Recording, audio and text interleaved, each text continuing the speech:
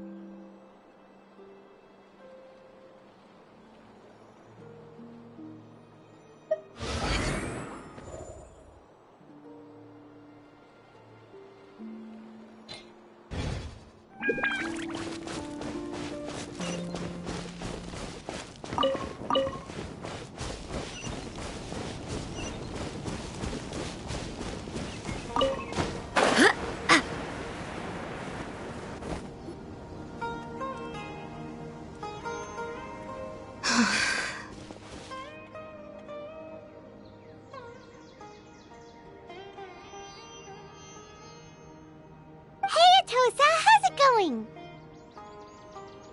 Oh, it's you two.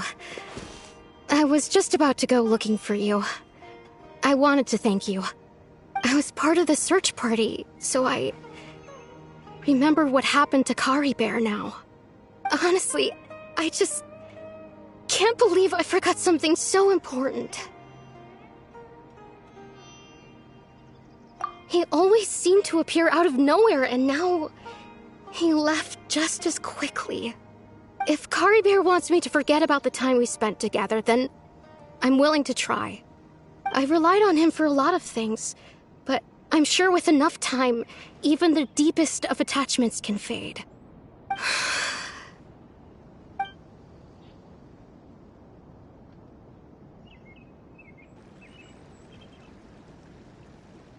Okay, I'll admit, I'm just putting on a brave face. I was dumped, wasn't I?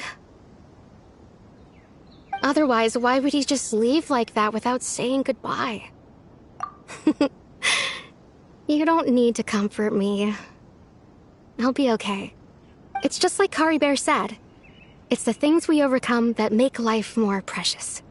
And you know, if he has a heart, maybe he'll come back and see me one day.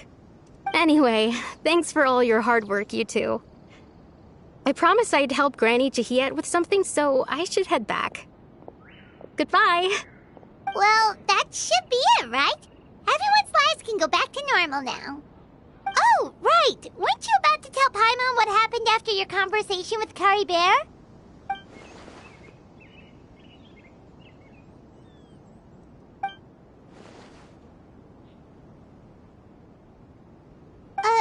A picture? Where'd that come from? Let Paimon see!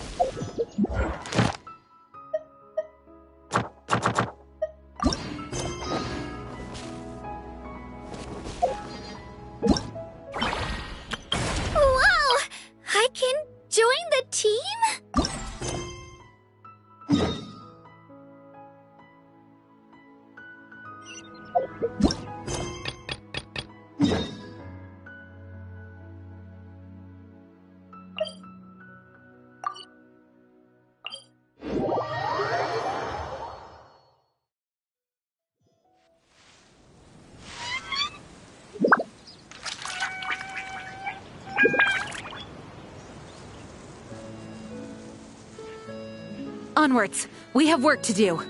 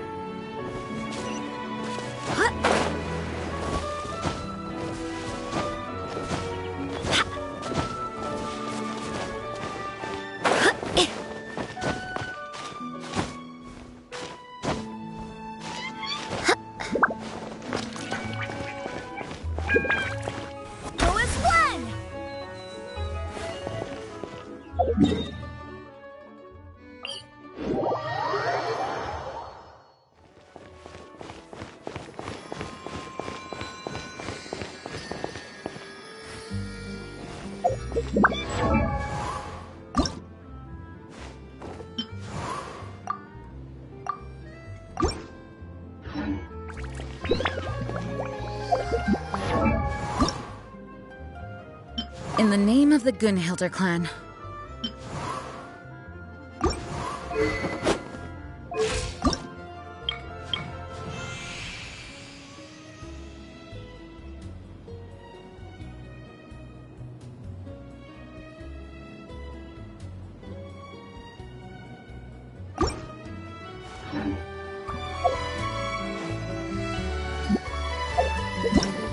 Whoa! I can join the team?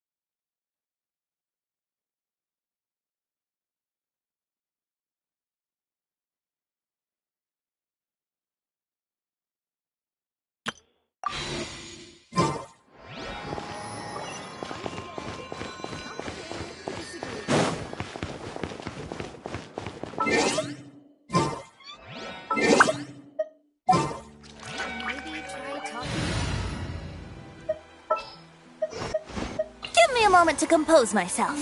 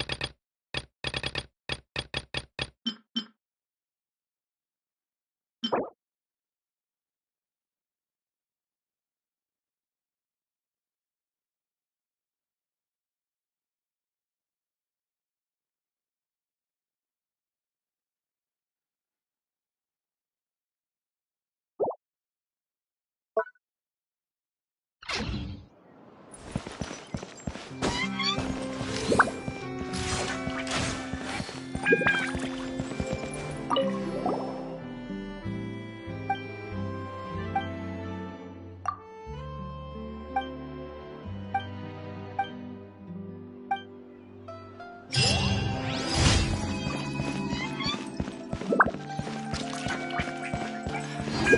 a waste of time.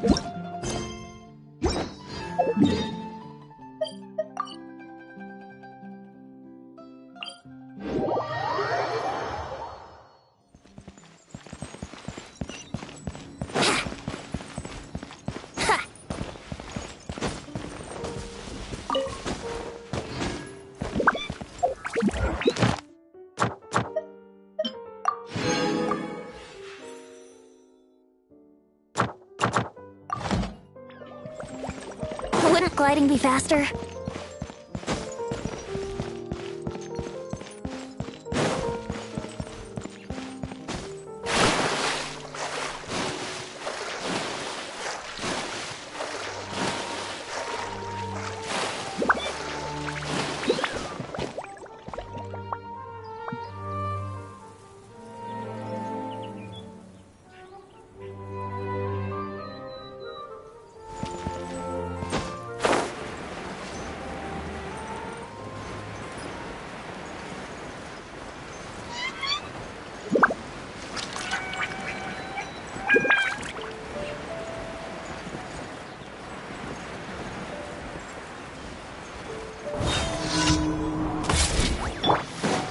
Emerge, right here. Emerge.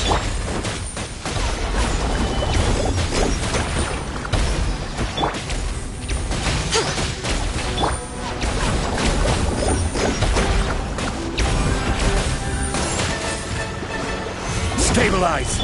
Right here, right now. Right here. Here we go!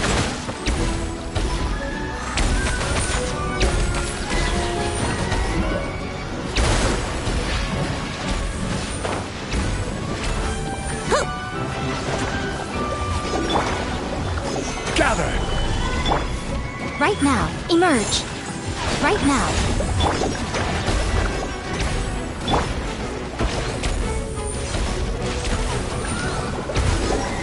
Yeah!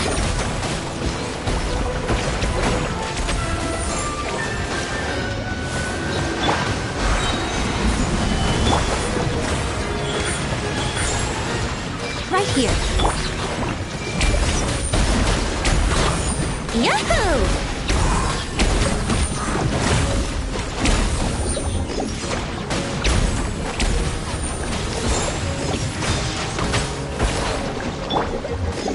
Stabilize! Emerge, right here. Right now.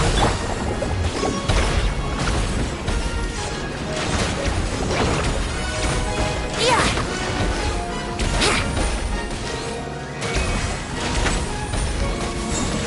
Yeah! Wouldn't gliding be fast?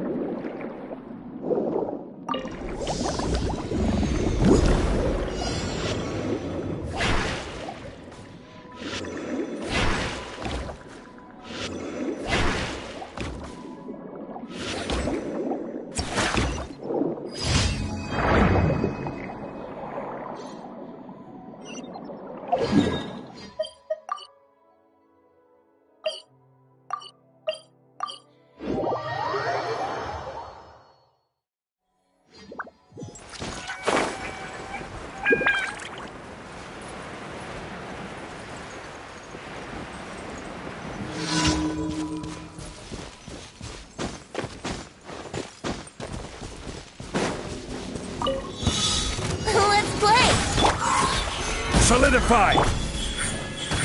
Emerge.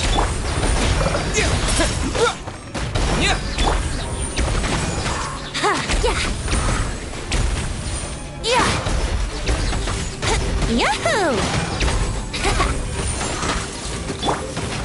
Gather! Right here. Emerge.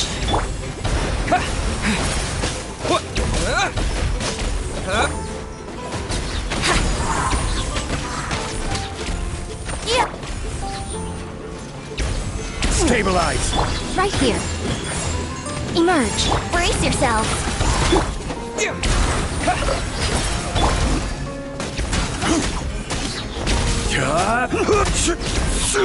Solidify! Yahoo! Right here. Emerge.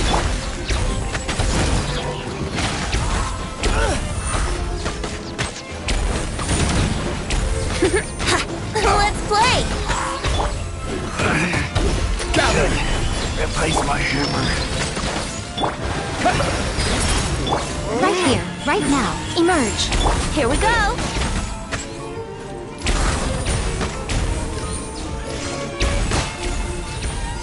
Brace yourselves!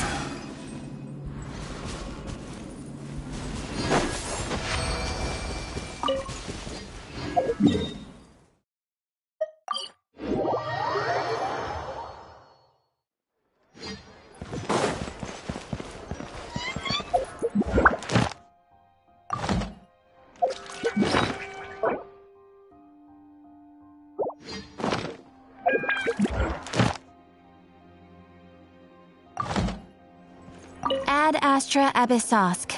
Welcome to the Adventurers Guild.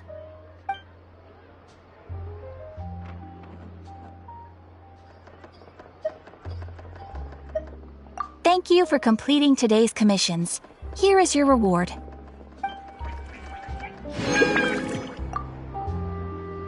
Ad Astra Abyssosk.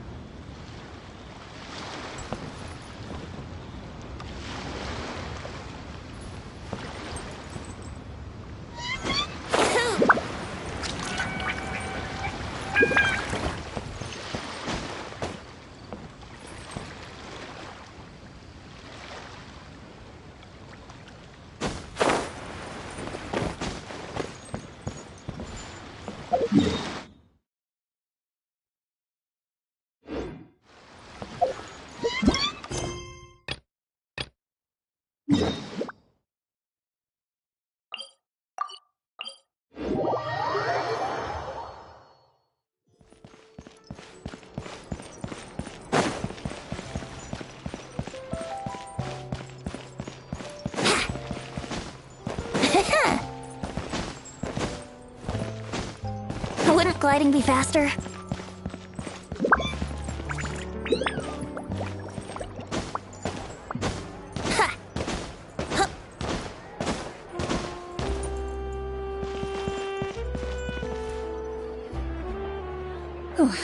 Sorry to keep you waiting. Ah, you're back!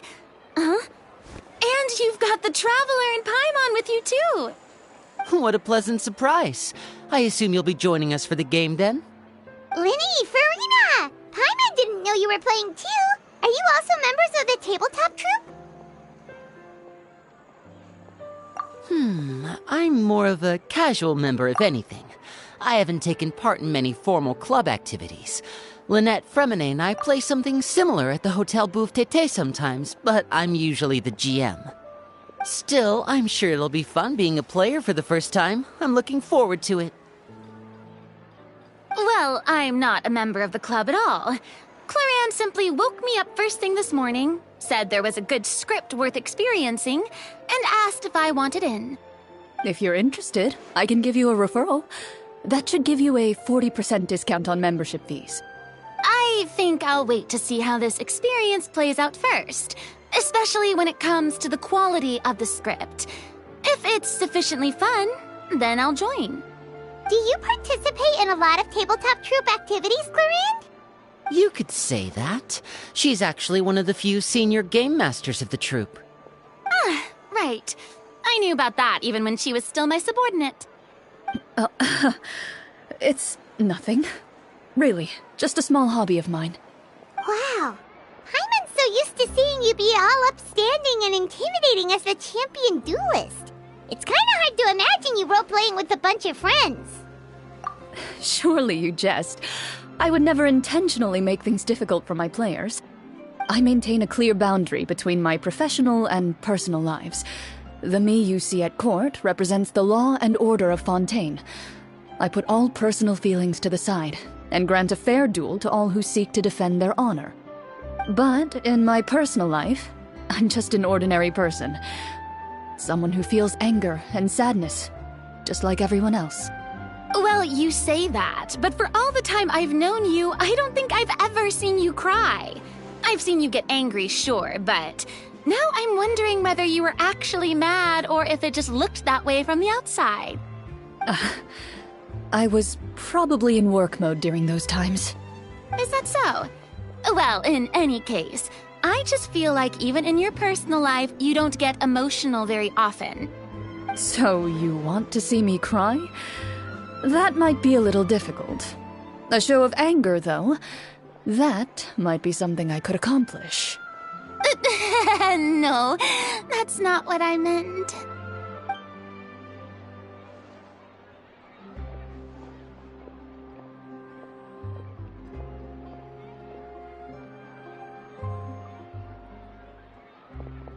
Ah, I'm back!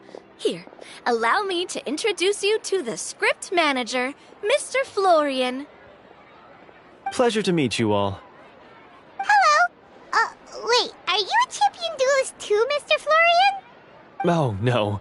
This is just the costume provided by the club. I occasionally play a few of the roles in my scripts. That sounds like a lot of work. It's nothing. It's the least we can do to give the players a more immersive experience. Anyway, allow me to give you a brief introduction of the script. This script was adapted from the real history of the Marechaussee Hunters. You all will play the role of hunters from a bygone era and resolve a series of events unfolding in the capital. Paimon's not super familiar with the history of the Marechaussee Hunters. Is that a problem? Oh, no problem at all. I can give you a brief rundown. So, basically, Marechaussee Hunters were people who dedicated themselves to hunting monsters and protecting the city by using a special swordsmanship technique passed down over generations. Their story can be traced back to the ancient Remurian dynasty, as well as the first hunter, Cassiodor. But I'll leave the finer details for you to seek out and discover later. And I'll provide additional commentary as the story progresses. In that case, brave hunters, are you ready to set out on an unknown adventure? Whoa, just one sentence and it's like we're in the story already! Aha, I see many a determined gaze before me. Very well. Head over to this location and begin your heroic journey. So, as we follow the story, it leads us to specific scenes? Ooh, sounds pretty innovative. What does the message in the envelope say? It's the exact location of the scene, as well as the formal permission to use the venue. Seems like they have everything prepared. Please check all your belongings, everyone, and make sure you haven't forgotten anything. Once you're ready, please follow me to the designated location. Sounds good. Hunter Squad, move out!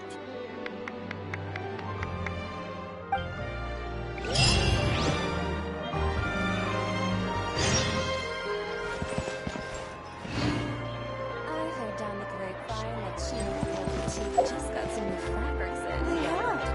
In fact,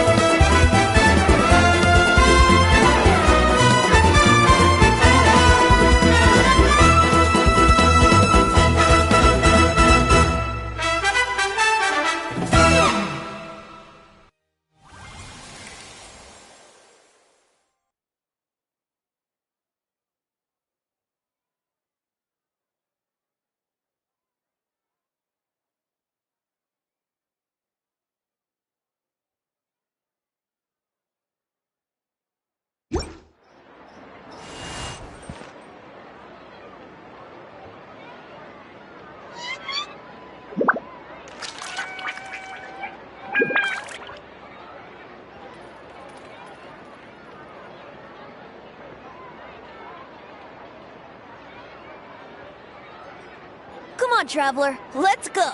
The world is full of lost ballads just waiting to be rediscovered.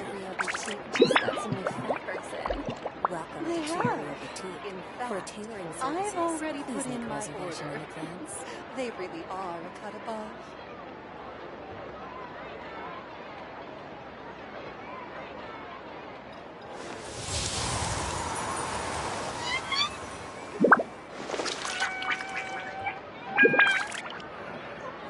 I heard down the grapevine that Hoyoverse Boutique just got some new fabrics in.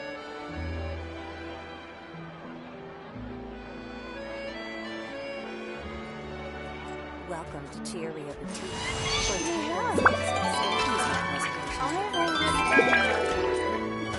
They really are a cut above.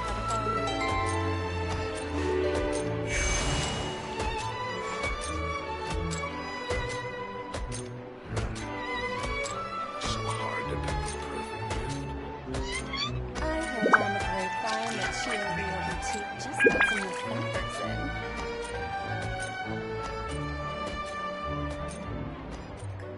They have. In fact, Welcome to I've Hoyoverse already Boutique put in my for order. tailoring services. They really are. Sure, I'll play you another tune, but it'll cost you an apple.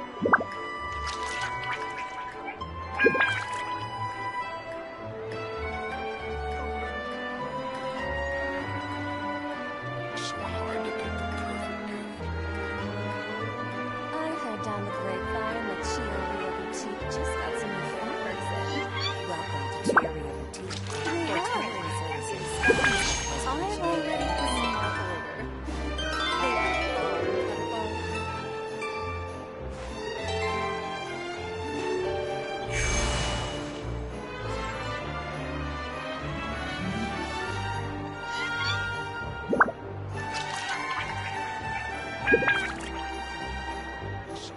I heard down the grapevine that Hoyoverse Boutique just got some new fabrics in.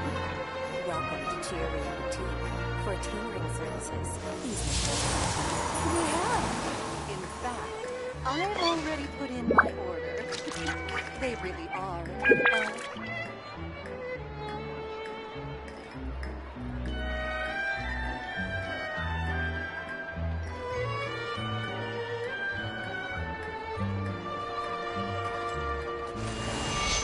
I heard down the grapevine that Hoyoverse Boutique just got got some person.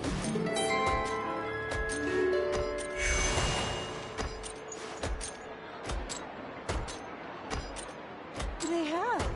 In fact, I've already put in my order. They really are cut.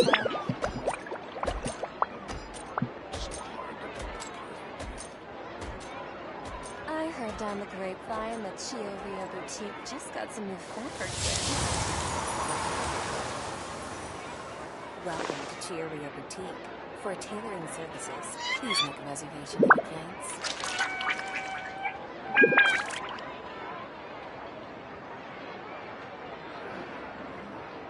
They have. In fact, I've already put in my order. They really are cut. I heard down the grapevine that Hoyoverse Boutique just got some new fabrics in.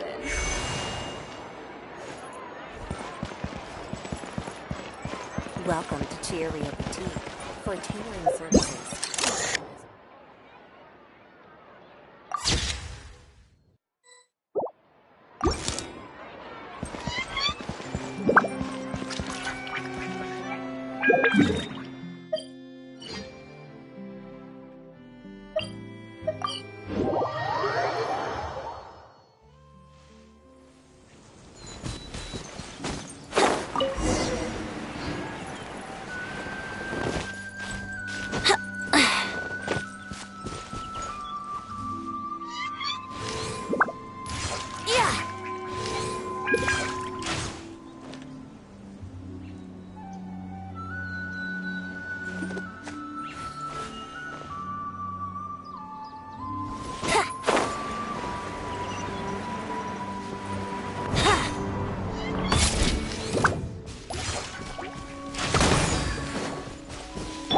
Right now, emerge. Right here.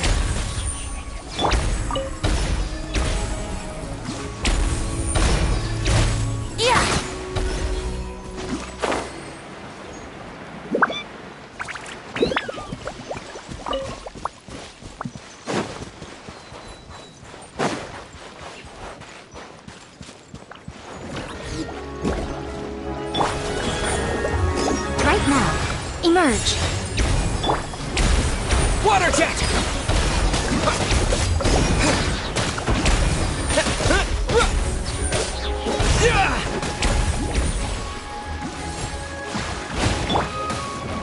Quake!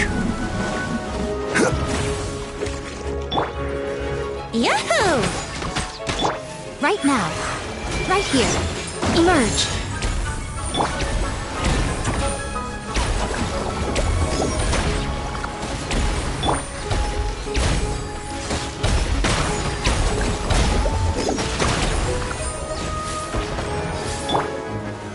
Solidify! Right here. Emerge. Right here. Here we go. Yeah. Yeah.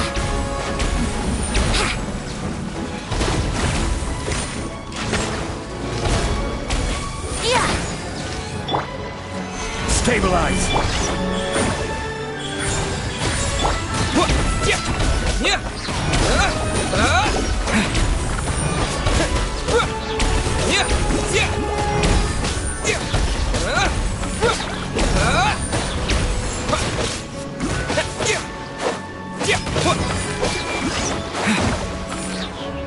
Right now. Emerge. Right now.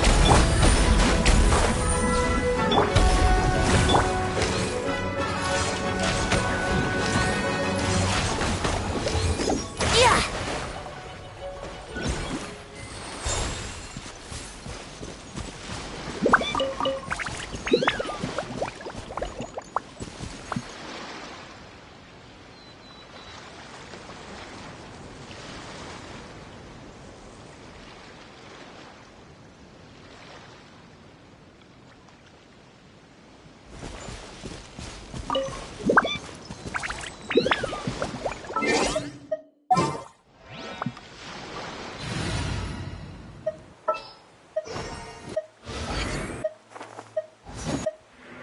Ready for anything.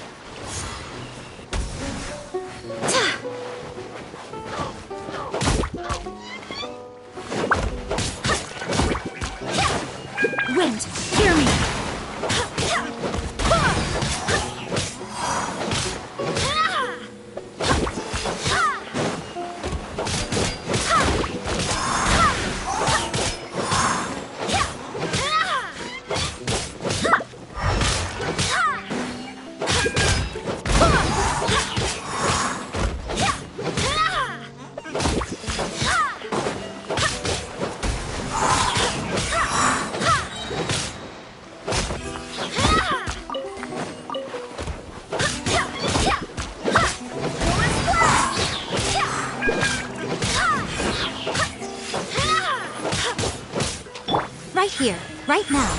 Emerge.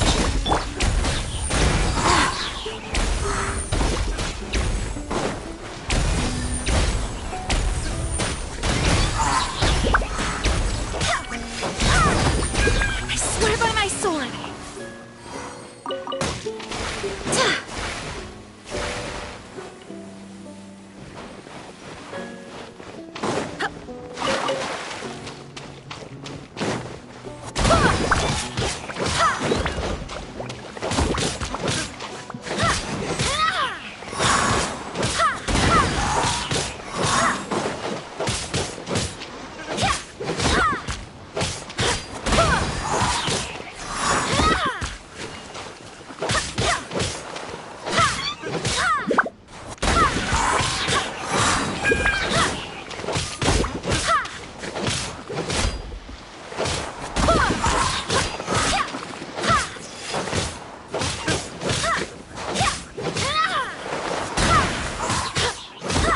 Rise!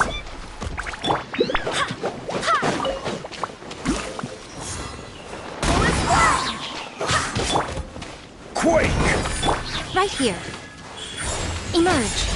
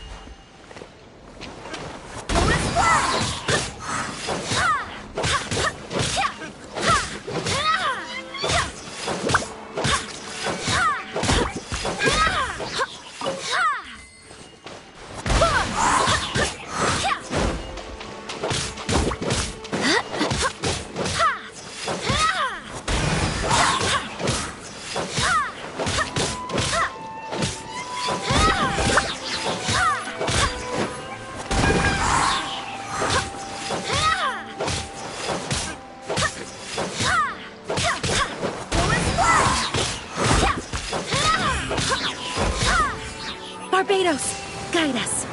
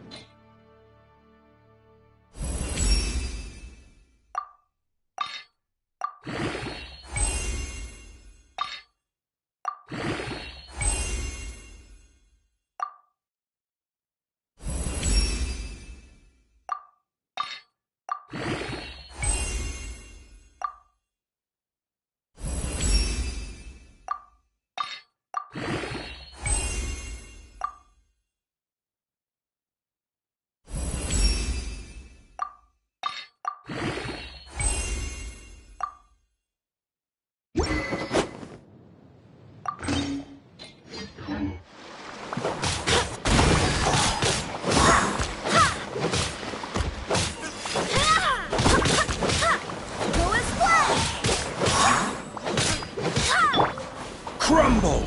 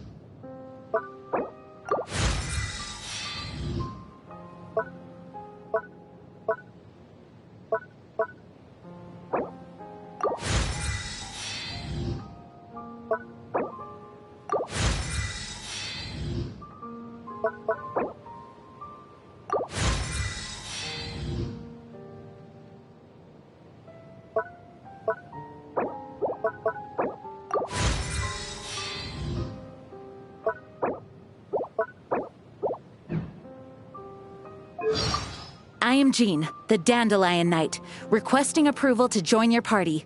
From this day onwards, my honor and loyalty lie with you.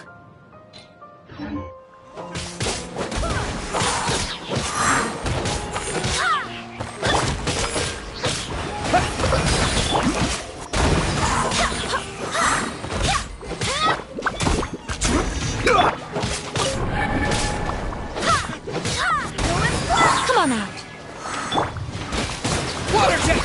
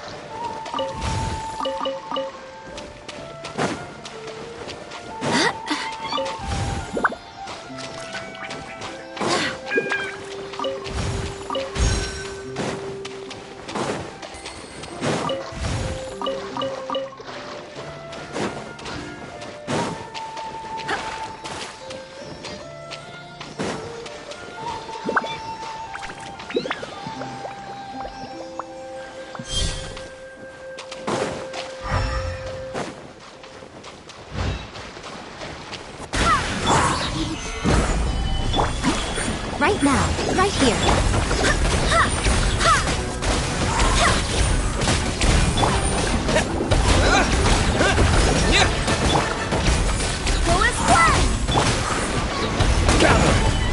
Emerge.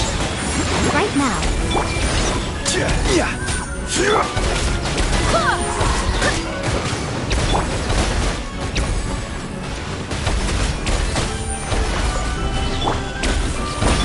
Right here. Emerge. Right here.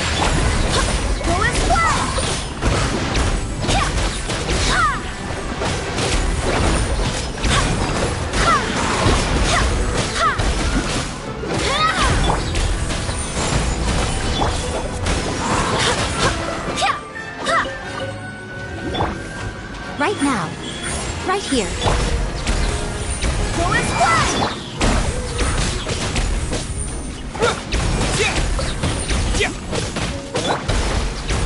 Solidify! Right now. Right here. Emerge.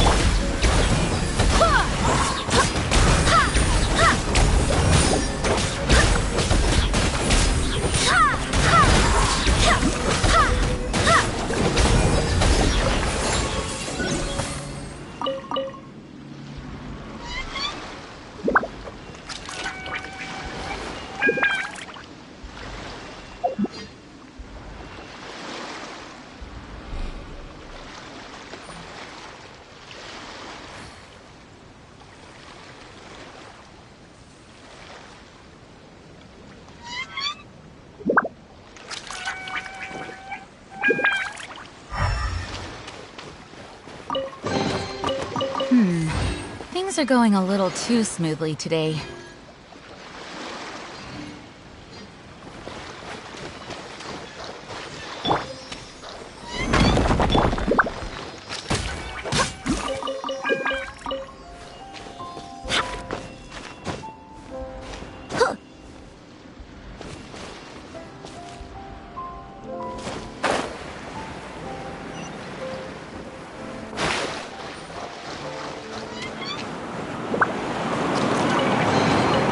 I hope the others find some.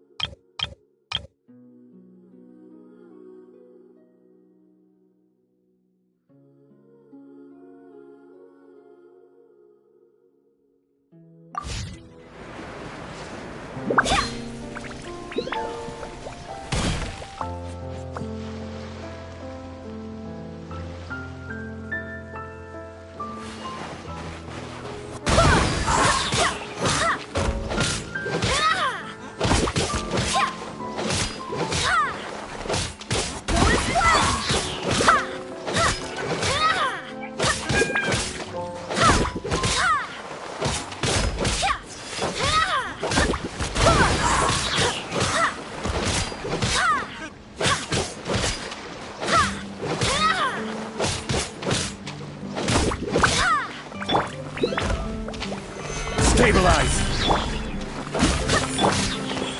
Right now, right here.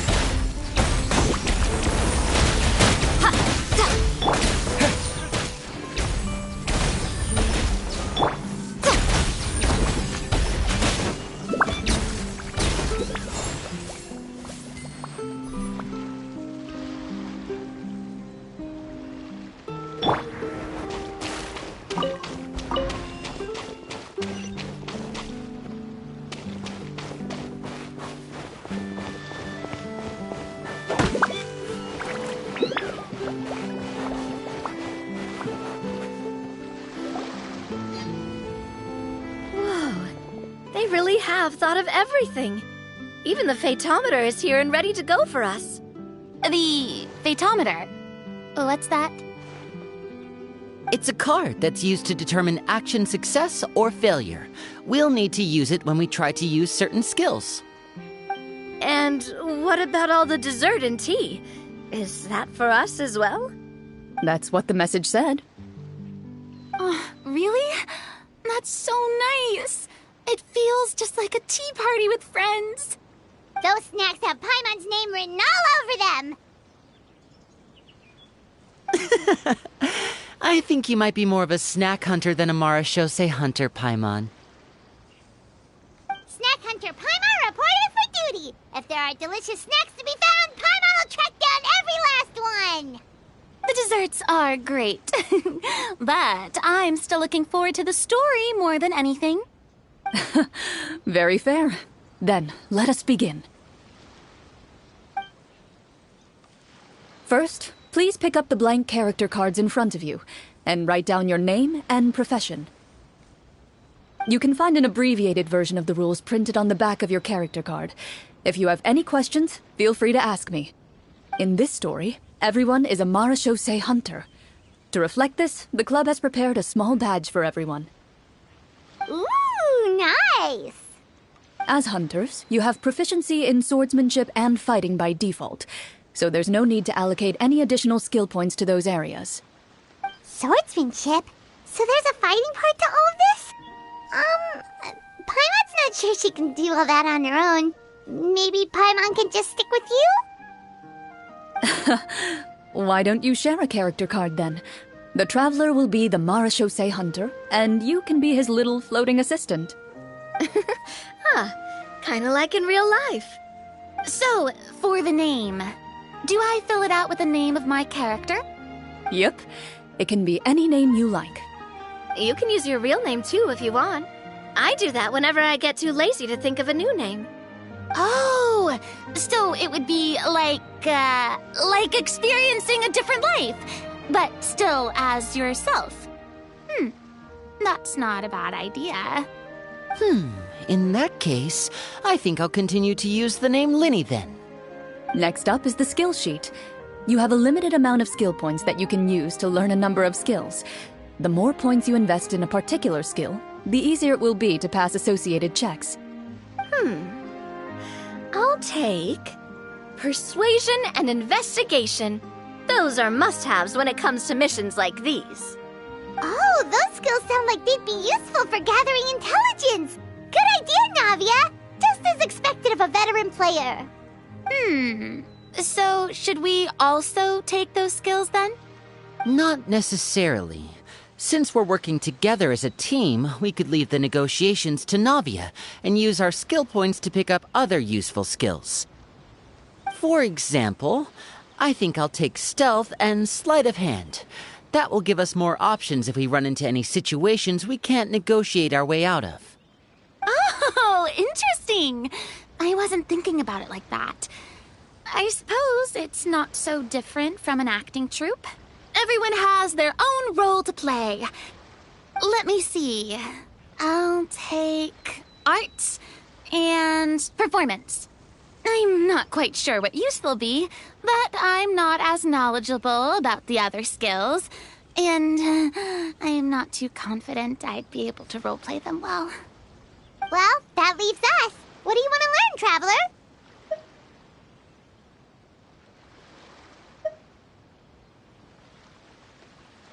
Oh, something that'll help you get a read on other people's thoughts. Sounds useful. Ooh, so you want to help people when they're injured. That's nice of you. So what do you think? Are you sure you want to learn these two skills? Let's see. Oh, looks like you each have enough points to choose one final skill. You've all picked such classic skills. It's fine to go a little bit out of the box, you know. Why do I get the feeling she's getting ready to cause trouble? For example, this one here. Summon. Doesn't it sound super mysterious and cool? Oh, I saw that one just now as well.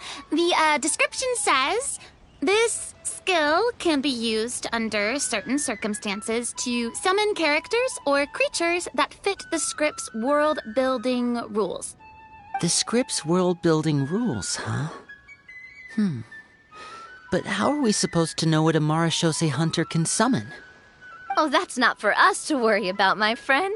Just learn the skills that interest you, and the GM will take care of the rest. All right, you've convinced Paimon. Let's learn summon then. Paimon can't wait to see what kind of thing shows up.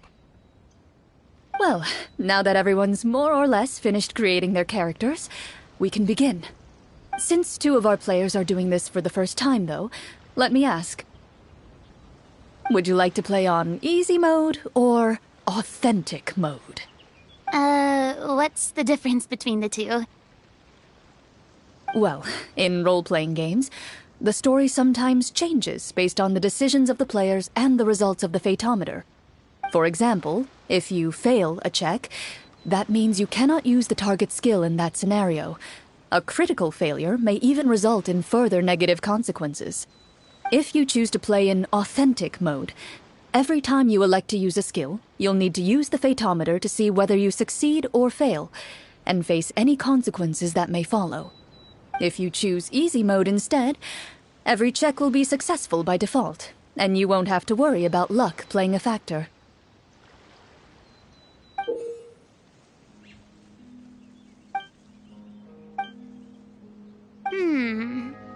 Given that I'd like to focus on the story, I suppose I should pick easy mode. I'd feel bad if I brought the team down by failing my checks. Huh? Oh, come on. Don't worry about that. RNG is the lifeblood of role-playing games. I'm going with authentic mode for sure. Never knowing what you might have to overcome. Ugh, doesn't that sound exciting? I'd rather be mentally prepared for what might happen.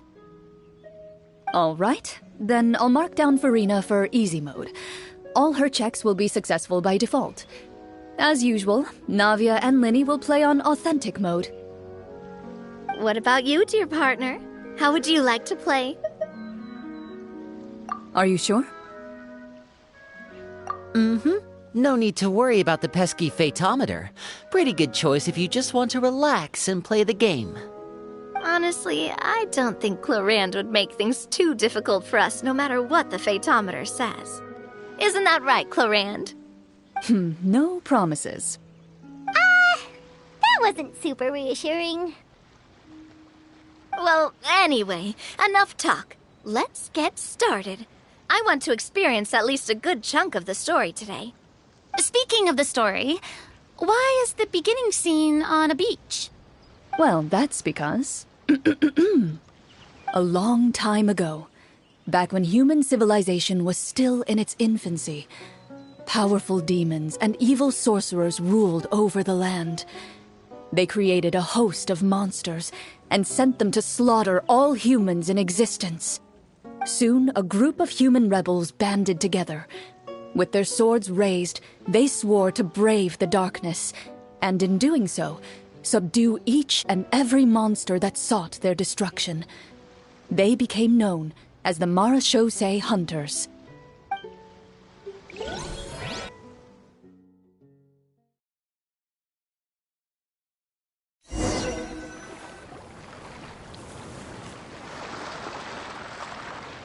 Sometime later, as a member of the Marashosei Hunters, you receive a commission. Following the address provided on the message, you take a boat and arrive at this strange city. As you inhale, you can taste the slightly salty air of the docks as you begin to survey your surroundings. There aren't many people in the vicinity, but you do take note of a few others who, like you, seem to be sizing up this place. Your eyes meet, and you realize these people are fellow Marashosei hunters, likely led to this location after receiving the same commission as you. You're all Marashosei hunters too, right? Allow me to introduce myself. The name's Navia, monster hunter by trade and helpful neighborhood businesswoman on the side. What say you to traveling together? We can help each other out on the road. Okay, count me in. My name is Linny. I've been wandering since I was little and picked up a few less than legal tricks along the way. I was adopted by a Marashosei hunter and later chose to follow in his footsteps. Is this where you introduce your character to everyone?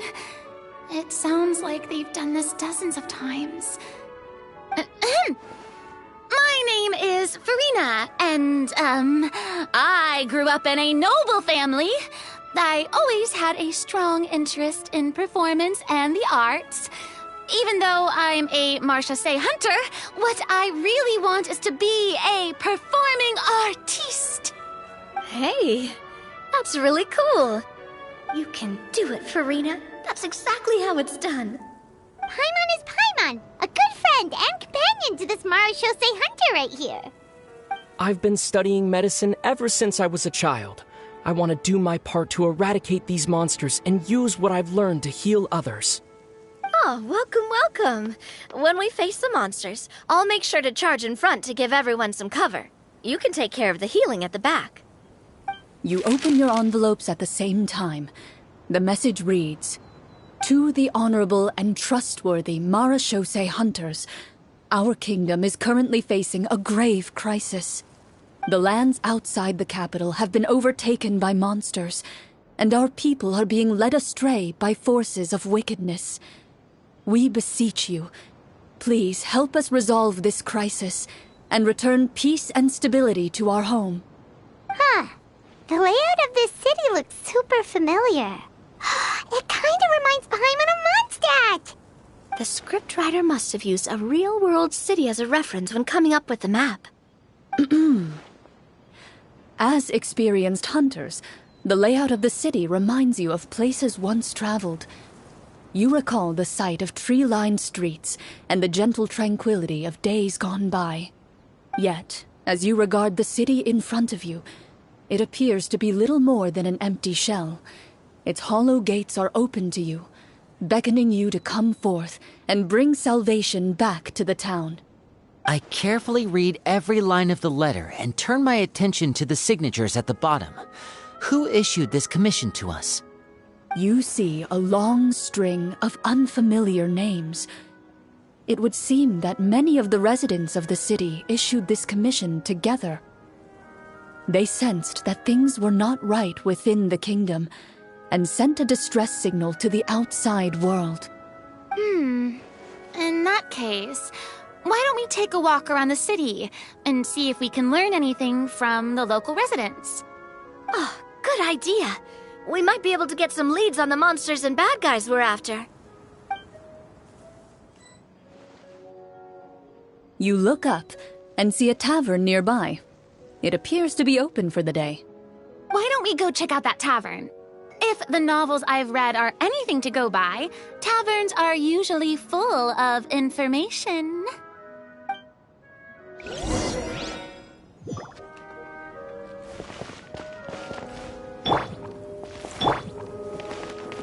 As you approach the tavern, you find a plainly dressed woman standing nearby.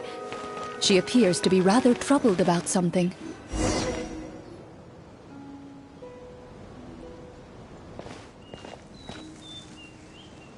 Greetings, friend.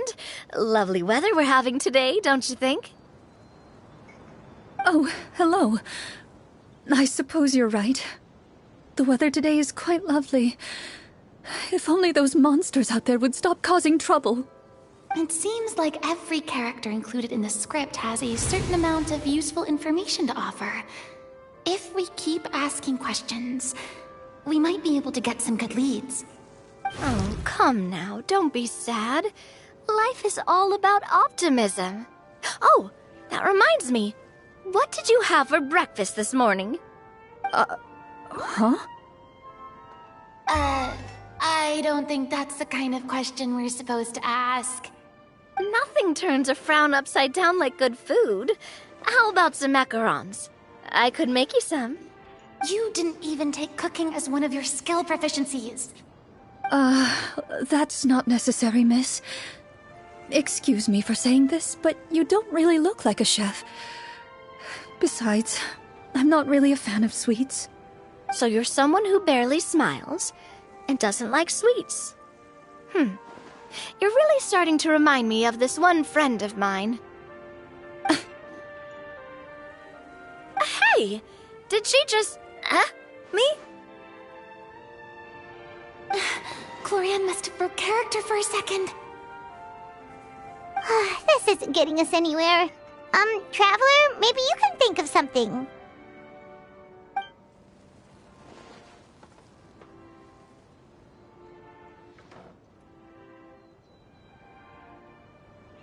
The results of insight checks aren't disclosed to the players, so I'll be the one consulting the fatometer.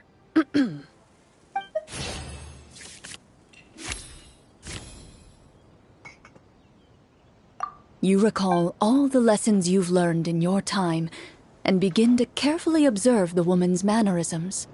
You notice that when she's quiet, she has an empty look in her eyes, as if her thoughts have drifted to a place far, far away. And when she speaks, she often subconsciously reaches out to touch the ring on her left hand. So you noticed. That's a little embarrassing. A horde of monsters suddenly appeared near the capital recently, so all the guards were dispatched to fight them.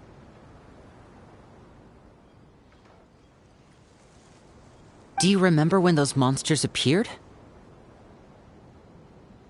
I'm not completely sure. All I know is that my husband was dispatched to fight them 3 days ago. Do you know where he was sent? It all happened so fast.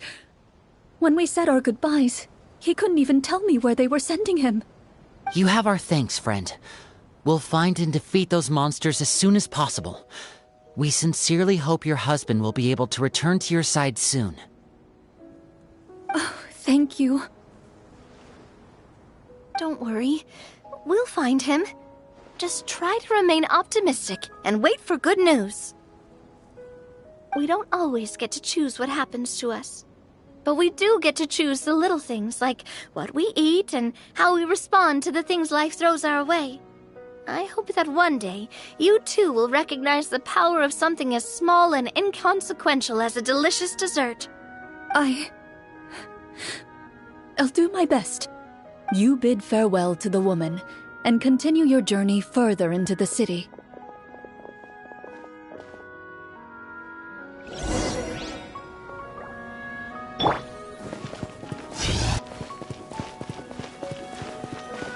As you venture further into the city, the streets appear largely empty.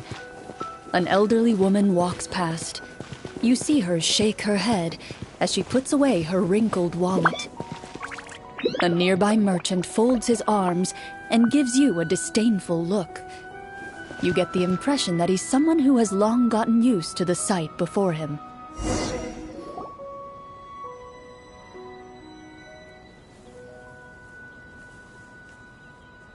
Although he doesn't seem very friendly, merchants are usually a good source of information, right? Pardon me, sir. I'd like to ask a question if I may. That depends. How much are you willing to pay? How about this much? What do you take me for? Some lowly beggar? You can't even buy half an onion with that amount. Surely an onion can't be that expensive, right? What do you know? War is nearly upon us. Everything costs several times what it did before. If you're not gonna buy anything, then scram. Whoa, what a nasty guy. Maybe we shouldn't even bother talking to him. But he still might have information we need. Traveler, can you think of something?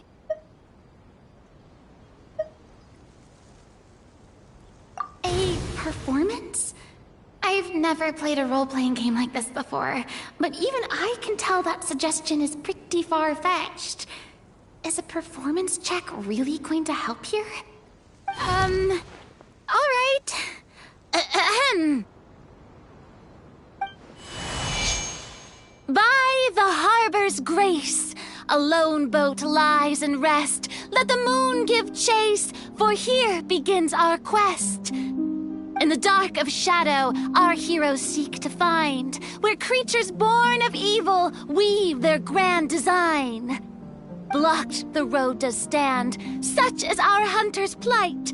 Yet with sword and courage in hand, they march forth to pierce the night.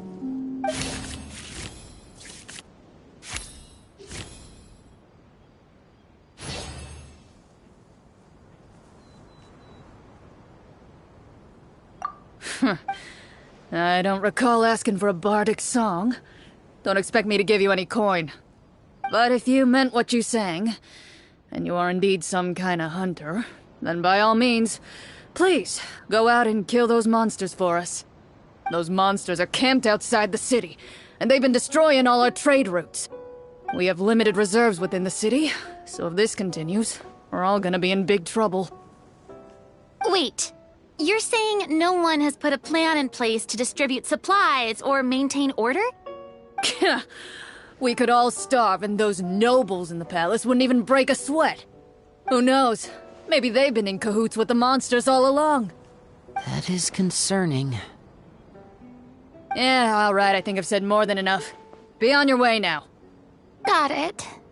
Thank you, sir. Don't mind him, Farina. He just doesn't have enough taste to appreciate your art. No. I was just thinking about how those nobles must be so cold-hearted. It's like they don't care about their people at all.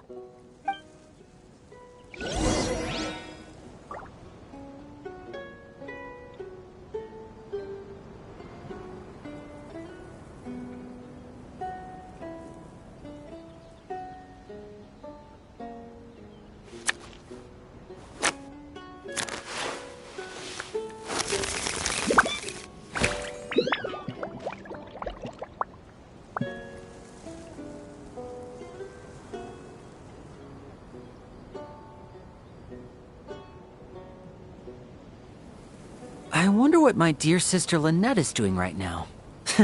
Missing me to death, I'm sure.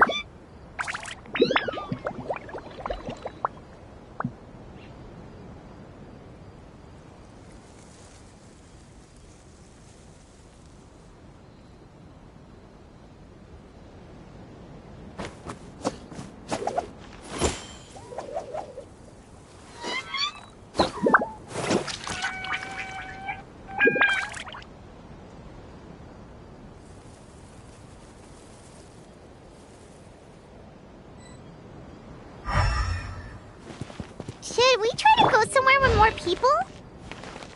Oh, how about the city square? Follow me.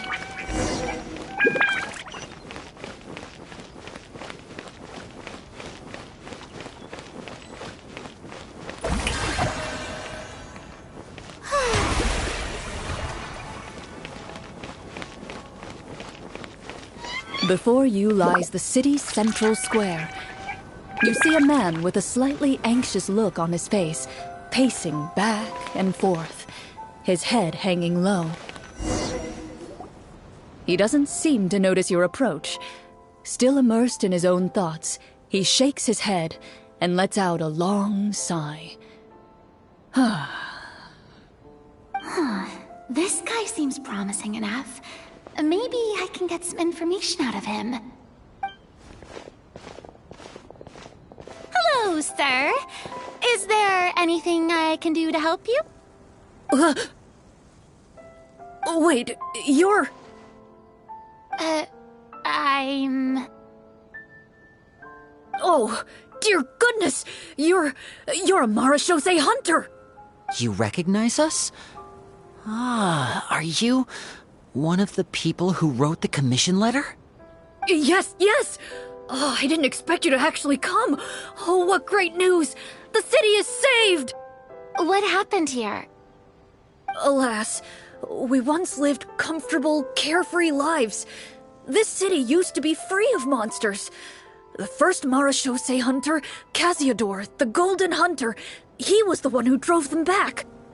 However, monsters have once again surrounded the city. Perhaps the seal that kept them at bay has lost its power.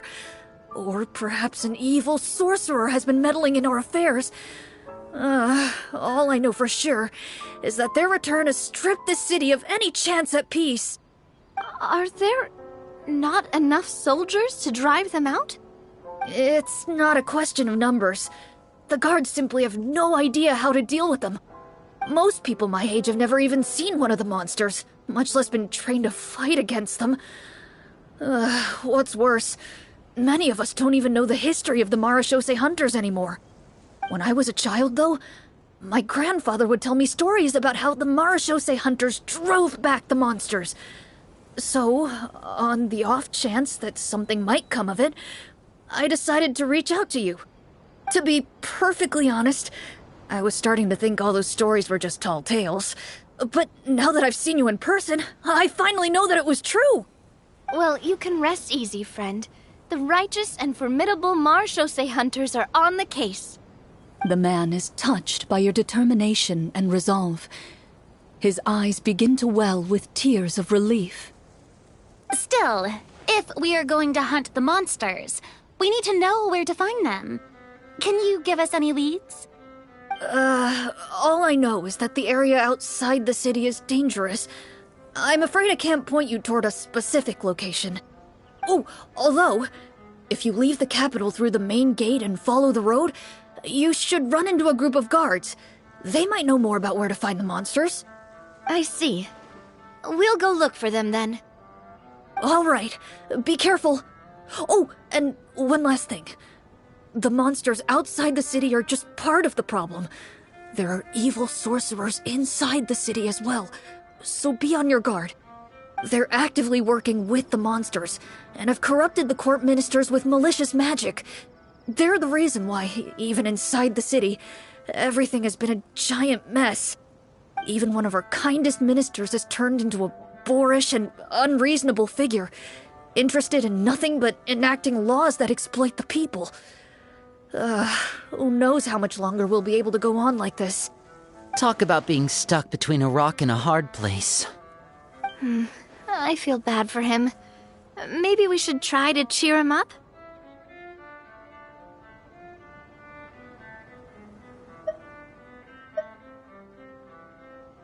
Hey, not everything can be solved with food. I appreciate your kindness, but for now, it's more important to focus on the crisis at hand.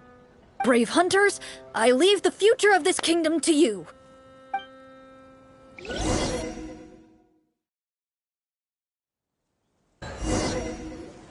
If I understood correctly, there are currently 2 problems in the kingdom that need solving, right?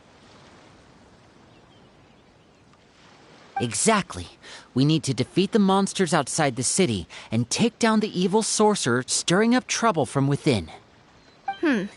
But which problem should we tackle first? Well, this seems like a good moment for a break. Take some time and discuss what you want to do. Let me know when you've made your decision. I really didn't expect the people in the city to keep us at arm's length like that. I totally thought the hunters would be treated like heroes. Well, Clarence said the script took cues from the real history of Fontaine, right? Maybe the real-life Marashose hunters were also treated like that. I wouldn't say it's a perfect representation of history, but there are definitely some similarities. Would you like to hear more about it? Sure. As long as it doesn't spoil anything in the script. You've brought up bits and pieces of the hunter's history before, but it was all in passing. Paimon wants to know too! The hunters were super powerful, right? Were they all from a special line of supernatural beings or something? Kinda like the yokai in Inazuma? No. All Marashose hunters were ordinary mortal fighters. The only thing that set them apart were the special sword techniques passed down over the centuries. Huh? So you mean anyone could become a Marashose hunter? In theory, yes. All you would need to do is survive the rigorous training and master the swordsmanship techniques required to fight the monsters. Still, most people dropped out at the early stages, and others called it quits the minute they saw a monster in person. To become a hunter, you must be strong in both body and mind. What kind of monsters did the hunters fight exactly? Oh, and the evil sorcerer the script mentions. Did they exist in real life too? The land of Fontaine once played host to an ancient dynasty known as Remuria. After that dynasty fell, monsters began to appear, intent on obstructing humans from establishing a new social order. One of the ancient sorcerers of Remuria used his power to assemble a formidable army of golems. He sought to use that force to establish himself as king. Now wait a second. Don't tell me that guy was the inspiration for the evil sorcerer in the script. We still haven't found any in-game information on him yet. So, why don't you talk about someone else for now? Well, I wasn't planning on going into anything you might be able to find out in the game. But if you want me to talk about something else, then... How about Casiodor, the Golden Hunter? Or Egeria, the ex-Hydro Archon? Wait, but those people are all from a super long time ago. Where did you learn all this, Claran? From my master. Huh. By master, you mean Miss Petronia? Someone you know? Absolutely. Miss Petronia and my father were good friends.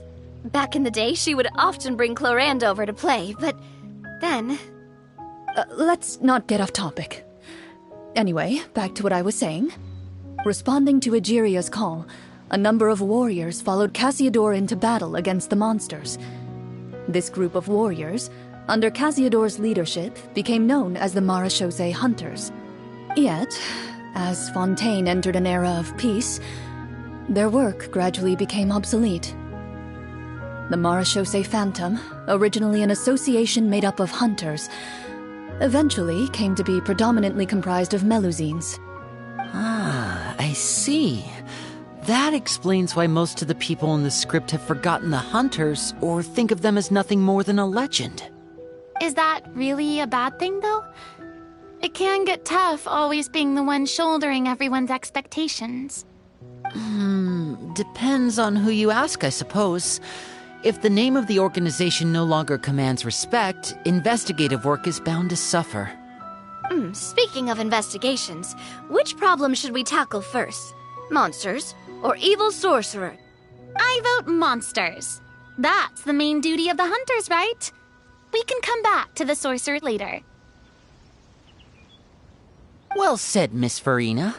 Plus, if the sorcerers really are the masterminds behind this whole thing, defeating the monsters could give us some clues on their intentions as well. What about you, partner? What do you think? It's decided then. All right. After some discussion, you decide to turn around and head out of the city.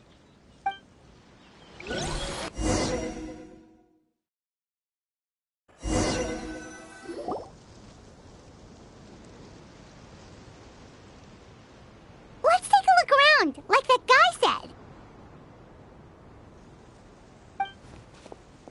You there! Outsiders, halt! Who's there? An armored man approaches you.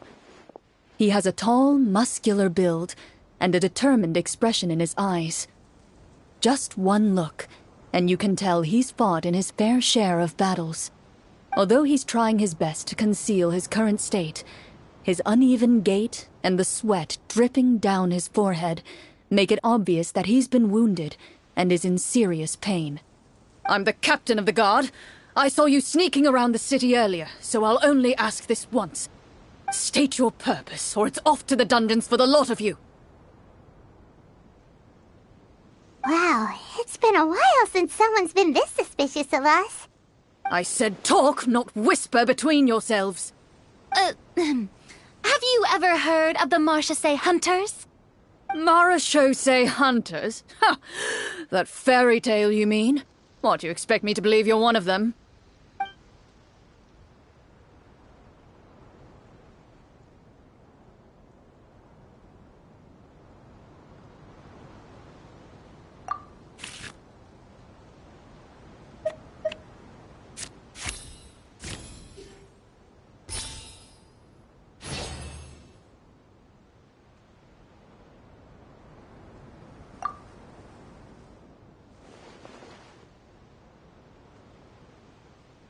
Using your knowledge of medicine, you're able to deduce that the injury on his calf was a monster's doing, and the wound has already begun to fester.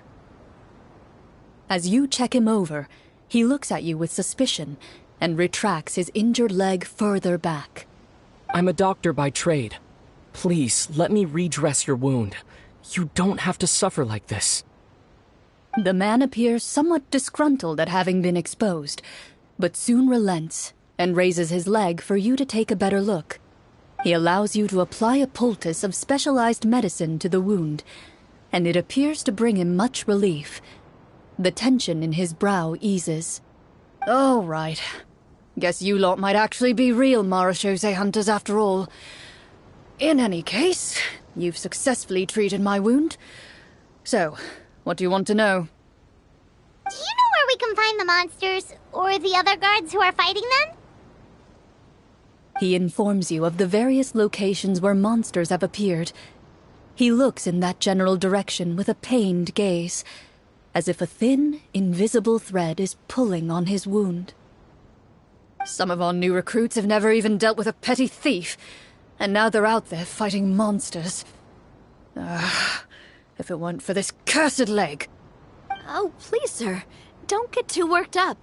You need to focus on your recovery. Just leave the monsters to us. We're Marachose hunters after all. Hearing you say that, a glimmer of hope flashes in his eyes. But it disappears almost as quickly as it came. Those monsters aren't easy to deal with.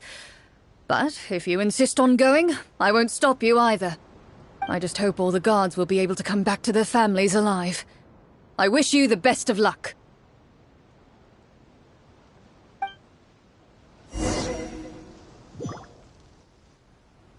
Based on what the captain said, the monsters should be right up ahead. Let's go. Hopefully we're not too late. As you approach the battlefield, you see numerous people lying by the side of the road. They appear to be dressed like guards. Their faces are filled with desperation and terror. Some are screaming and cursing in vain, as if still trying to banish the monstrosities they saw from their minds.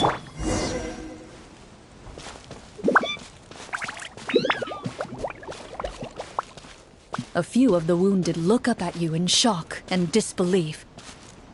"Quick, leave this place. Turn around and don't look back," they yell.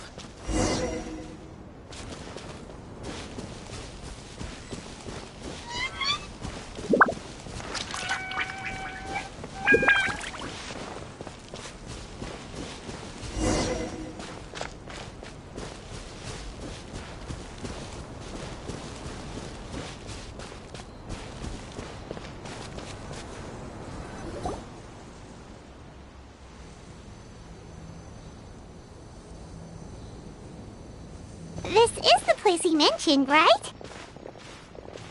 You see broken iron swords scattered all around you, and downed trees riddled with terrifying claw marks. All the signs point to one thing.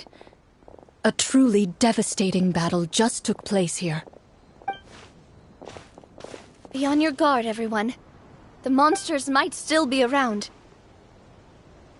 Before you can finish your sentence, you hear rustling sounds from the surrounding bushes.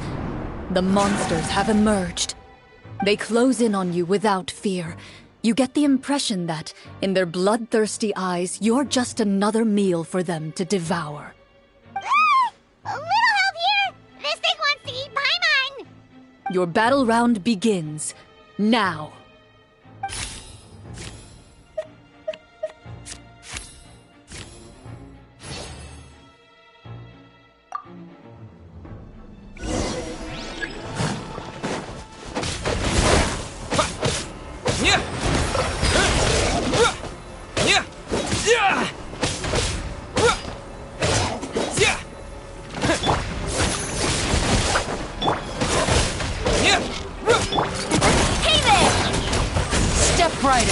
A round of applause!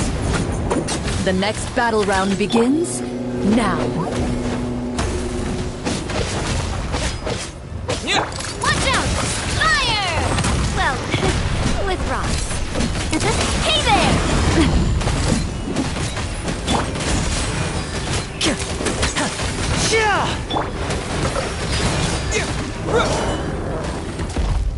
The monsters let out a terrifying roar of anger and resentment before dissipating into thin air. Oh, thank goodness it's over. We're lucky the Marashose Hunter class came with all those preset skill points. Otherwise, we would have been in some real trouble. I never knew the phytometer even determines the amount of damage you inflict. If you get unlucky, isn't it just game over right then and there? That's part of the fun. The uncertainty of fate is what gives these games their appeal. Just as you begin to celebrate your victory, a suspicious lump on the ground catches your attention. A suspicious lump? Wait, could it be the thing that appears after every battle? I walk up to it, crouch down, and begin to carefully examine it.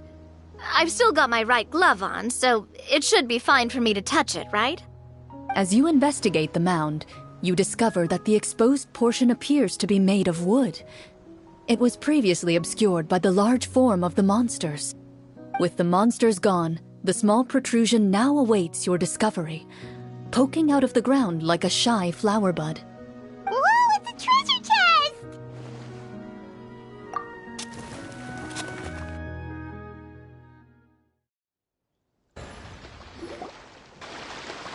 With everyone's help, you successfully excavate the wooden chest from the ground. Even without opening it, you can tell from the mora and jewels scattered around the chest that it must contain quite the fortune. Makes sense. We worked hard for this. Let's open it and we can share what's inside. I can understand your excitement, Paimon, but think about it. Doesn't it seem like there are people out there who need this treasure more than us? Yeah. Think about all the people suffering in the capital. Or all those guards who got hurt fighting the monsters. wouldn't it be better if we gave the treasure to them? Wait, is that how it works? Paimon thought since we were the ones to dig it up, we could just take it for ourselves. Well, let's put it this way. Any decision you make during a role-playing game can impact the future course of the story. But would the people really believe us? It's hard enough for us to prove we're Marshosei hunters. What if they think we procured the treasure illegally? They might get even more suspicious of us. That's definitely something we should consider. Maybe we can come up with an explanation in advance. Well, if donating it could cause that much trouble, why don't we use it to buy some gear and fill up on good food? Then we'll be ready to fight even more bad guys. Looks like you're facing a difficult choice once again. Well, it's getting late. Why don't we call it a day for now? Wow, where did the time go? I'm not sure if it's because I'm having so much fun with you all or because the story is particularly enticing, but I feel like I could almost keep going. Here, here. Ooh, how about we play through the night? I'm not sure I'll have enough energy for that. Yeah, that won't work for me either. Lynette will give me an earful if I get home too late. I understand how you feel, Navia, but we have to change venues for the next part of the story anyway. Huh? Another location? Mm-hmm. There's a special note for the GM at the end of this section that says to proceed to an indoor set for the next part of the script. Whoa, they really pulled out all the stops for this new script.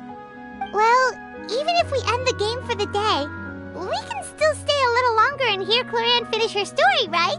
Paimon wants to hear more about the history of the Hunters.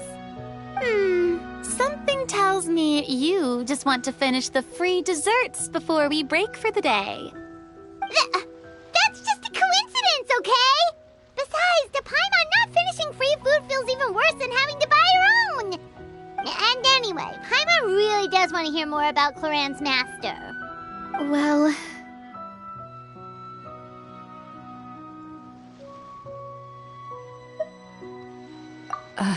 It's nothing. I appreciate the concern, but it's all in the past. It won't do any harm to share these things now.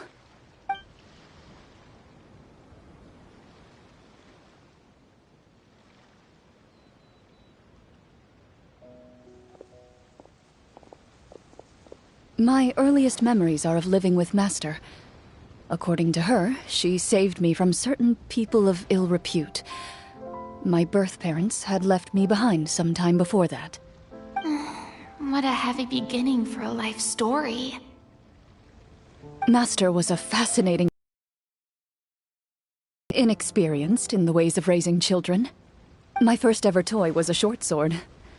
Although I suppose it wasn't so much a toy as something Master removed from her waist and handed to a noisy child in need of distraction. Oh wait, so she handed an actual sword to a child? Isn't that dangerous? Did you hurt yourself? Of course I did. I cut my palm and bled quite a lot. But Master was not concerned. She just stood there and casually lectured me about it. See, that's what you get for not holding the sword properly, she told me. She then crouched down next to me and said, "Give me your hand. I'll teach you to bandage this wound. After that, it's time to learn how to truly hold a blade." Excuse me for asking this, Clorand, but how old were you exactly when all this happened? Probably around, 3, give or take. 3? Isn't that when most kids are still struggling to hold a fork? As I said, Master was rather inexperienced in the ways of raising children. She believed trial and error was the best way to teach a child what they're capable of. I'm not so sure this is a question of experience. I didn't see anything wrong with her ways at the time. And anyway, children don't get to choose how they're raised. Oh, she did bring me back a pet from Liyue once. It was a Geovishap hatchling. A Geovishap hatchling? For a pet? That seems even more dangerous! What she said was this: "Make sure to get along, you two. If you really can't agree on something, just settle it with a fight. Whoever loses is the real pet. And how old were you when this happened?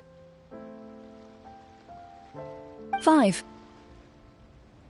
Well, did you win? No, I lost. So you're saying you actually became the Geo-bishop's pet? Yes, but only for a week. By the end of that week, I defeated it in combat, and we've shared a cordial relationship ever since. That really doesn't sound like the kind of childhood someone should have. Later on, I gradually understood that Master most likely didn't know any other way to raise a child. She was a Marashosei hunter, but I never heard her bring up her own parents. Thanks to her, I learned how to navigate the forest by the age of 6, and could hunt monsters in the wild by myself the year after that. Even though the training she subjected me to was strict, she always made sure to take me traveling when she had the time. We met many of her friends during those days. That was also how I met Mr. Callis and his family. I still remember the first time we met. You were too scared to join our picnic and hid behind Ms. Petronia the whole time. I still hadn't really met many children my age at that time, so I didn't know how to interact with others. After that, though, you started coming over a lot. You loved challenging people to shooting competitions, remember? I don't think many members of the Spina ever beat you in one of those. I had a lot of fun during those days. I enjoyed them too. Oh, do you remember that one time we went exploring around the Spina together? We overheard Papa call your master Fontaine's Protector of Justice. We tried to pretend like we never heard anything, but you nearly let it slip that one time.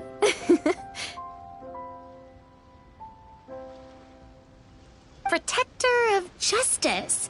Oh, wait, you mean that vigilante hero from 20 years ago? The one who is always active at night? Yep, that would be her. She often would put on a black cloak and go out at night. I never knew where she went or what she was doing. Until, like Navia said, we overheard the truth from Mr. Callis that night. 20 years ago, huh? I still remember the guards leaving all kinds of witness reports about her on Nervalette's desk. My apologies. Oh, there's no need to apologize. You had nothing to do with it. And anyway, everything she did was for a good cause. Although, calling herself the Protector of Order was a bit much. Especially when she deliberately operated outside the law. Huh? When did the Protector of Justice become the Protector of Order? Oh, she had a bunch of code names. I heard she would just come up with a name on the spot whenever she was asked. Later on, she probably got sick of answering those questions and decided to stick to just 2. The Protector of Justice and the Protector of Order. That sounds like her, all right. I bet she forgot which of the 2 she'd use by the time she got back each night. Well, she certainly sounds like a fascinating individual. With her strong sense of justice, it's no surprise her student followed in her footsteps. It's true. I always wanted to become like her. Someone powerful, independent, and with a strong sense of conviction. But...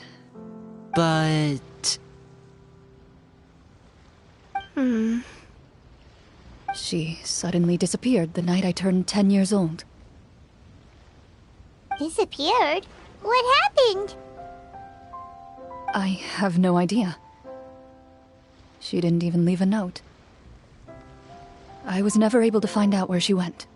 That night, I was celebrating my birthday at Navia's house. But Master never came to pick me up. When I returned home on my own, it was to an empty house.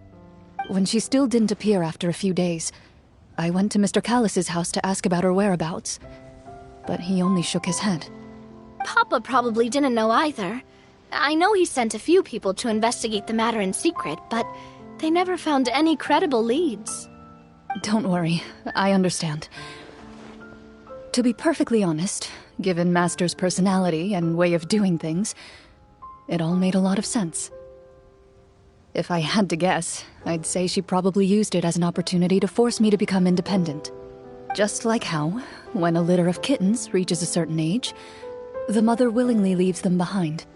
Were you upset, Clorand?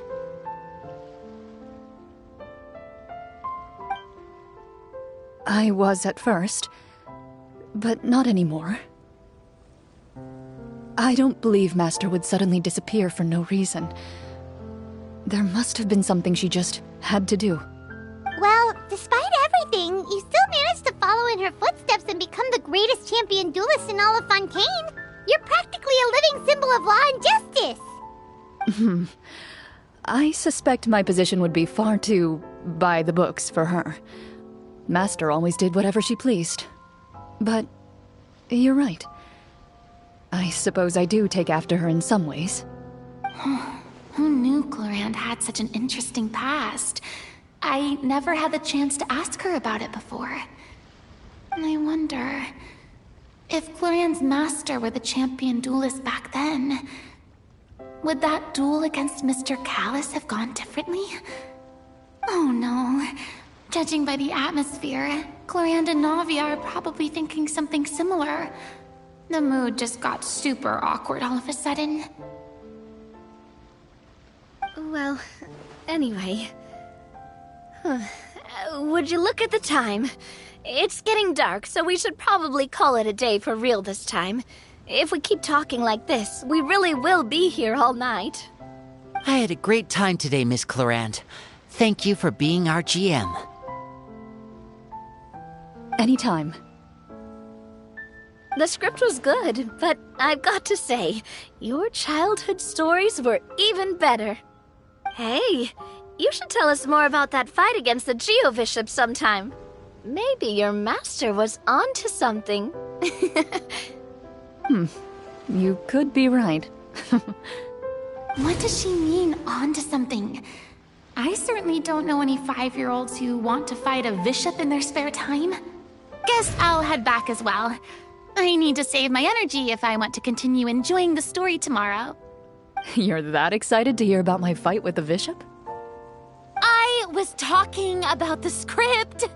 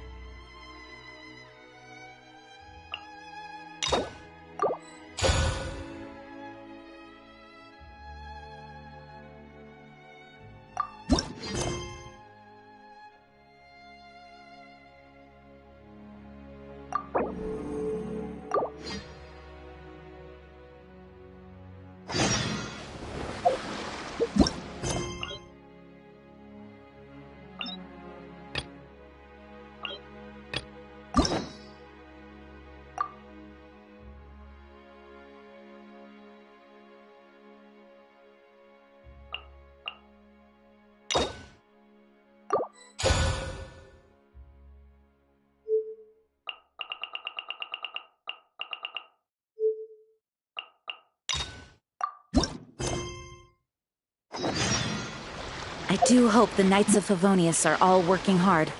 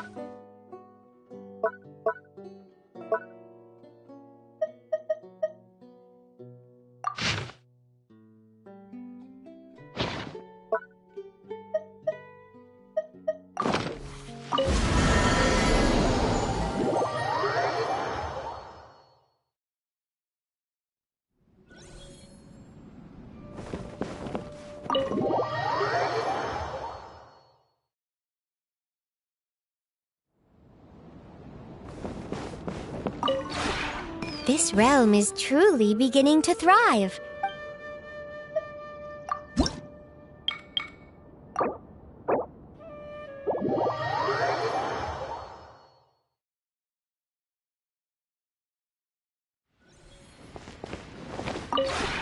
This realm is truly beginning to thrive. I cannot help but be stirred.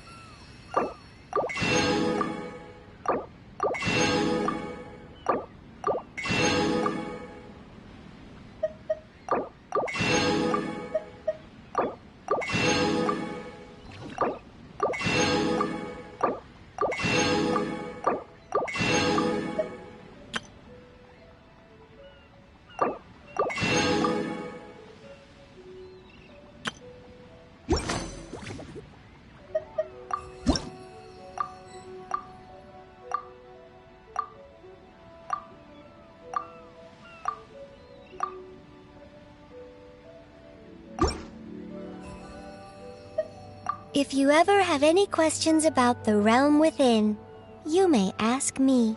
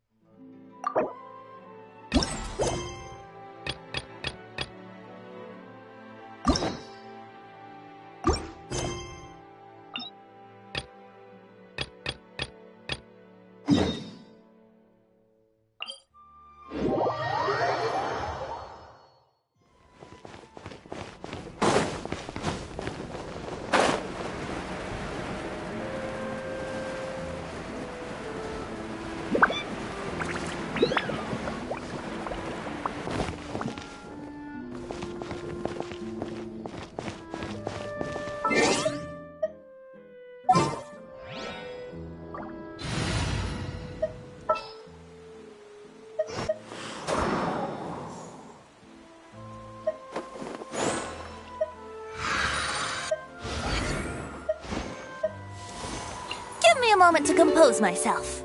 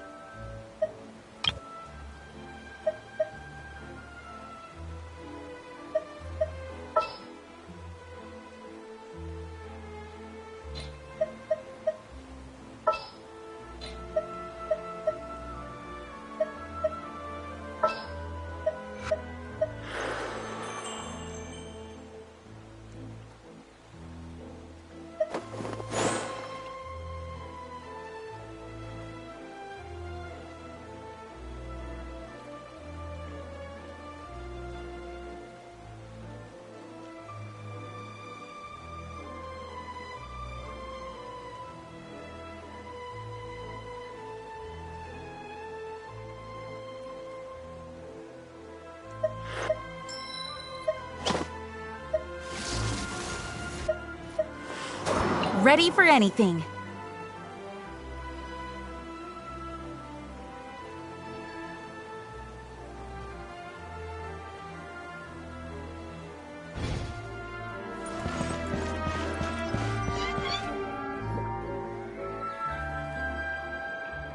This shop looks popular today.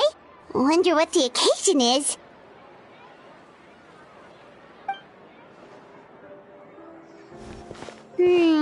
Butterfly Dew Cosmetics now on sale. Huh, looks like it. Oh, Seedween's here too! Hey there, Seedween! Hello there, Traveler and Paimon. I hope you're keeping yourselves fit and healthy. You bet we are! So anyway, what are you doing here, Seedween? The Duke insists I take regular vacations in the Court of Fontaine. This one just so happened to coincide with a promotion for a new skincare product, so I came over to take a look. I like to keep up with the latest industry developments when I can, to help me with my magazine articles. Wait, you write? For a magazine? Which one? It's called Beautés en Fleur, and it's run by the Fontaine Beauty Association. I've done lots of articles about skincare for them, using the pen name Maritime Flower. Oh, wow! You're a Maritime Flower? If Paimon's not mistaken, you're one of the leading figures in the Fontaine Beauty Association! What's so weird about that? Everyone loves beauty! I really like this role. The staff at cosmetics shops are always so polite. And as long as I wear a big smile on my face, I always get the best customer service. Well, they sure don't want to make an enemy of the Romaritime flower.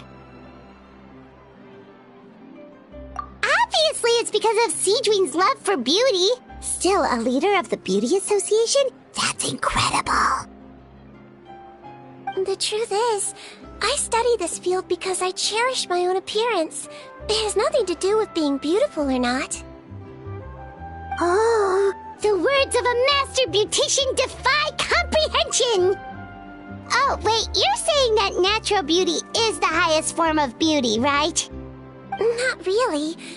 Actually, Melusine aesthetics are very different from human ones.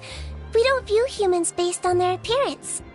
If I had to describe our approach, I'd say it's based on cuteness. Oh! Really? Yep. Still, I really value my current appearance, and in the process of taking care of it, I've ended up learning quite a lot about skincare and stuff. It turns out, my knowledge and experience is pretty popular with beauty product lovers. It came as a big surprise to me, though. Oh, Paimon gets it now. But speaking of your appearance, how come you look human anyway? Are you, like, only half Melusine?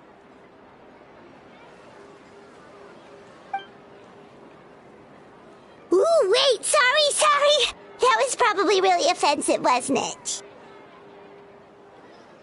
No, I don't mind. I'm not mixed, though. I made a decision to turn myself into this form a very long time ago. If you're interested, I could tell you the story. A shape-shifting story? Oh, heck yeah, of course we're interested!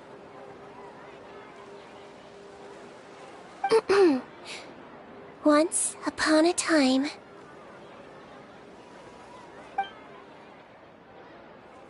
Long ago, humans rejected Melusines, and Melusines feared humans.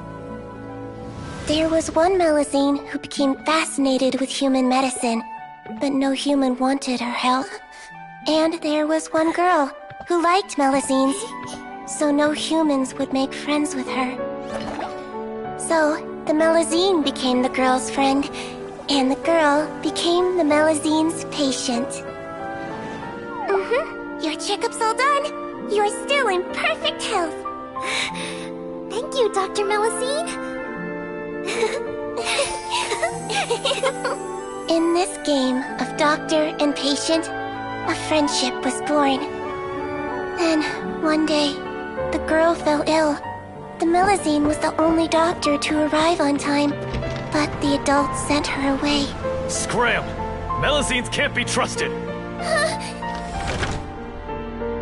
So just because I'm not human, I can't save my best friend? In desperation, the Melusine approached the frightening witch. She begged and begged until she got a reply. If you take this potion, concocted of sin, you will gain a human face and grow human limbs. But then, you will lose everything that attracted this friend of yours to you in the first place. Can you accept that? The Melusine did not hesitate for very long.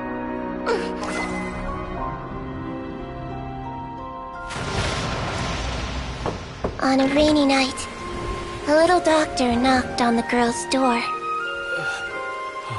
The doctor wore a hood and raincoat, maybe to protect her from the rain, but maybe also to hide a secret. The little doctor held the girl's hand and treated her illness, just as she had so many times before.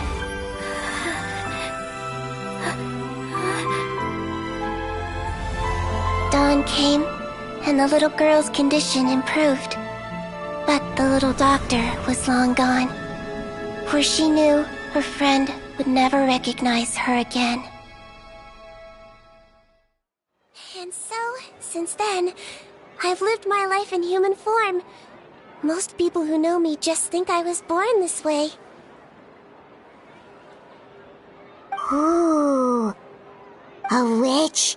A potion? Why does this sound like a fairy tale? Trust me, it's a true story. Must be the way you told it then. It just sounds so...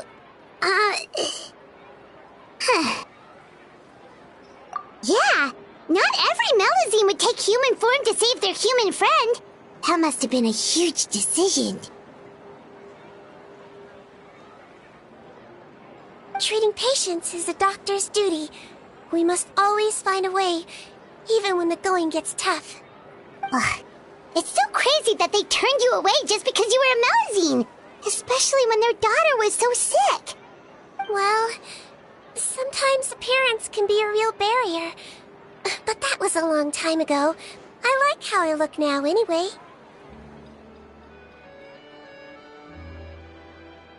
Paimon too! You're super cute this way. Attention customers! Thank you all for waiting. Now, on behalf of our skincare partner, I'm delighted to announce that our exciting new product is now officially on sale. Well, there we go. Let's have a look, shall we? Paimon, if you want to buy any skincare products, I'll be happy to give you some suggestions. Really? Personal advice right from a leader of the Fontaine Beauty Association?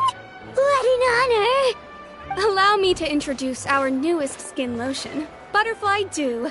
I'm sure many of you have already read about this product's trials in the newspapers. To say that it improves skin quality is an understatement. This product gets its name from the way it transforms your skin and makes it glow anew, like a butterfly emerging from its chrysalis and spreading its wings for the first time. We are thrilled to have the inventor of this fantastic product with us here today. Please welcome Mr. Rawat, a researcher from the Fontaine Research Institute. Now, without further ado, I'll hand over to Mr. Rawat to tell you all about what Butterfly Dew can do for you. Thank you. Hello, everyone. I'm Rawat, and I developed Butterfly Dew. Wow, what a looker. He's a researcher? Wow, he's really challenging the stereotype. It seems that everyone is surprised by my entrance. Or should I say, my appearance. I'm well aware that researchers are generally better known for their brains than their dashing good looks. In that regard, I do believe I break the mold somewhat. Of course, appearance is a skin-deep way of defining a person. And yet one's appearance can be a very real set of shackles, holding a person back in their life. It can rob a young person of their self-confidence when applying for a job, dissuade a young lady from approaching the one she loves. Our actions are at the mercy of our appearance, and we slowly become the very person that the outside world sees us as. But what if I told you that those shackles can be broken? If our appearance prevents us from changing, then let us first change our appearance itself. Wash away moles, birthmarks, and wrinkles, and they can no longer rob us of our confidence. Replace them with luster and radiance, and we shall never again hang our heads in shame. That is why Butterfly Dew exists. Its mission is to allow us to shed our pupae, undergo a complete metamorphosis, and embrace a new life. Well, whether it actually works or not, after that speech, Paimon's already sold! Mr. Rawat, could I ask if you've used this product yourself? Of course, I tried it many times while I was testing it. You can consider me a product ambassador. Wow, then it's sure to work! Still, I don't expect to convince you just by blowing my own trumpet. So, could I get a volunteer from the audience to try it out? Oh, Paimon volunteers!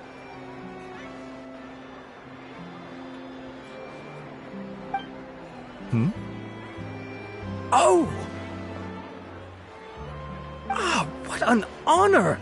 It appears we have a giant of the Fontaine Beauty Association here with us. In that case, Miss Sijuin, could we seek your most expert opinion on this product? Sure. Whoa, is that Romaritime flower? They say she's the pickiest user of skincare products in all of Fontaine. Here you go.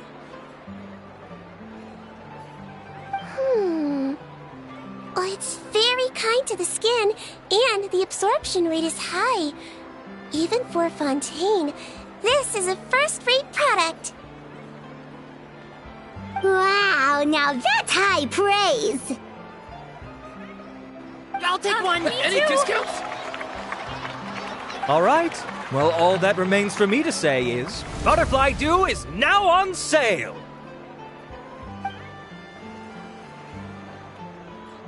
Think we should buy a bottle too?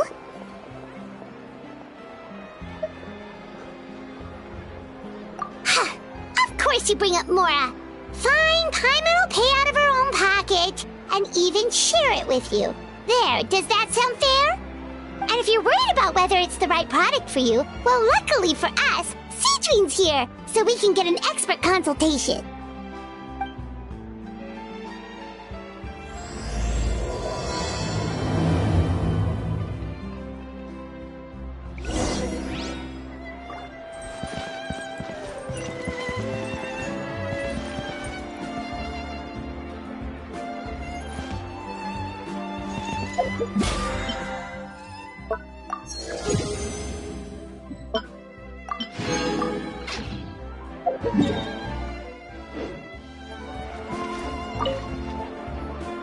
It's an honor to receive such high praise from you. To be honest, I was also hoping you might be able to point out some flaws in the product so I can keep improving it. With most skincare products, the pros and cons only become apparent with long-term use. Yet, this one has instant benefits, improving skin quality without any obvious side effects. It's one of a kind. Don't worry though, I plan to keep using it, and I'll publish regular reviews in Beauté's Enfleur. You can read my thoughts there. All you need to do is subscribe. Oh, I was hoping for a more casual conversation, but you are a beauty association leader after all. I understand if you want to keep this professional. Cedrine? Oh, excuse us, Miss Beauty Expert. But do you think this product is a good choice for me and him? Wait, are you the renowned traveler? That's right, and by his side, the equally famous Paimon. Well, I don't normally handle customer questions personally, but since it's the traveler asking, allow me to make an exception. Butterfly Dew is made for all skin types, so no matter who you are, you can rest assured that it will be kind to your skin.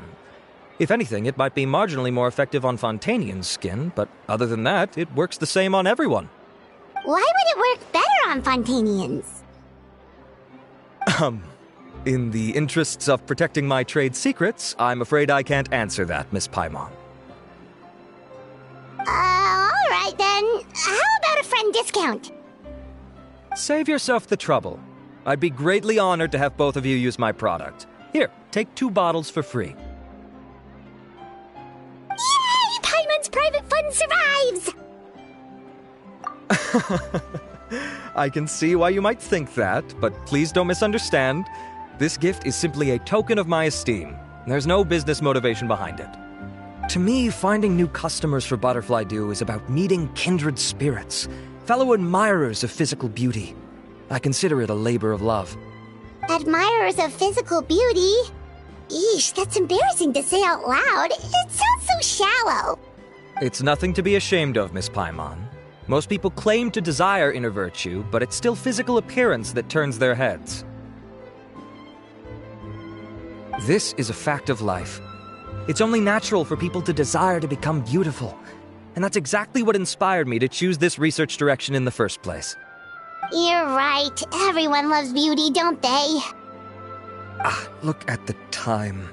My apologies, but I have other things to attend to. I'll leave you with these 2 bottles of Butterfly Dew, and I look forward to seeing you again. Paimon, I'd say there's no need for you and the Traveler to use this product for now. Why? Is there a problem with it? The quality is fine. I just think there's room for improvement. I think I could add some ingredients to the mix to make it more effective. Really? Then why didn't you tell Rawat about that? Researchers are a very special breed of human. You can point out their flaws to their face and they won't mind very much. But if you tell them that someone else could do a better job, ooh, now that'll make them really upset. If I'd mentioned it, he probably wouldn't have given you those 2 bottles for free. Huh, fair enough, that makes sense. If you're interested in the more effective version, I can write up a list of ingredients for you. Just come get me once you've gathered them. When you say more effective, you mean it'll make Paimon even prettier? Ooh, how can we say no?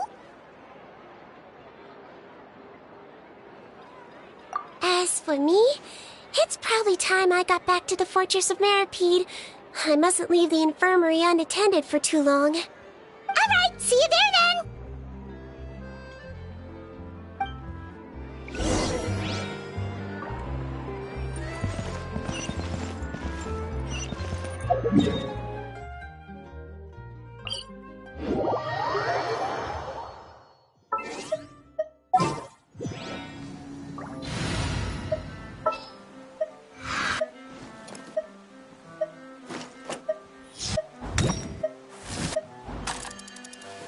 At your command.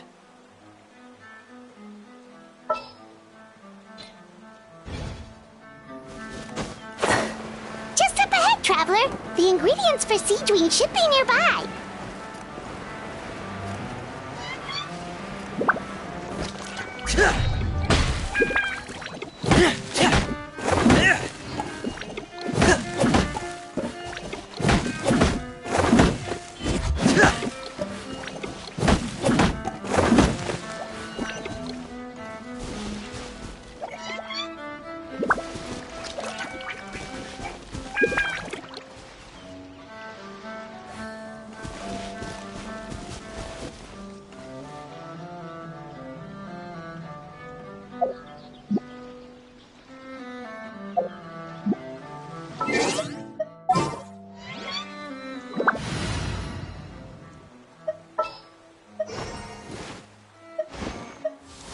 Didn't keep you waiting. Let's play. Right now, emerge.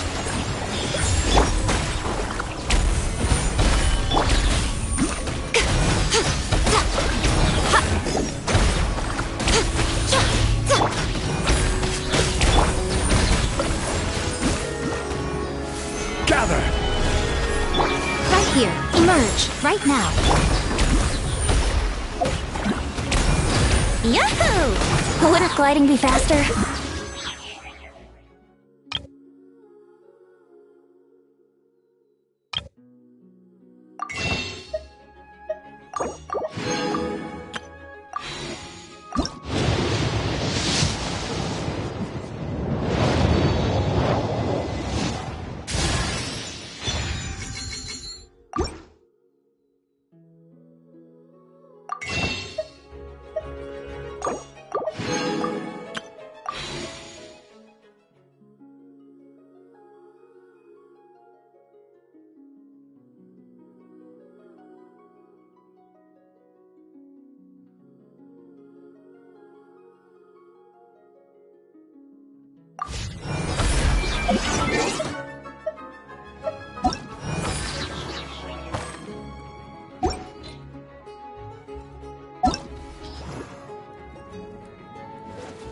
Woo!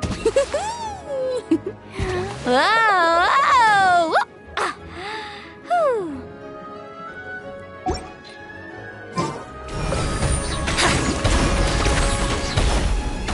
Brace yourselves. Yeah. Emerge. Right now. Right here. Solidify!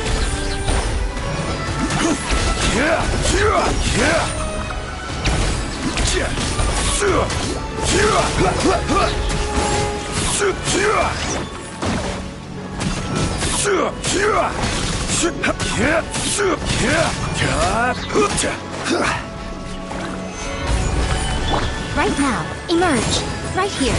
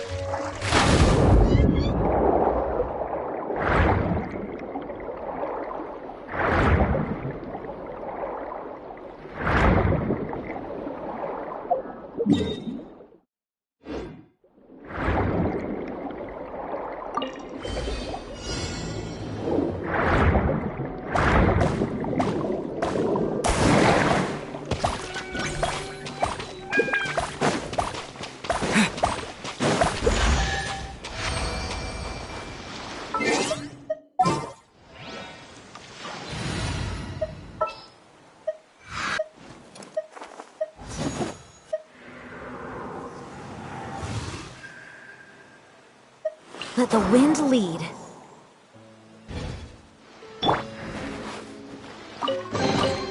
What a pleasant surprise.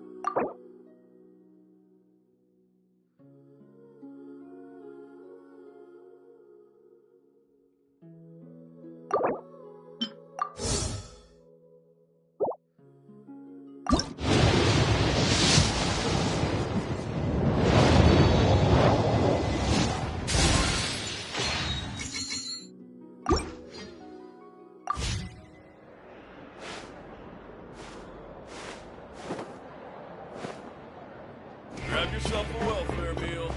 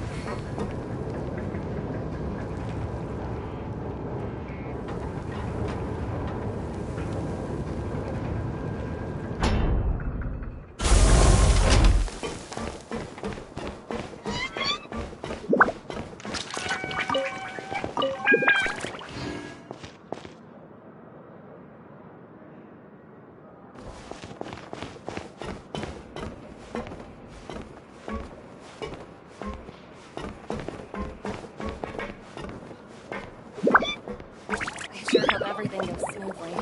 I can't be dealing with any funny business.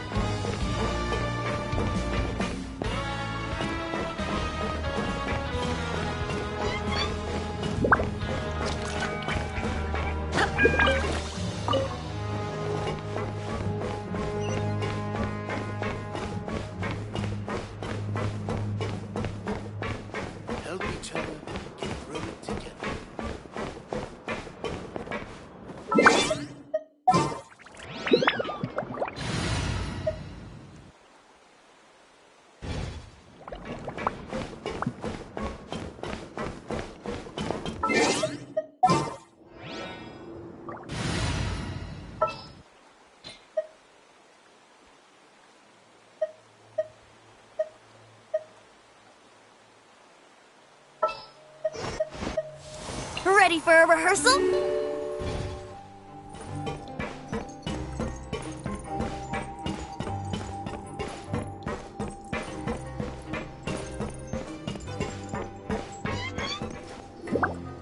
Whoa, the infirmary is packed!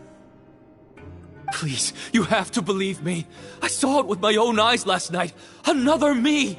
He looked exactly like me. Got it, okay. I've written down everything you told me. Now, I have a few tests to run. Take a deep breath, and don't worry, it's nothing to be nervous about. First, which finger am I holding up? Your index finger, but I'm telling you, my mental state is fine. I'm not crazy. Very good. Now, on to the next. Hey there, Your Grace. It's been a while, huh? Ah, it's you two. Indeed it has. I would offer you some tea, but I'm afraid the timing is unfortunate. Duty calls. No worries. Actually, we were looking for Siegween. Do you, know what all of this is about?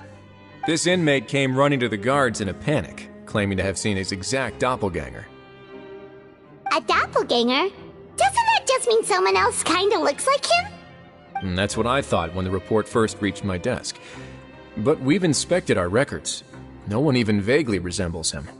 Considering how certain he is of what he saw, I could only surmise that he's having some mental issues. So I brought him for a medical evaluation. Alright, very good. Take a sip of water and rest for a bit. Evaluation complete.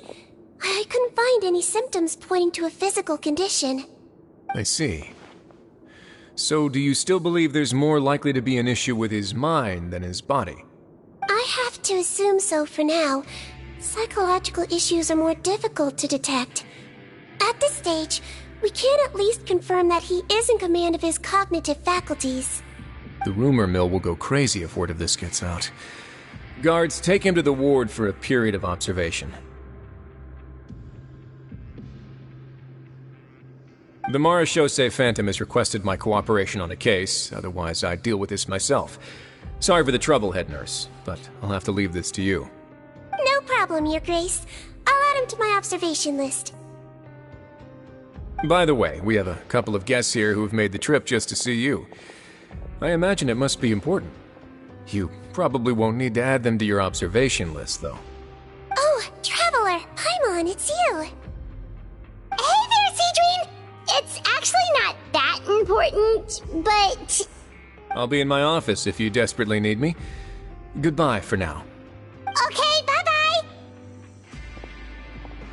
So, Siegween... Would you mind waiting for just a moment? I have another patient to see. Just find an empty bed and take a seat. I won't be long. Oh, sure! Siegween, we've brought him. And he seems to have taken a turn for the worse again. Okay, don't panic. Let's start by sitting him down here. Paimon had no idea how busy it can get for Siegween. Maybe now's not the time to ask for her help with skincare.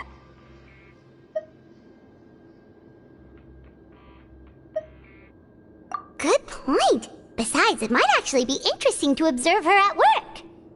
Well, this could hurt, so I suggest you take a deep breath first. Did his face melt? What happened to him? It's anyone's guess. His face melted off shortly after arriving at the fortress. But since he's a serious offender, he can't be allowed out for medical treatment. Best we can do for now is ask the head nurse to give him something to manage the symptoms. Oh, this is gonna be awkward. We still need to bring him to the Marechaussee Phantom for questioning. What if he scares them half to death? Will that be our fault? The Marechaussee Phantom? Does this have something to do with the case Risley's dealing with? Yep, it was a huge case. They bagged a few dozen crooks in one fell swoop. And this guy's the baddest apple of the bunch. He harmed countless people. And now, it looks like it's all finally catching up with him. You done gawking? Not yet. I need to check the severity of your ulcers to decide the right dosage. Don't worry. We Melazines have a very different sense of aesthetics from humans. To me, you just look like a little kitty with slightly scruffy fur, but still just as cute. Don't patronize me. Do I look like a kid to you? Just give me the meds and let me out of here. I already missed my cell. Hey, lose the attitude. You dare talk back to our head nurse like that again, your days are numbered.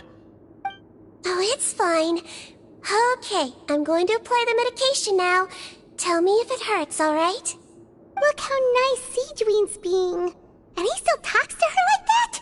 What a nasty piece of work. Can I leave now? Wow, not a peep. What a brave little guy. Thank you, Seedween. And I apologize for the trouble. So, Traveler, Paimon, did you bring the ingredients? We did, but we don't want to interfere or anything. You're busy saving lives here. Oh, don't be silly. I agreed to it, didn't I? Just hand me the ingredients, and I'll make some time to whip it into the improved version for you. Take a rest here if you want. Or, if you're not tired, I hear they're holding a new pancreation tournament in the administration area. Or alternatively, is there anything we could help you with, Seedween? That's right! Let us help you out! It's the least we could do! Good point. Kind-hearted humans start to develop guilt if they accept free help from others. Don't worry. I'll take a look at my schedule. I'm sure I can find something to treat this condition. I gotta warn you, though, it'll be tiring work. So I suggest you take a break first, then come back and see me when you're ready.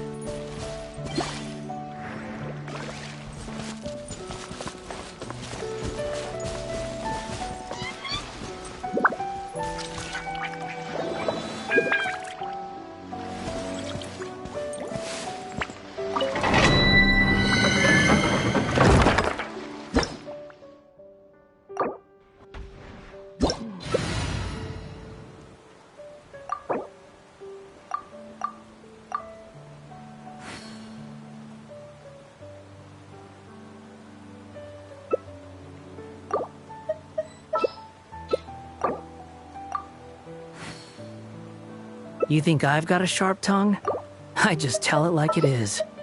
If someone can't handle it, maybe that's their problem.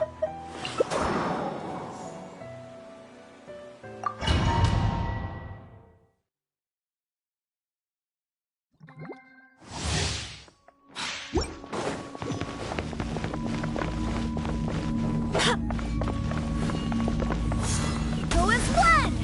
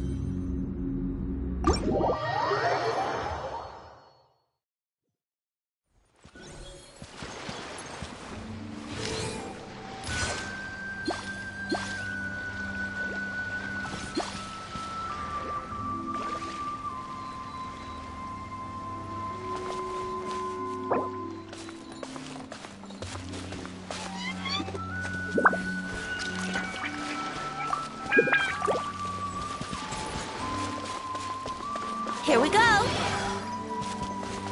Barbados, guide us.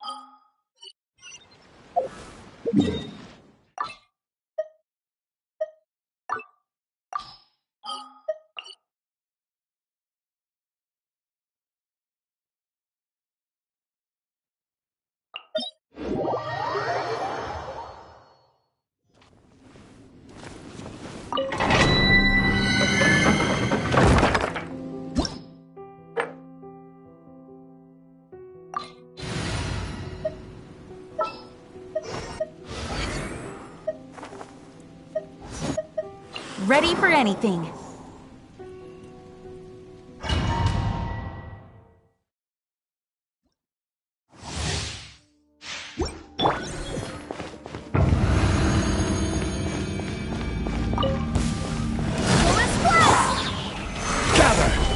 Right now, emerge. I swear by my sword.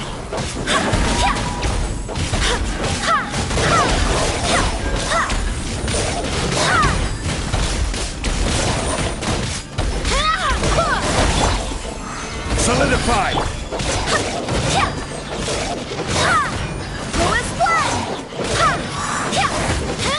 Right now, emerge. Right now.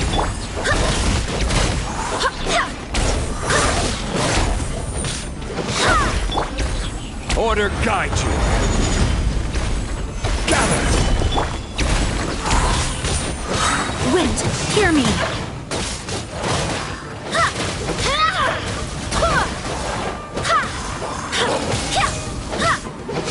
Emerge. Right now.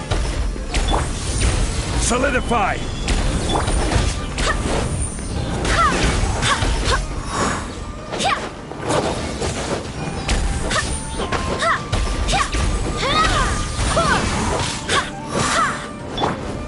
Gather!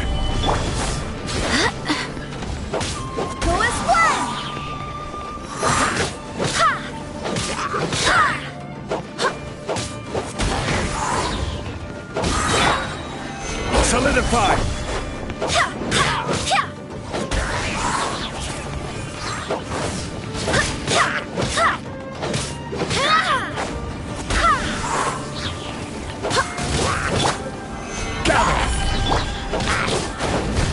Right here. Emerge. Right here.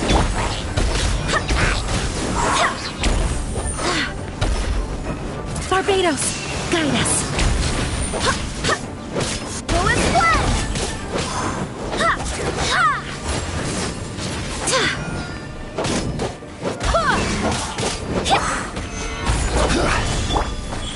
Emerge. Right now.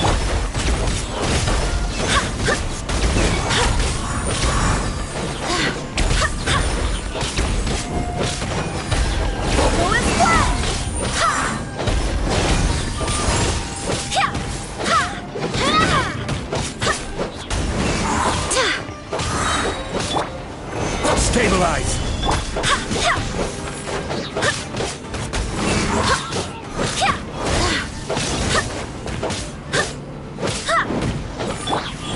Emerge. Right now. Water jet! I swear by my sword.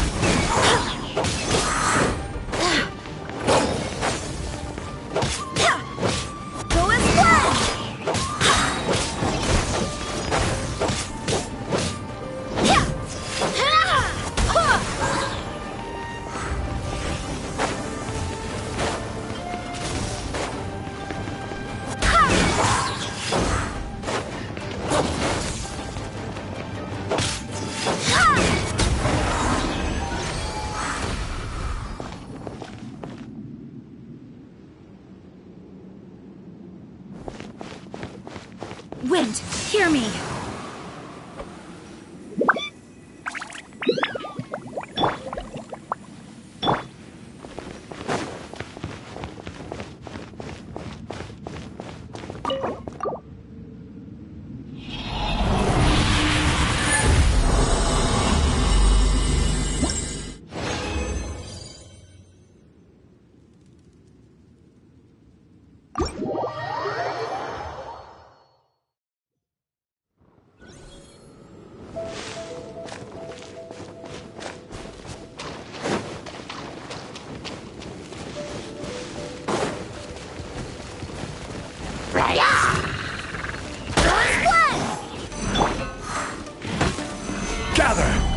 Right here, right now, right here.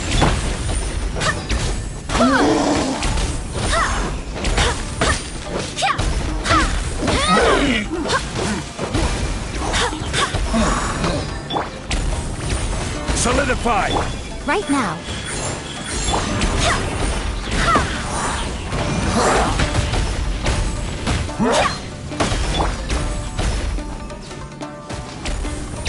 Gather! Right here.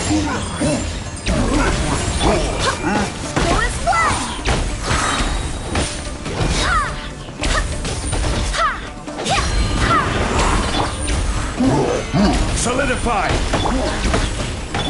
Right now. Emerge.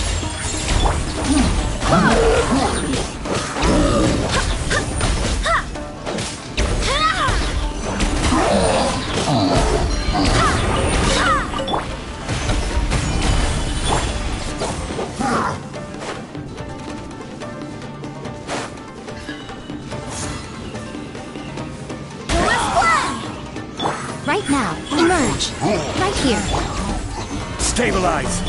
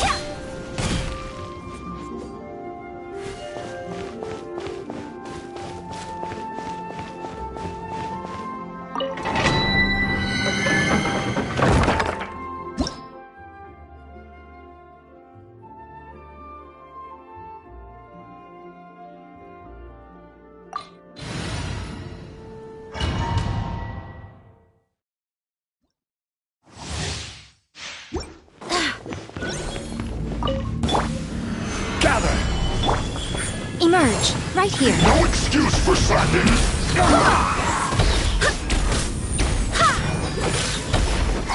Go on! Give me a go! Stabilize! Right now. Break it!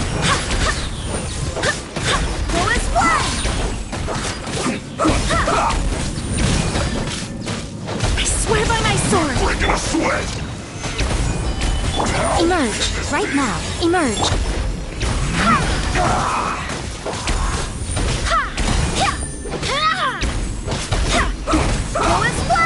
Put your back into it! Gather! Right here. Right now. This quickly! Get out of my way! Solidify! Right here. Right No now. excuse for something!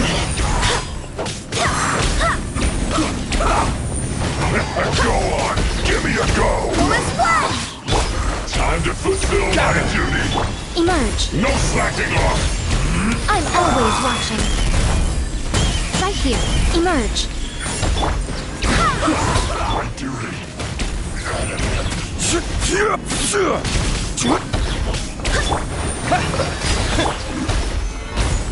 Let's end this quickly! Right here. Go as one! Go!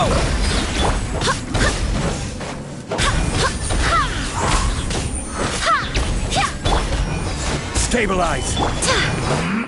Right now. Emerge. Right here. Go as one! Water jet!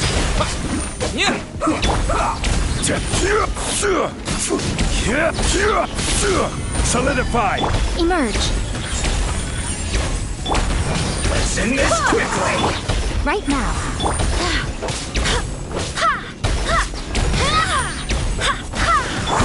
Right here. Emerge. Stabilize!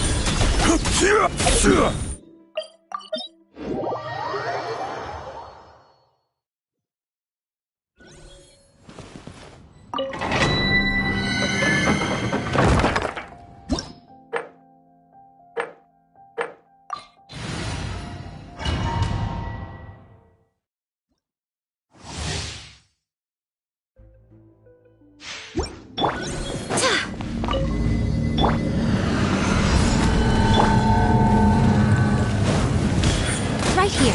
Right now.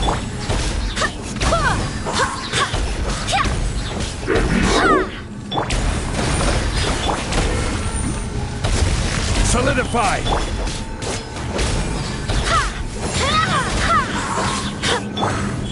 Right here. Emerge. Go!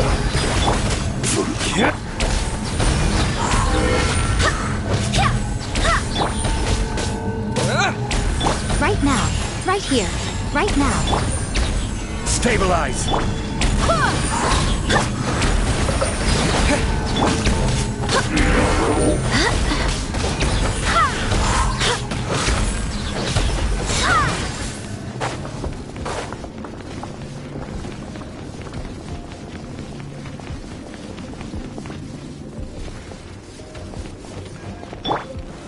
Gather! Right here. Right now. Emerge. Water jet!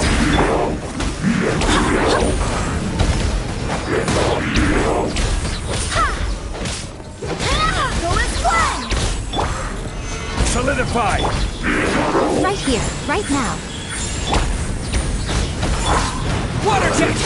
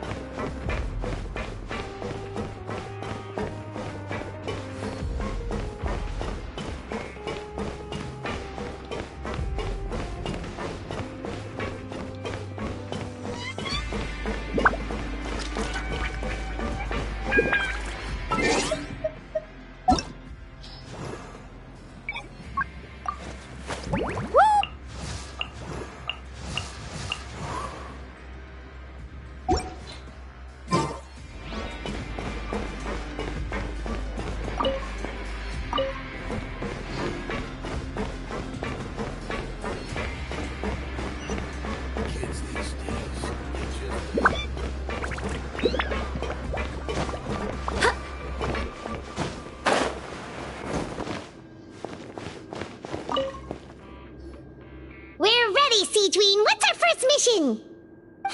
I found the perfect job for the traveler. First, I'd like you to lie down in this bed.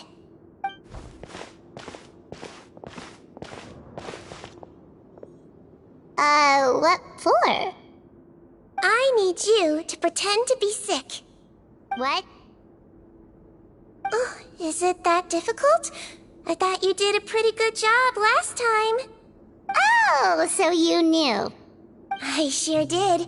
He was way more interesting than the usual malingering inmates, and you played along very well, Paimon. I observed you two for quite a while after that. Well, this is awkward. But why do you need us to do it again now? No time to explain. My next patient will be here any second. Oh, please, just do as I say. You can, pretend like you've got a nasty headache, and throw in some dry heaving for good measure. Okay.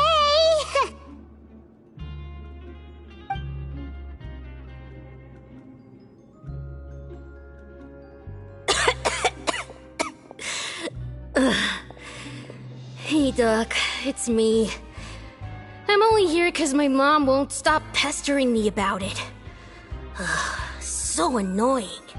Well, your mother has enough on her plate with a busy job. Well, the last thing she needs is to worry about you being sick as well. I know.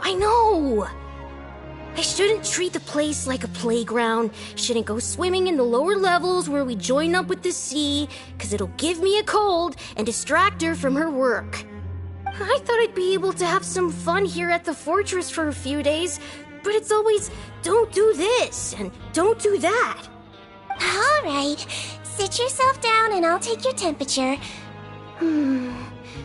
Your fever still hasn't gone down. Well, here's your medicine. 1 cup for starters, and we'll see if it helps. But Doc, it's so bitter. Do I really have to drink it? I mean, I'll be fine, right? I've got an uncle who caught a cold. His fever went away on its own after a couple days. Can't you just write me a note saying I'm on the mend? I just need something to keep my mom off my case. I sure can. You're a very brave boy after all. Huh? Brave? What makes you say that? Well, if you want to rely on your own immune system to clear up your fever, then you'll have to tough it out like this guy.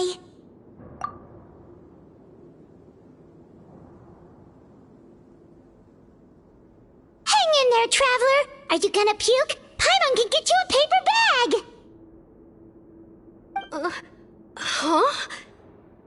As long as you're tough enough to get through the nausea and dizziness caused by the high fever, you'll be right as rain after just a few days' rest. And if I'm not tough enough? Hey! Wake up! Wake up! Put it this way. At least you'll never have to see the doctor again, right? I think maybe I'll take that medicine after all, if that's okay. Oh, of course. Here, it's still warm. It's so bitter. All done. Great job, you two. That kid really doesn't know what's good for him. His mother's a guard here. She's been working back-to-back shifts lately, but unfortunately his father's away on a business trip right now. She had no choice but to bring her son here for the time being. He was quite happy at first. He seemed to think that the Fortress of Meripede would be all fun and games. So you made us put on that act just to scare a kid into taking his medicine? That's a pretty sneaky trick. Seems like there's a whole side to Siegeween we never knew about. It's a technique I learned from my teacher. Oh, you had a teacher? Was she a Melazine doctor too? She was human. She passed away a long time ago. Oh, sorry. No, it's fine. I really liked my teacher, so it's always nice when I get to talk about her with other people. She was a traveling doctor, and since she didn't have a clinic, she'd go out and visit her patients wherever they were. Dealing with the badly behaved ones was her specialty. She used to say, if you can scare the little brats into taking their medicine, you won't have to hear them wailing and screeching when their condition gets worse.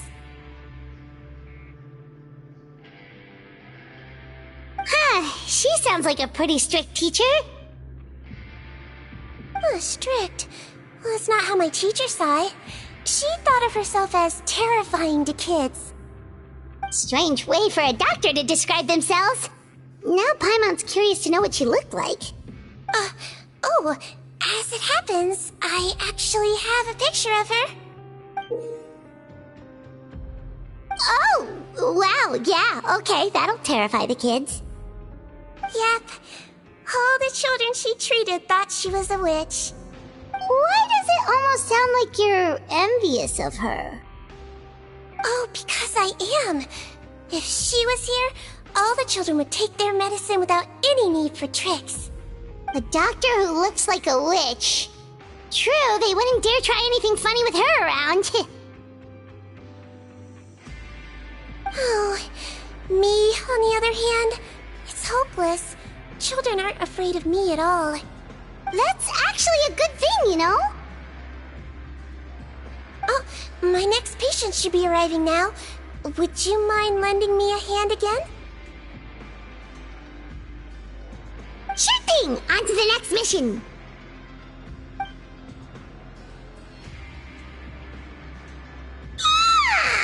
Is it nighttime already? That flew by. You really have a busy job, Siegeween. Well, thanks to you two, it was much easier today. Aww. Should we get some rest? It's getting pretty late. one last thing. I have to keep it confidential, so I usually leave it till after everyone's clocked out. Confidential? Are you sure you can tell us? It's fine. You're not living here anymore, so it's okay if you know. All it is I have to prepare some ingredients to make healthy meals with. Wait, you mean those healthy meals? My patients refuse to eat any healthy meals I prepare in front of them, so I have to prep the ingredients in secret, then let the chef at the coupon cafeteria handle the rest.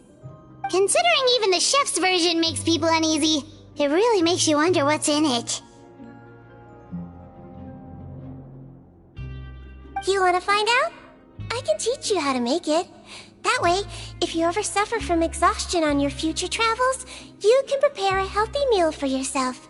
It's really good for you, you know. Sure? Guess we can help out one more time.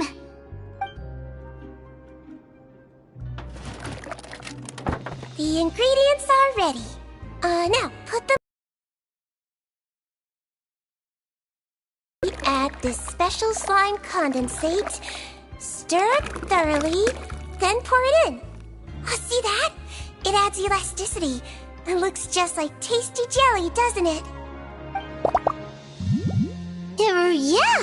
Yeah, it really does!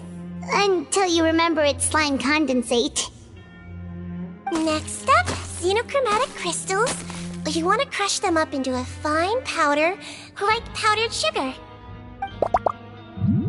Wait, are those from Fontimer Aberrants? Are you sure they're edible? Finally, we'll need some high-protein meat. Frogs are an excellent choice.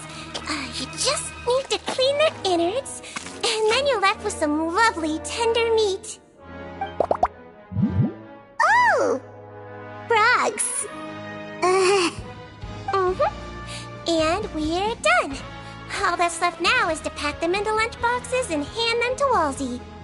Yesterday in the production zone, I noticed an inmate who's been working for 2 days straight. That means it's a healthy meal for him tomorrow. Siegewing really does have the inmate's best interests at heart.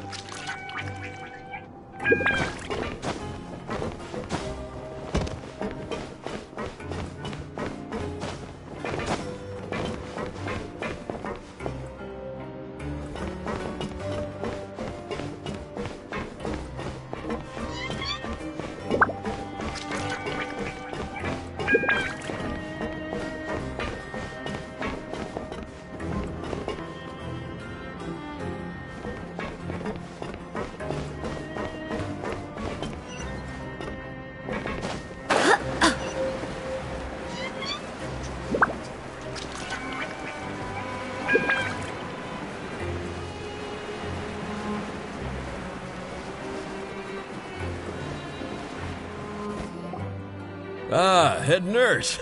Got some extras for me? Just the one today. The serial number's on the lid. Sounds good.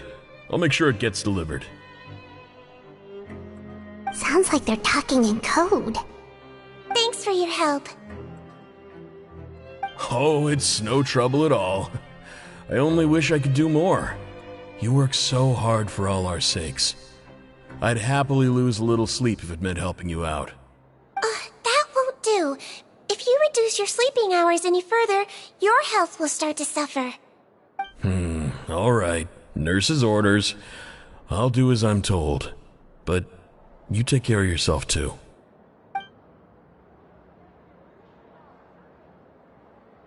Well, I'm done with work for today. Thanks for helping out, you two. Seems like the guards and staff here have a lot of respect for you, Seedream. In just one day of helping you with your work, it feels like we've done a lot for the fortress. Head nurse, please, wait. I'm sorry to disturb you this late at night, but I think you'll agree, this is urgent. Okay, just relax and catch your breath. What's the matter? The guard at the observation ward, Odilon, he told me to pass on a message to you. One of the inmates there, the guy suffering from possible hallucinations, well, he seems to have made a sudden recovery, and now he wants to apply for permission to leave the ward. Huh? Already? You were right to tell me. I'll have to examine him and make sure he's well before we discharge him. Looks like we've got one job as medical assistants left. We'll come with you.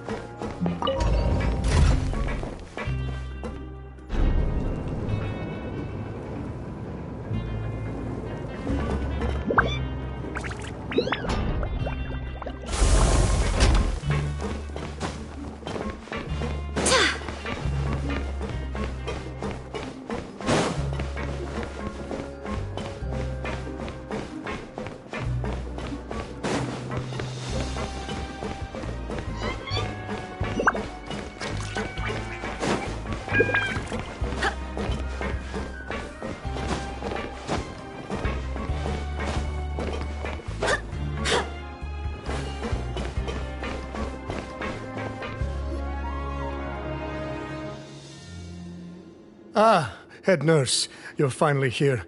I'm so sorry for all the trouble I've caused you, but I believe I've now made a full recovery. After giving it some thought, I'm sure that I was probably just seeing things. Stress-related, I imagine. I'd been working long hours, so I definitely wasn't in the best state of mind. I totally understand. Still, I have to give you an examination before I can discharge you, okay?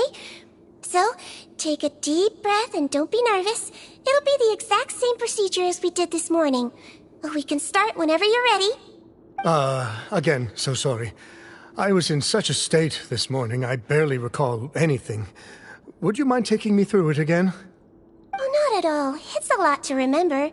First up, we have a little cognitive test. Just concentrate and you'll be fine. To start with, which finger am I holding up? Your pinky.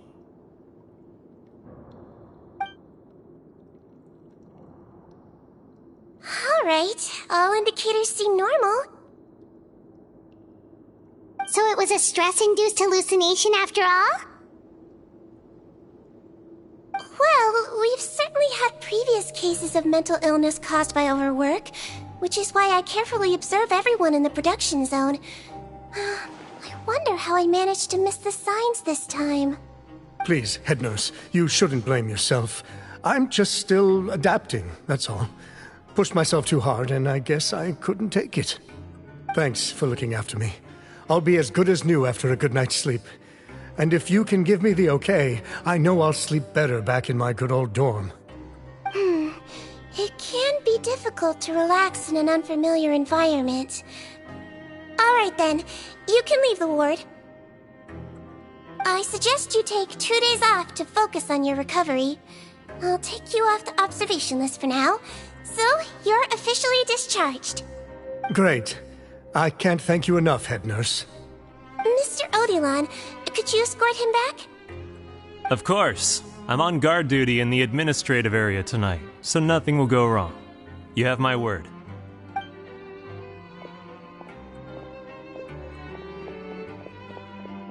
Guess you're finally done for the day now, huh? Yep. But I still haven't gotten around to making that improved lotion for you yet. Oh, no rush! Seriously, it's super late now. You should go get some rest too. Well, tomorrow it is then. Good night, Traveler. Good night, Paimon. Hope you sleep well. Oh, don't you worry! We will! After a productive day of work, we're both gonna sleep like a log. Yeah, sleep tight, Seedween. See you tomorrow!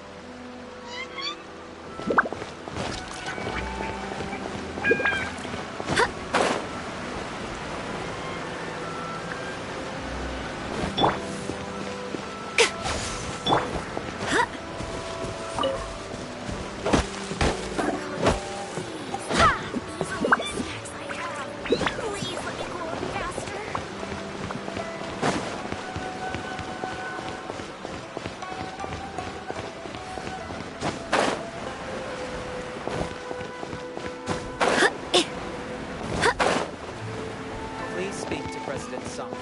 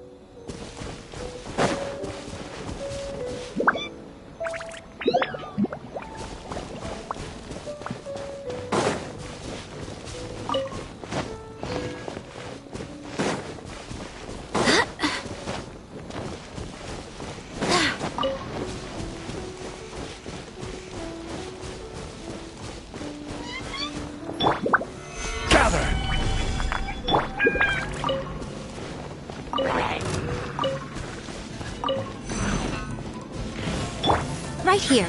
Right now. Right here.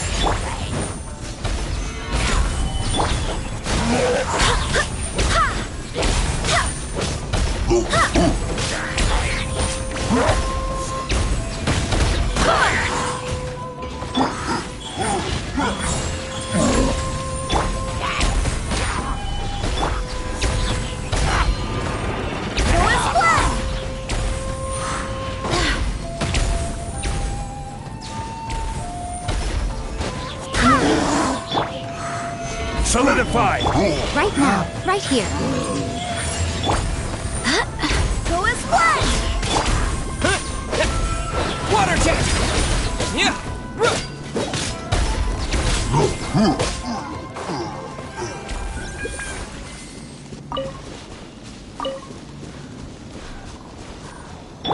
Right now.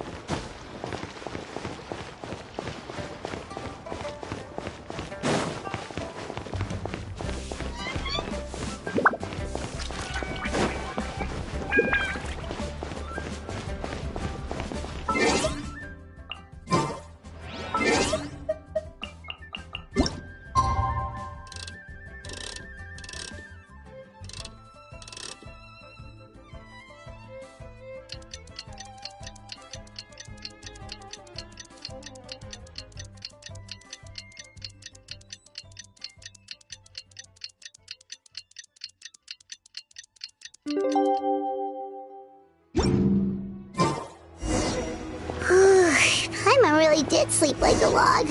Let's go find Seedream. Let's go meet up with the group. Paimon's really looking forward to today's story.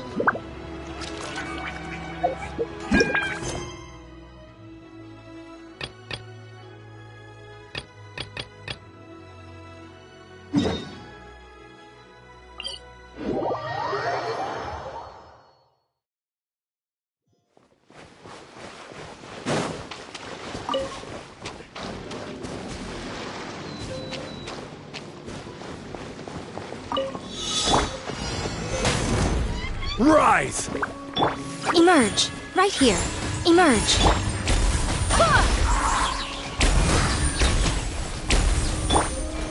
Gather!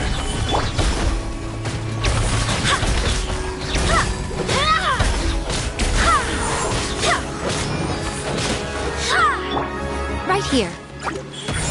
Emerge! Solidify!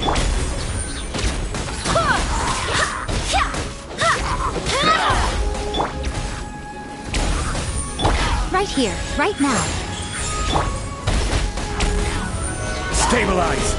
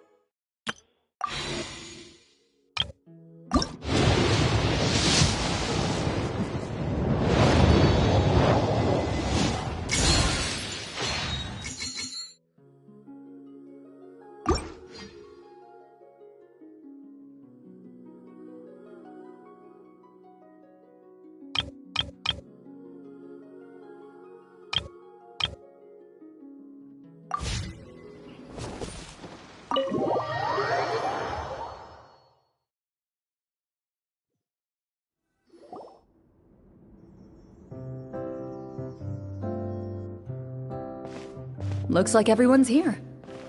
Now, before we begin, why don't we finish where we left off yesterday? There was an important decision to be made, yes? I'll pour everyone a cup of tea. Is that really the most important part, though, Clorand? Paimon's more concerned about our current surroundings. Heavy walls, cold railings, dim lights. This is obviously supposed to be a prison. I admire the work put into the set. Still, it's obvious the scriptwriter has never paid a visit to the fortress of Meripede. So the set is going to be a part of the script? Unfortunately, that is something I can neither confirm nor deny. Anyone think Clorand's smile is starting to look kinda scary? Well, whatever happens, we'll just have to push on. But first, we should really figure out what to do with this treasure. If we're worried about arousing suspicion because of our identity, why don't we give ourselves a different name, just like Clorand's master did? Yeah, it might be better to keep a low profile. As long as we're helping people, it doesn't matter who we are or what we're called. Staring at me won't get you anywhere. Or did you want some more tea? Oh, Paimon's good. Thanks. Why aren't you saying anything, Navia? Wait, what's that next to you? Oh, this is the short sword Clorand mentioned last night. I found it. Huh. I'm surprised you managed to track it down after all this time. Well, I made sure to take good care of it, considering the circumstances in which you gave it to me. Of course I had to keep it safe. Anyway, where were we? Oh, right. I was just thinking about all the potential ways for us to break out of prison. We could dig a tunnel, or try to bribe the guards. Wait, we haven't been thrown into prison yet, have we? Well, it's only a matter of time. It pays to be prepared. Just like how you should always have an umbrella on hand, even when it's sunny. Alright, Paimon's made up her mind. Let's just give the treasure away. Paimon may have wanted to keep it, but if it's going to land us in prison somehow, Paimon will be too upset to enjoy her snacks. So, you've reached an agreement? All right then, we can continue with the story. Oh, and we'll collect all the scattered pieces of treasure on the ground as well. All right. You collect the treasure and make your way back to the capital with your bag of loot in hand.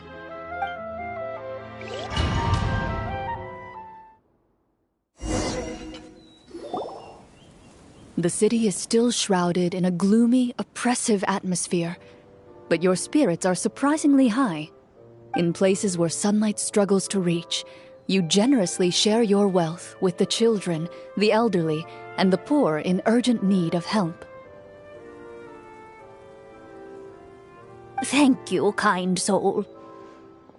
The elderly woman's look of gratitude follows you as you walk away, her eyes never leaving your back until you move entirely out of sight. However, there's still quite a bit of Mora remaining. It appears you haven't made much progress. She's probably trying to tell us to speed this up. We need to hurry up so we can address the sorcerer problem. Should we go find that man again at the square?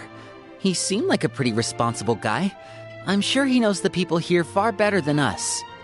Oh, good idea! Just as you start to make way to the square, intent on finding the man again, there's a voice.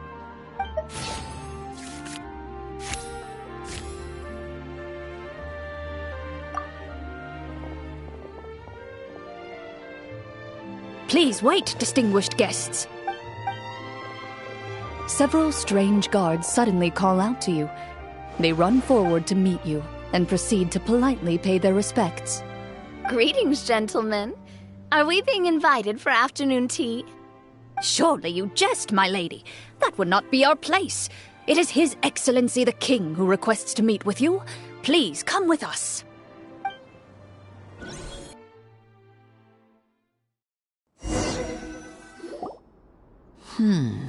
Do you think this could be a trap? Well, we have to investigate the court at some point, right? Meeting the king himself would be a fantastic opportunity to do that. I say we go for it. If something happens, we'll just turn the whole place upside down. That sounds a little intense. After a quick discussion, you nod to the guards and agree to follow. They lead you all the way to the audience hall of the palace. Gilded tables line both sides of the hall. The space itself is adorned with all manner of expensive antiques, glass shelves, and silver candlesticks. The items appear quite ordinary in size and dimension, yet their presence somehow makes the emptiness of the hall feel even more surreal and ominous. Wow, it's so luxurious! The elderly king, clad in a magnificent robe, sits upon the deep crimson throne before you. He wears above his head a majestic crown, with a gemstone the size of a bird's egg set right at the very front. As you observe it, you see a complex pattern of light reflect off its surface. They're here, Your Majesty. A man dressed in dark clothes, likely a minister, shields his mouth with his hands and bends down to whisper a few words to the king. After a moment, he lowers his hands and stands back up. His gaze shifts to fixate on your group, but he does not move from his place at the king's side. The king does not appear entirely aware of his surroundings. The man by his side, though. We should keep a close eye on him. The king remains still and says nothing. The minister is the one who speaks. Esteemed guests, allow me to thank you for coming to our faraway kingdom. Unfortunately, His Majesty the King finds himself quite exhausted from work. So please allow me, his Prime Minister, to welcome you in his stead. I've heard tell that your group, the Marechaussee Hunters, used your exceptional ability with the sword to repel the monsters near the capital. Such a great deed deserves to be rewarded. However, seeing that I was not fortunate enough to observe such a feat with my own eyes, you'll forgive me for seeking to verify the truth by speaking to you myself. Well, we've got nothing to hide. You brought us here to talk, right? So we'll just explain what happened.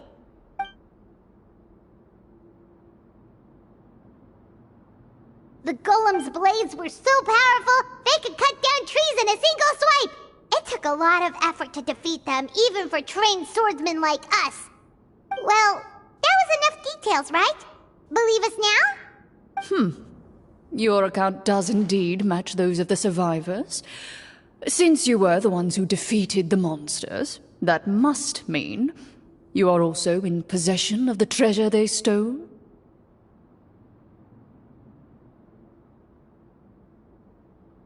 Well, we did take the treasure, but... How did he know about the treasure? Then I must ask that you return it at once. It belongs to the kingdom. Wait, but didn't you just say that our great deed deserved a reward? Shouldn't the treasure be considered a part of that? Yes, that was indeed what I said. But you seem to have forgotten a very important distinction. Only that which is freely given by the king can be considered a reward.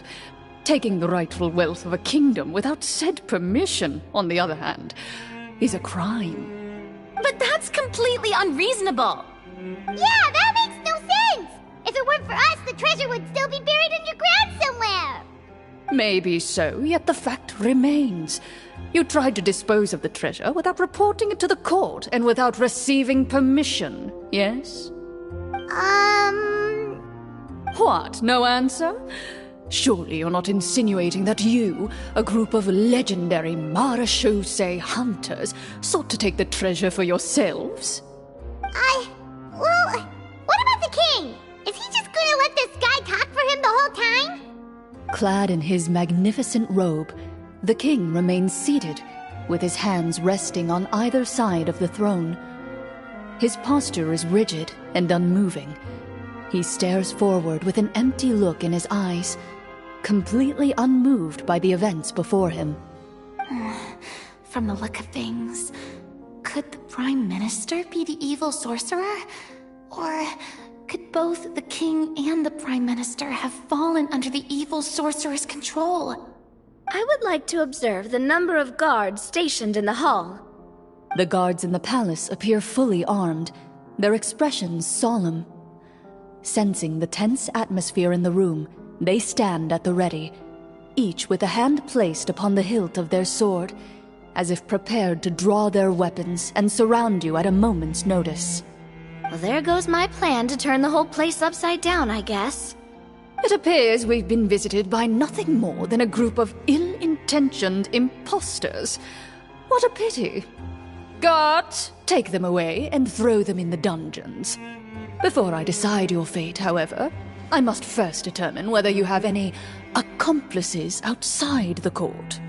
Can't we try to slip away? Or maybe start some kind of riot? But if we try to fight the guards right now... Don't worry. At least we figured out who's behind all this. Let's just play it by ear. If you're scared, Paimon, just hold my hand. Thanks, you guys. You allow yourself to be led away by guards surrounding you on both sides. It's only when you begin to feel drops of water falling from the dungeon ceiling and smell the stench of death and decay all around you that you finally realize you've stepped into a completely different world. Stay here, and don't try anything funny. The guards lock the cell door and leave without looking back. Wait, sir! Your voice echoes through the dark hall, but the only response you receive is the sound of water dripping from the ceiling. No! What should we do now? Carve out a new path of fate with our own two hands, of course. I draw my weapon. You reach toward your waist, but find nothing there. You now recall that your weapons were confiscated before the guards locked you in the cell. The bag of treasure along with them. What about that knife I hid in my boot? When did you hide it in there? When I was thinking about digging a tunnel. Rejected. You failed to inform the GM of this course of action. Moreover, the guards would have conducted a thorough search before throwing you in prison. And the keys to the cell aren't anywhere to be seen? Correct. You don't even feel a lock hole on the cell door. Well, there goes all our plans. Indeed. Huh? Why are you the one saying indeed? Because that statement holds true for me as well. This is where the script ends. What? But that's a terrible ending! Generally speaking, this should be the point where the scriptwriter gives the players some kind of hint, or gives the GM some kind of code for how to move forward. I mean, maybe they just really wanted us to be immersed in the feeling of being in prison? Like, they'll only show us the way out once we've grown truly and utterly desperate? That is a possibility. If only there were desserts and tea in real prison. Oh, wait, guess it's kind of how the Fortress of Meripede works if you're lucky. Oh, before I forget, Navia, the short sword you had with you earlier. I took a closer look, and the craftsmanship doesn't appear to resemble anything from this era. If I remember correctly, that style was last in vogue several hundred years ago. Wait, Cloran said that sword used to belong to her master, right? Does that mean her master has been alive that long? I doubt it. The way she went about things often made her seem childish more than anything. I'd say the sword was most likely an heirloom passed down over time. Hang on. A precious heirloom passed down to you by your master. And you gave it to me just like that? You weren't worried I might lose it? Master left many things to me when she disappeared. There was the sword, an old key, and a good amount of junk she probably just didn't want to take with her. I gave you the sword back then, because I didn't want our friendship to end. Wait, when did this happen exactly? After the duel. Between Mr. Callis and myself. Before that, Clorinde would have meals with us and even stay over at the Spina some days. She was on great terms with Papa as well. After the duel, though, there was a period of time where we simply didn't know how to face each other. She entrusted this sword to me, and never came back. We were both sad, and conflicted, and totally overthinking everything as a result.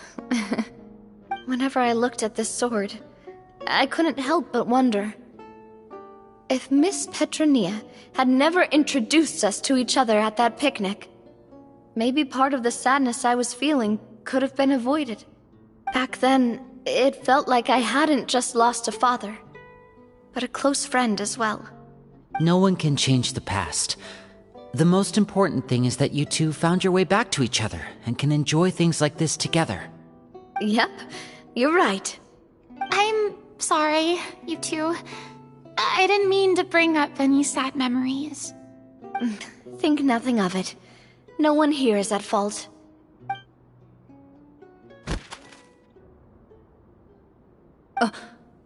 Huh?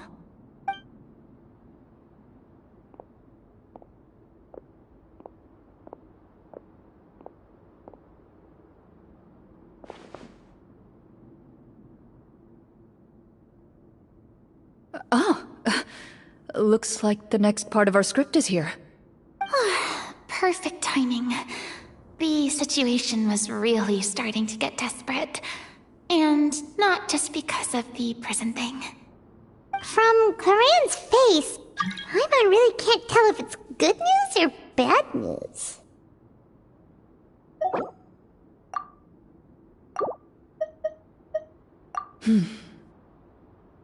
Water continues to drip from the ceiling. In this lightless dungeon, you lack a reliable way to tell how much time has passed. Eventually, you get used to the unpleasant odor of straw, mold, and rust, and find yourselves alternating between fits of drowsiness and despair. Suddenly, you hear footsteps outside the door. Heads up, everyone. Someone's coming. Gather close, everyone, and keep your voice down.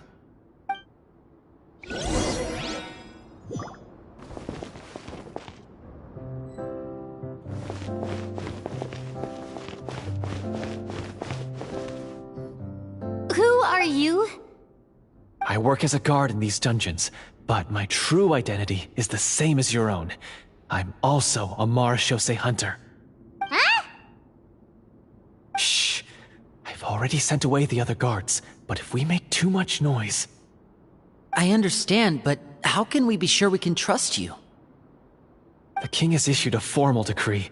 In light of the irrefutable proof of your crime, you're to be executed before tomorrow's sunrise. If you want to escape, it has to be now. Executed? We barely did anything! Monsters appearing at the same location as the treasure. Could this entire thing have been a trap? There will be time for speculation once we're out of here. As for my identity, I have no way to prove that to you just yet.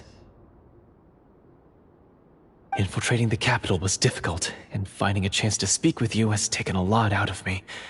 I could go on, but I think we can all agree that now is not the time for details.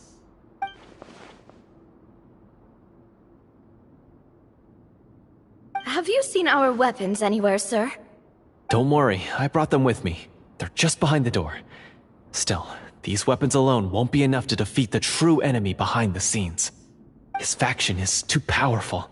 The guards are all under his control, and he's even stationed a number of golems in various rooms throughout the palace. To defeat him, you must find a secret vault. It is said that within that vault, the Marechaussee hunters of the past left behind a treasure with the power to defeat the sorcerer. You're not coming with us? No, I'll remain in the dungeons to deal with the guards. I'll try my best to distract them so they don't go after you. As long as my identity is not revealed, I'll be able to aid you when the final battle comes. In that case, please stay safe. Thank you for your concern. I will do my utmost. As for the location of the vault, here, this map should lead you there.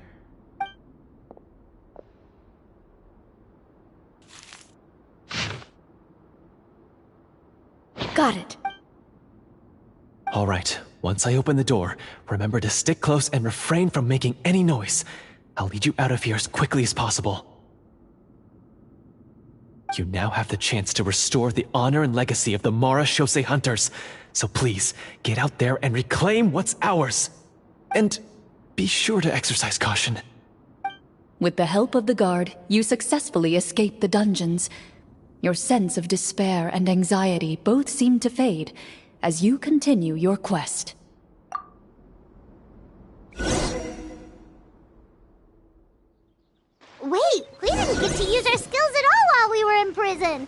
Who knows when we're gonna get the chance to use that cool summon spell? That is a pity, but we can only continue to move forward.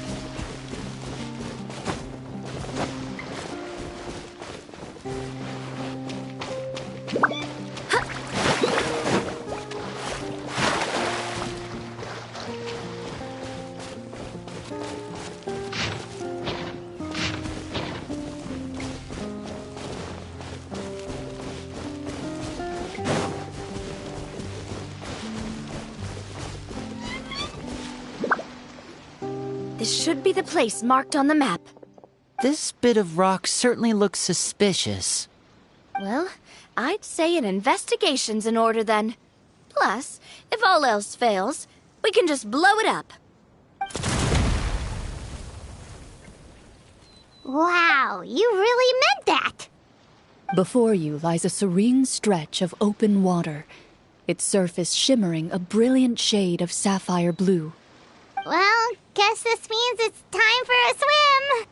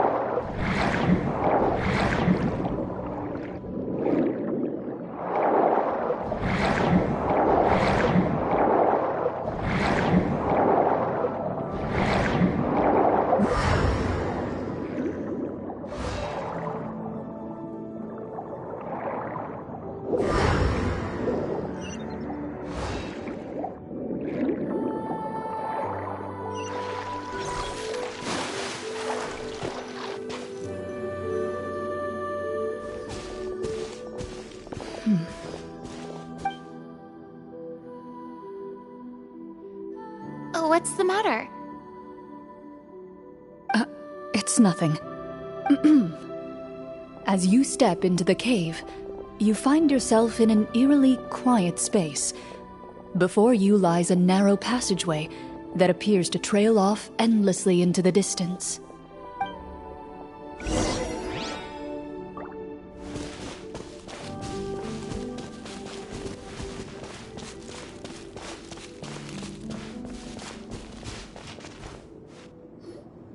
Wow, this must be where the treasure is hidden! But this door is blocking our way in. It almost looks like it's been here for quite some time. I've got to hand it to the tabletop troupe. They really went all out with the props. Huh. What have we got down here? A kind of mechanism connected to the door? It looks like we might have to arrange it into a certain pattern. A pattern on a stone door. That's something Master mentioned before. Is something wrong, Clarant? After a long, difficult journey, you finally arrive at the location indicated by your map. It appears to be an ancient site of some sort, where treasure likely awaits. Your surroundings are exceedingly quiet and serene, as if the secret that slumbers here has never once been disturbed. If you listen closely, you can almost convince yourself you can hear the sound of its calm, gentle breathing. That description makes Paimon feel kinda bad for disturbing this place. We're doing this for the sake of the people, to free them from the evil sorcerer. I say it's time for this treasure to once again see the light of day. Linny's right. We need to keep going. The future of the kingdom depends on it. The next part of the story requires us to solve the puzzle, right? Let's start exploring the area. Yes, that should be fine. Something feels off about all this. Guess I'll just have to improvise.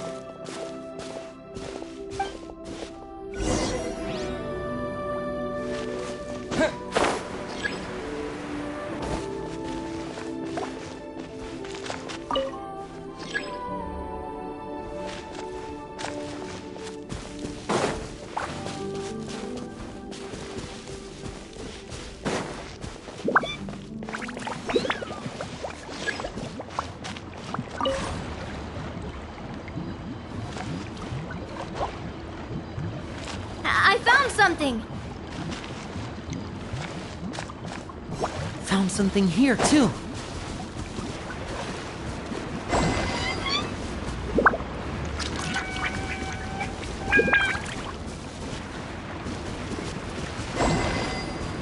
Same here!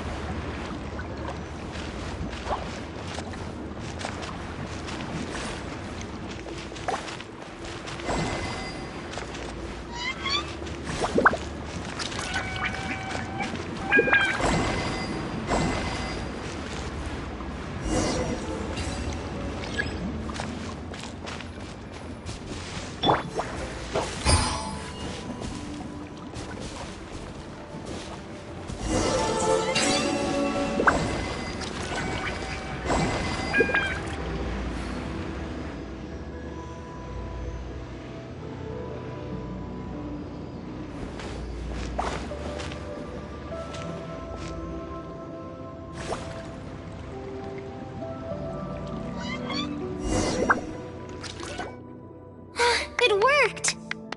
Something just appeared. Some kind of new mechanism, maybe? By solving the puzzles, you prove yourselves worthy of inheriting the secrets of the past.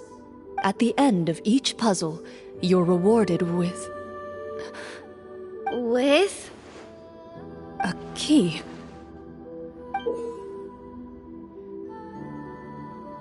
Oh, it must be the key to the big door. Huh? This is one of the Marechaussee Hunter keys that are passed down from generation to generation. It looks just like the one Master passed down to me. It is said that 4 keys in total are required to form the final, complete key. And it seems like we just collected 3 of them. That must mean... Huh? What's wrong? You hear a few strange noises. Suddenly, all the torches in the ruin go out at once. Huh? What's going on? Did we fall into another trap? For the sake of immersion, please close your eyes, everyone.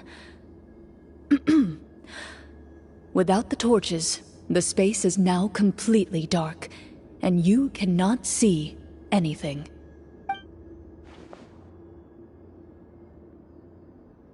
But Paimon can still see a little bit over here. Oh, right, sorry. Suddenly, you hear the sound of footsteps pierce through the darkness. There's someone else here? Oh, this is so unsettling. I can't see anything. I've been discovered then? Wait, that voice, it's... You recognize the voice as belonging to the guard who led you to this place. It appears he now covets the treasure for himself, and has come to stake his claim. Oh, so this is just part of the script. Then I can probably relax. Well, if we can't see anything, that means we can't fight to the fullest of our abilities. Should we retreat for now? Judging by the way he's holding his sword, he must be a real Marechaussee hunter. But this isn't part of the script. Retreat? That's not the hunter way. If it's dark for us, then it's dark for him. We choose to fight. Your choice is noted. Please keep your eyes closed until I tell you the torches have been relit. This battle will be in the dark. You got it! Well then, let us begin.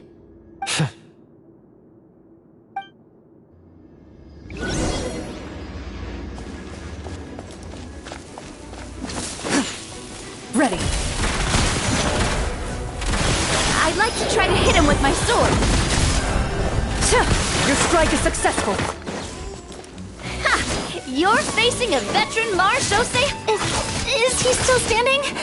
Goodness, he sure has a lot of HP. Is it over? Can we open our eyes now? The enemy is strong and relentless, but the battle is nearing its end. The torches have not been relit. What about now? Final strike. Ha!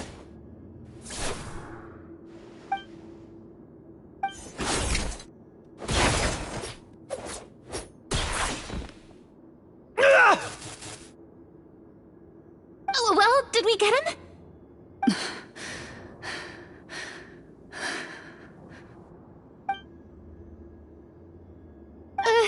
Glorian? Warm fire flickers across the walls once more.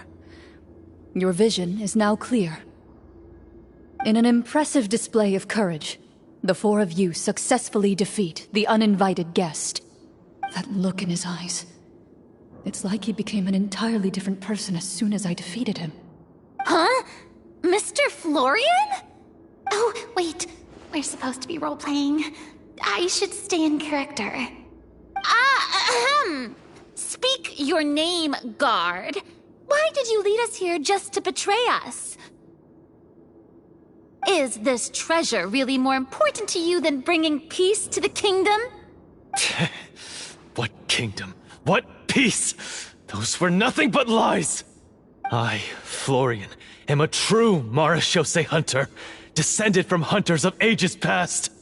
So he's also using his real name. Or, wait, was that the name of his character from the very beginning? Then I'm even more confused. If you truly are a Marechaussee hunter, shouldn't you want to help us just like you said before? Shouldn't we fight together for the sake of the people? What do you know? In this day and age, there's no glory to be had as a Marechaussee hunter. What's that supposed to mean? My skills were passed down to me by my father. We lived a life of obscurity in the remote wilderness. Still, he devoted everything he had to being a Marechaussee hunter. And what did he get in return? A life of poverty and pain. In a world that forgot all about him. When he died, not a single person came to mourn his passing. The Marechaussee hunters were the ones who saved this city. We're heroes. We deserved more recognition and respect than this.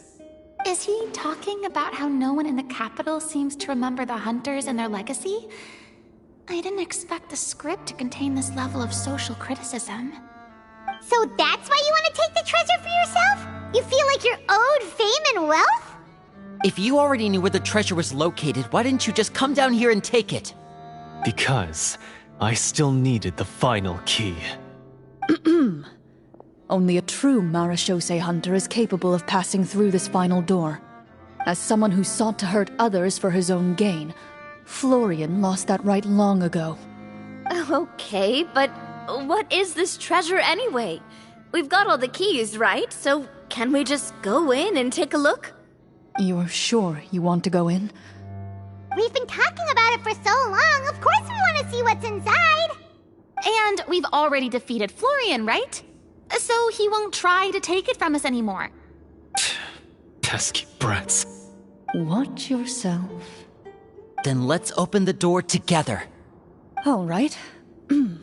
Your choice of action is confirmed.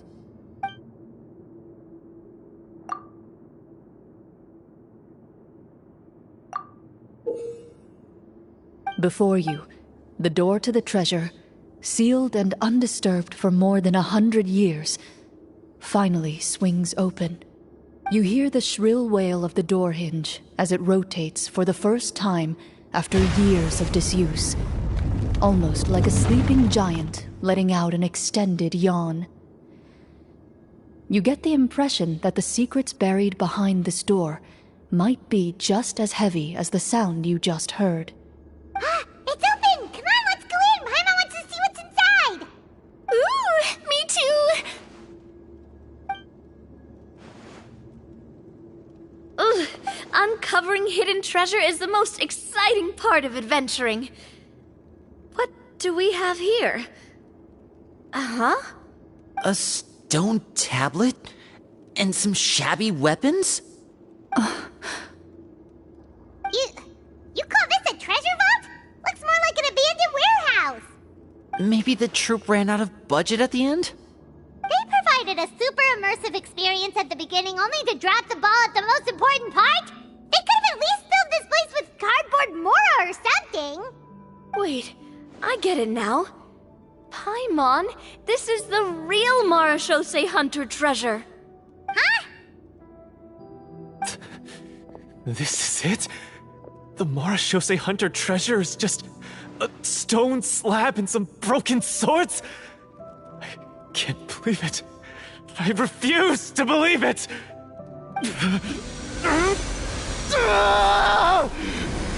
Whoa, are you okay? The Marashose Hunter before you appears to suffer a serious mental breakdown. He needs to leave the room for a moment to collect himself. One of you seems to understand the significance of the treasure already.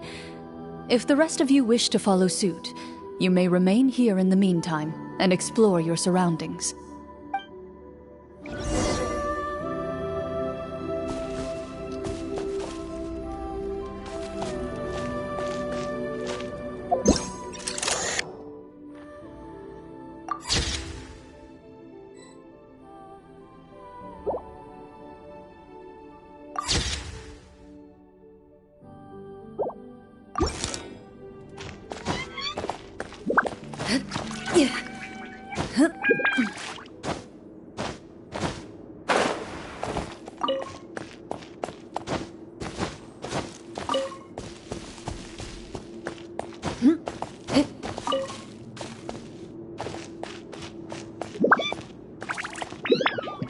What is the treasure supposed to be?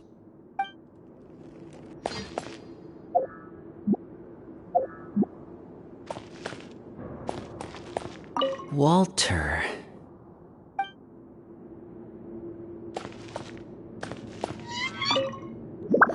The names on the tablet.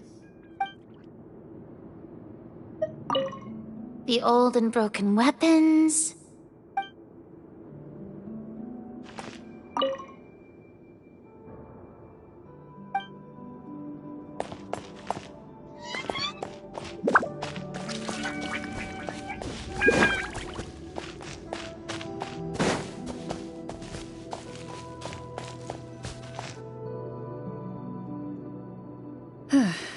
So, how are you doing? Feeling any better? What just happened? Do you remember how you got here? Or what happened to your body just now?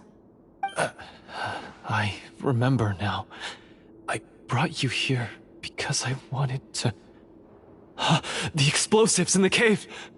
You mean these? Huh? How did you...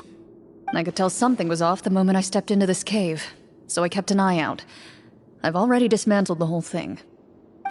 So the strongest champion duelist in all of Fontaine saved the day once again. Guess I shouldn't be surprised.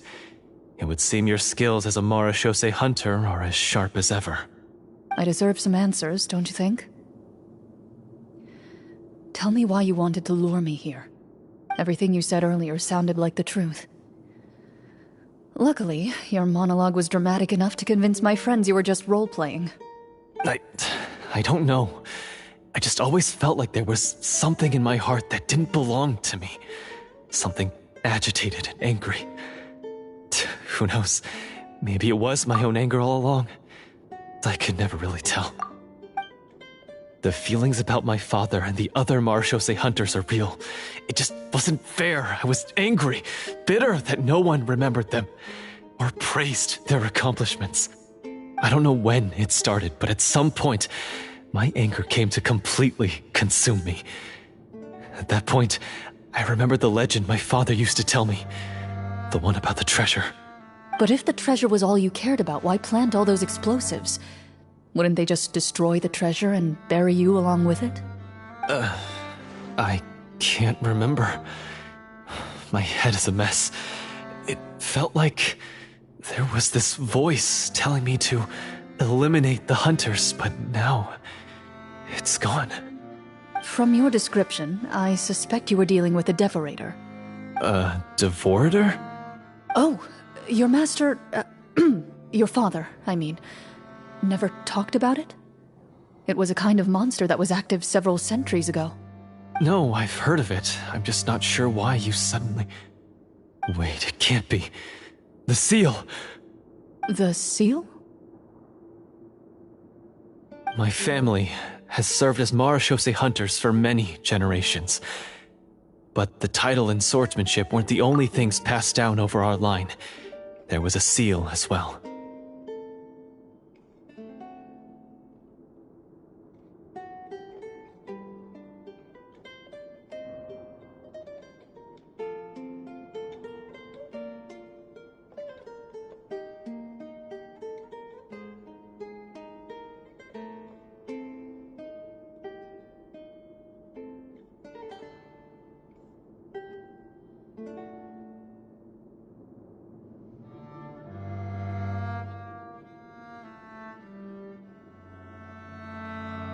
My father instructed me to always watch over that seal and maintain it regularly.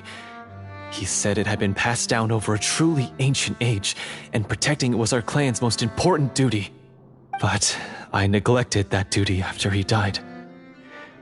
I finally decided to come down and check on it one day, and that's where my memories become fuzzy. The Devorator would be a formidable adversary for any mortal being, even ones as capable as the Hunters. If you lacked the power to completely destroy it, you could easily fall prey to its influence and corruption. In light of this, some Marechaussee hunters chose to seal the Devorator away, in the hopes that a permanent solution would come with the passage of time.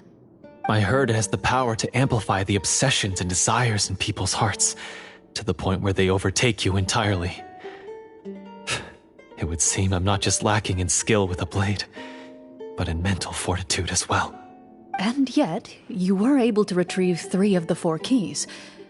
If I remember correctly, each was entrusted to a respected and capable hunter. How did you manage it? One of them belonged to my father. The second I stole from a different hunter. And the third was one that I snatched while the person was on the way home from the tavern. I nearly died in that alley. I know just how strong you are. It's as clear as day to everyone in Fontaine. I observed you from dusk to dawn, but could never find any opportunity to sneak up on you. I never even saw you drink a single glass of liquor. The only way I could think to obtain that last key was to lure you here using your hobby, and then... Oh, I get it now. That monster, it wanted to bury you here alongside the treasure. I won't comment on anything else, but the script was good. Well, I did pour my heart and soul into it. The stories my father used to tell me about the glory of the heroic Marechaussee hunters and how they came to be forgotten. It's more than just a story. Huh? You're proud to be a hunter. You're still holding onto that part of yourself, no matter how small. I have done so many despicable things. I have nothing to be proud of. Then explain the purpose of the evil sorcerer in your story. Huh? Isn't he the true antagonist? The one who sought nothing but his own gain, and used the people as pawns to attain it? In your heart of hearts, he was the one you truly wanted to defeat. But I've already tainted my sword. I no longer have any right to... Wake up, Florian. Remember how you introduced yourself earlier. Do you really think the hunters acted out of a desire for honor and glory? Or to be loved and acknowledged by the people? What did your father teach you about our order?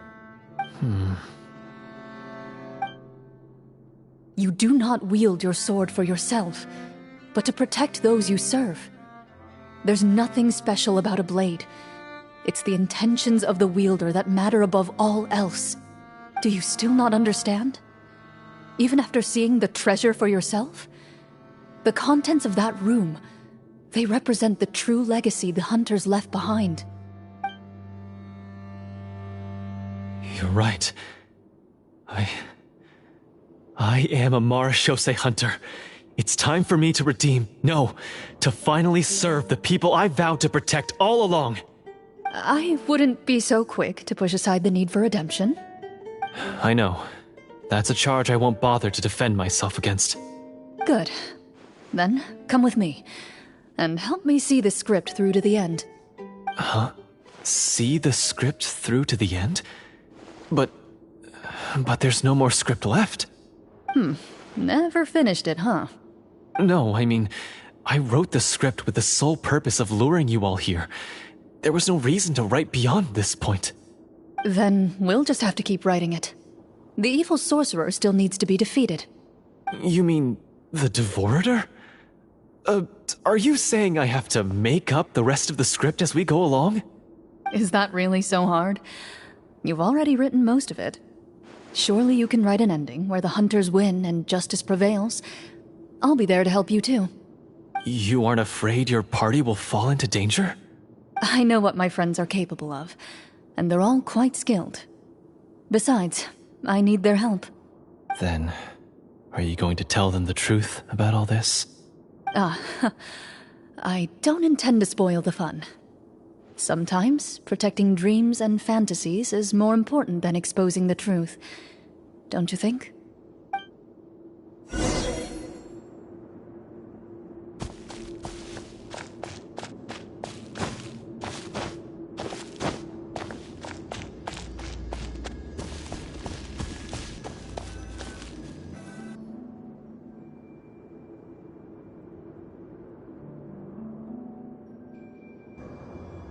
They're back!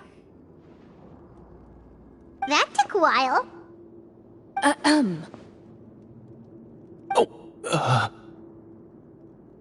Ahem! My fellow Marashose hunters, please forgive me, for I have sinned. Tone it down. Sorry. After crossing swords with you and witnessing your courage in battle, I've rediscovered my true self and regained my pride as a Marashose hunter. Oh, do I smell a redemption arc? I confess, I was brainwashed by the evil sorcerer. He asked me to lure you here so he could bury you in this cave. That little... Wait, you're saying all of that wasn't you, but the evil sorcerer? That's right. He's adept at manipulating the hearts and minds of the people. I fell under his influence because I did not possess a strong enough sense of will. Huh. And how are you going to prove that you're a changed man? We're not going to fall for the same trap twice. To be perfectly honest, I only came to my senses after seeing the treasure. It reminded me of my father's past teachings. The treasure was actually... The names of all the Marashose hunters from ages past and their weapons?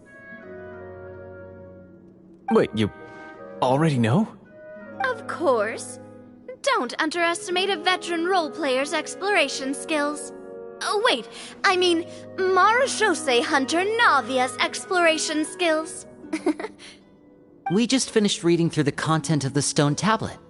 That tablet recorded the lives of some fascinating people. For example, this Marashose hunter called Est. She inherited the responsibilities of the Golden Hunter and passed judgment on many people.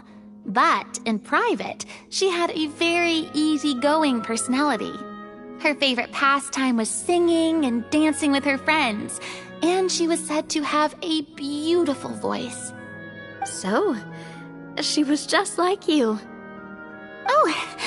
You really think so?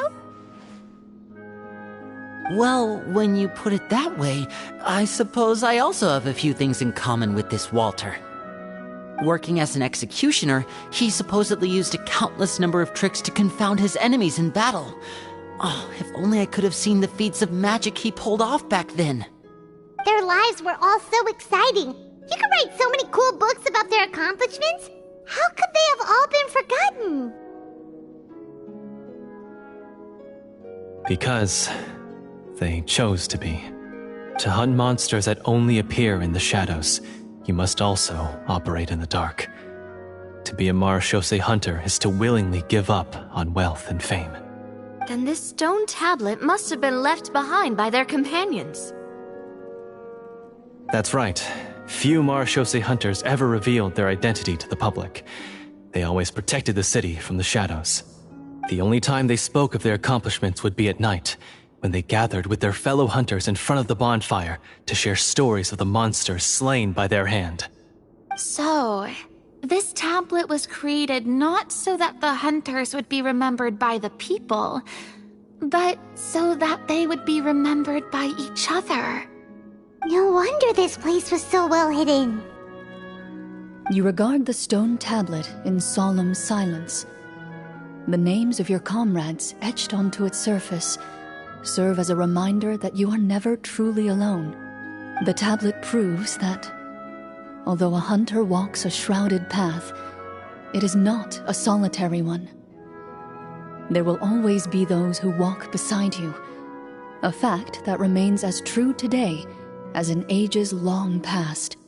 Their legacies shall continue to be passed down from generation to generation, as everlasting as the stone onto which their names are carved. Father, you once told me that I should seek out the treasure if I ever became lost. So this is what you wanted me to find.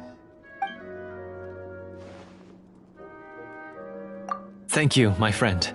You are very kind. I implore you, everyone, please give me a chance to make up for all I've done. Allow me to fight alongside you and defeat the evil sorcerer that threatens the peace and prosperity of everyone in this kingdom. Well, I say we let you join. Sounds good to me too. Everyone makes mistakes. What matters is what you do to make up for them. I have no objections, but Mr. Florian, do you even know how to defeat the evil sorcerer? When he took over my mind, I gained some insight into his thoughts. Every time I thought of the treasure, he reacted with a strong sense of fear. Huh? He's afraid of the treasure? But there's nothing here except some broken weapons and the stone tablet. What if the secret's hidden inside these weapons? GM, permission to investigate.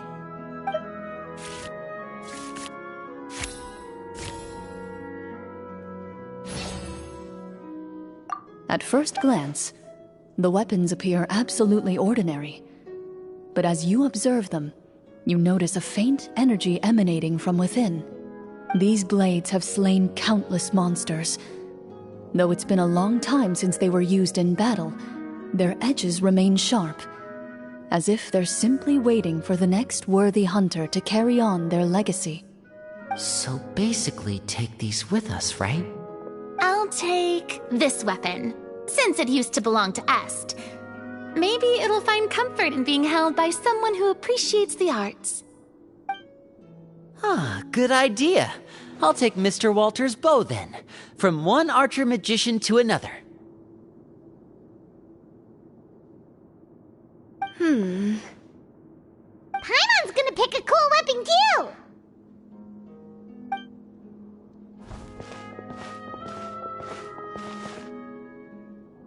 As you grip your weapons, you can almost feel the will of past hunters coursing through your being. It's a feeling of courage, determination, a silent vow passed down from generation to generation that says, eradicate the monsters, no matter the cost.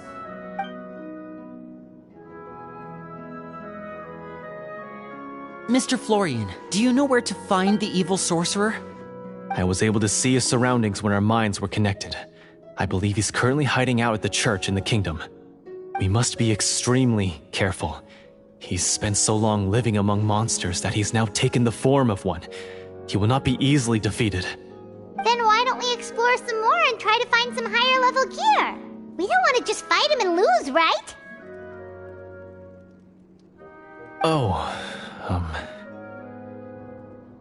No, we have to strike now.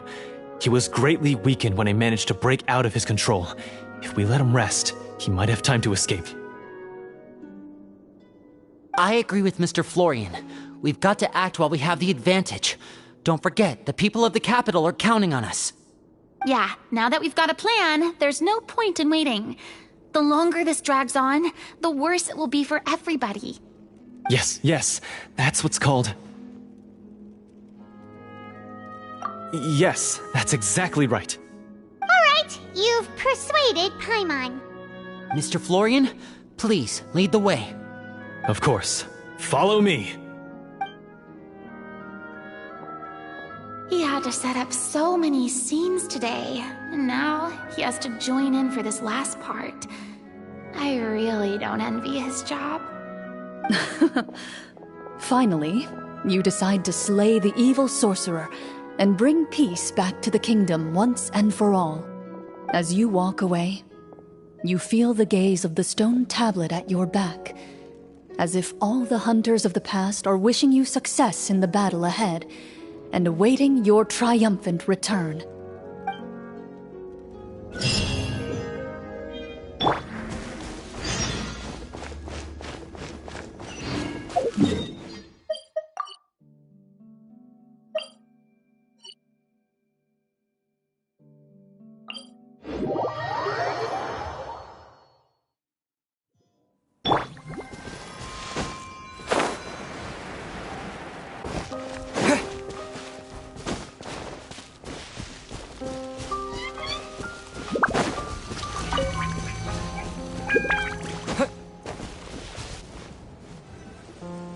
Finally, you arrive at the church Florian described. As you approach, an ominous aura surrounds you.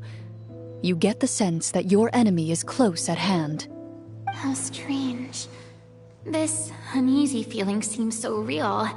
How did they manage that? Now, it is time for the final battle. Let's go!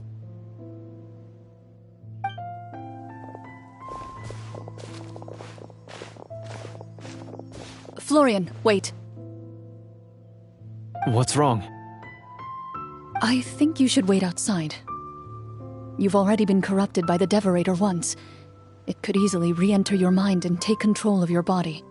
I don't think it's a good idea for you to be this close. If it corrupts you again, it's possible you might take on a new form entirely. That's exactly why I have to go. Why I should be at the very front. You mean... Yes. I intend to lure it into my body. That's too risky. If things get out of hand, I might have to kill you. Do you understand how dangerous this is? I understand, but if I do this, you'll have a clear and visible target. The Devorator will have a hard time passing up a chance to enter a body it knows how to control. You won't have to worry about any of your friends being taken over. You're not like me, Miss Clorand. You're a just and powerful Marechaussee hunter. The monster broke free due to my error. It's only right that I shoulder the responsibility for its destruction. This is... something that I have to do. Consider it a duel to restore my honor. My only request is that you give it your all.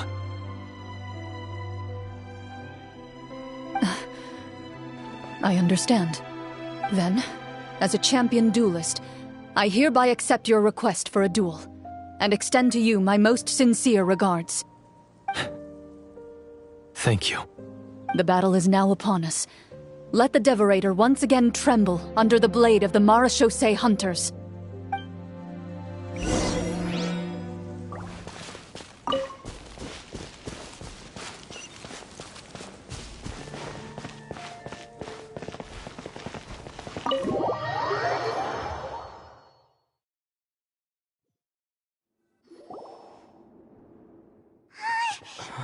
Huh?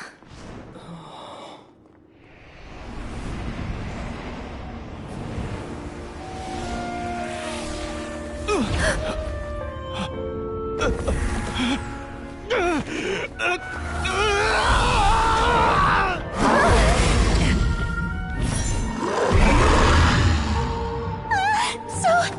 lifelike!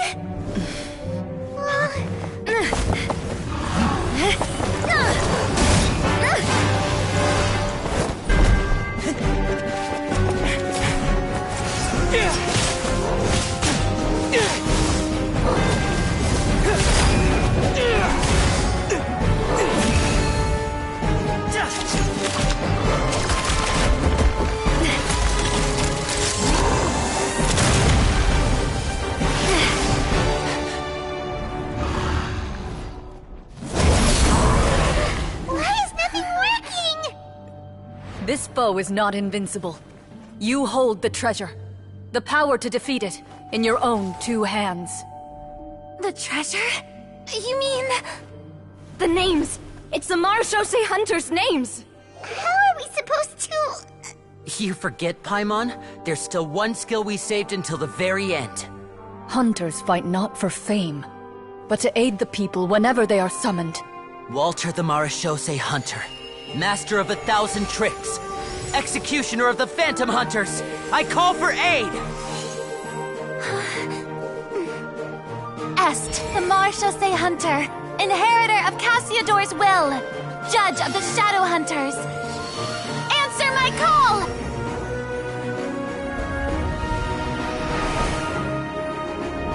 Petronia, protector of justice and order. The hunter I respect the most. Thank you for saving my friend, the best one I'll ever know. Please, lend us your strength!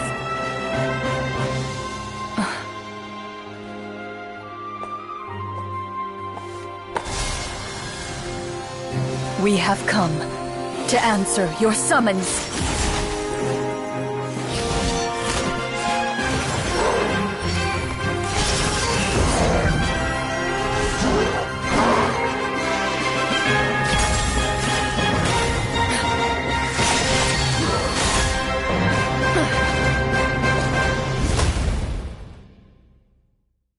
And so, the monsters were eradicated, and the sorcerer was defeated. Peace soon returned to the capital. Those in the court, manipulated by the sorcerer, also recognized the errors of their ways. Some remembered the names of the heroes who saved their kingdom, but others simply continued their lives none the wiser. Such is the story of the Marashose Hunters. They pursue the phantoms in the darkness and exterminate all who pose a threat. They will always protect the city and those within it, even should all memory of their accomplishments be forgotten by the very people they serve. I am assuming we've finally reached the end of the script. Yes, you've reached one of the better endings. It's a pretty solid story overall. I thought it was just an ordinary adventure at first, but the further we got into it, the more impressed I became with the production and the plot. That final battle especially. All the effects were super realistic. Oh, right. Yeah, totally.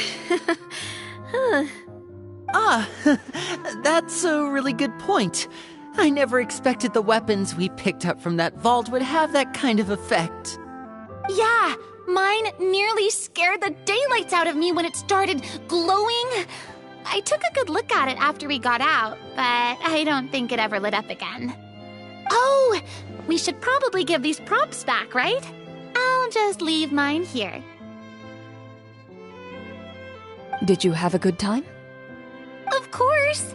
Let me know if another script like this comes around. Sure, no problem. Then I'll head back for now. I think I need some time to fully digest everything that just happened. Once Mr. Florian is awake, please pass on my regards to him. He must be extremely exhausted to have passed out cold like that. You're right. He's had a lot to deal with. Well, see you all some other time. Toodaloo!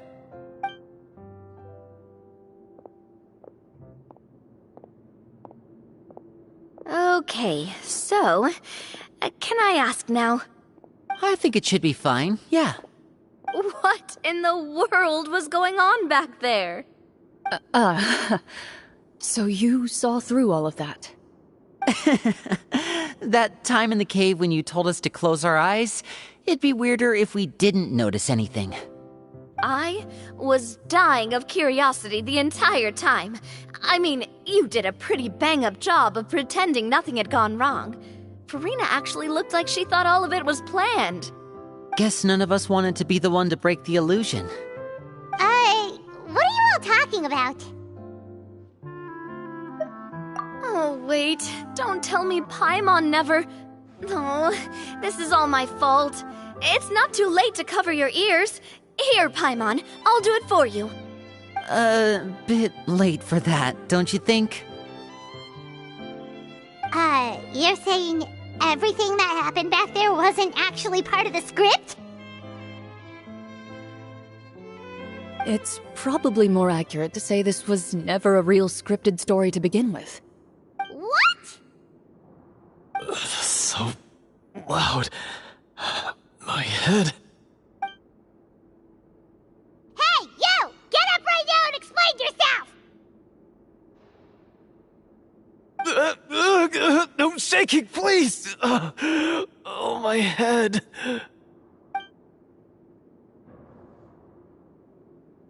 Did Paimon just hear that right? You guys made up that whole last part on the spot? It's not nice to lie to people, but Paimon's gotta admit, that was a really good story, Florian. Oh, and nice improvisation, Florian! Yeah, it was like watching a magician improvise a spectacular magic trick after forgetting an important prop. If Paimon knew something was wrong with that vault, she would have floated straight in the opposite direction. Everything was under control. As if you've ever described a situation as being out of control. I'm pretty sure any situation you consider to be easy to handle would scare a reasonable person half to death. Guess I'm just used to it. You must run into a lot of unexpected situations then. That explains why you're so good at coming up with things on the spot. As for you, Florian... I know there's no excuse for what I did. I'll turn myself into the guards at once, confess my crimes, and accept any punishment that comes my way. I would say you've already suffered more than enough. What?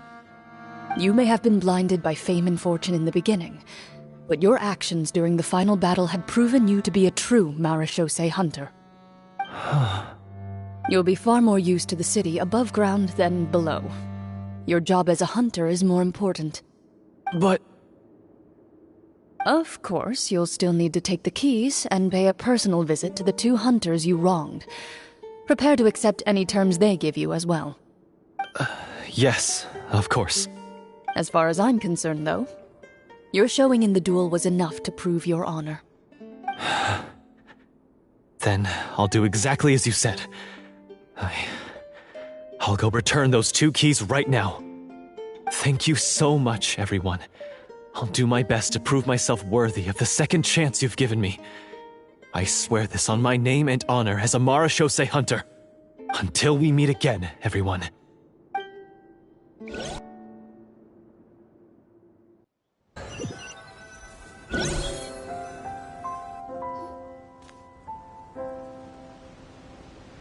Speaking of Marechaussee hunters, what should we do about the treasure in that cave? Leave it be. Are you sure? We could show it to people, make it so that the hunters are remembered. Don't you want that? No. Every name on that tablet made the same choice. All hunters know what the path entails. I am no exception. My identity as a Marechaussee hunter is not something I need people to remember. I wish only to be recognized as a champion duelist. Nothing more. That's certainly very different from the path of a magician. Still, I admire your decision. Wait! Paimon just remembered something. If there were no special effects involved, why did our weapons begin to glow during the battle? That's because the Marashose hunters of ages past would often imbue their weapons with special enchantments to suppress the monsters. Whenever a monster was nearby, their weapons would start to glow. Oh, so that's why they had an effect on that guy near the end. I really thought the summons were doing all the work. Well, I'm sure the summons were a part of it too. Oh? How so? This particular devorator probably hailed from the same era as the hunters we saw in the room. The names you recited all belonged to the bravest hunters. Countless monsters fell to their blades. That's likely why the devorator visibly reacted when you said them out loud. So the names held the power all along! Navia. Everything you said during your summon. Huh? Oh, I meant what I said. I mean, it was true to my character, so yeah, I'm glad you heard it. Just don't make me repeat myself. It's embarrassing. I really appreciated those words. All right. Don't get all sentimental on me. Anyway, let's not talk about that anymore. I'm going to go on ahead. Don't fall too far behind now. She ran off! I should probably head back as well. This story was truly incredible. I might have to spend the whole night telling my siblings all about it. Goodbye.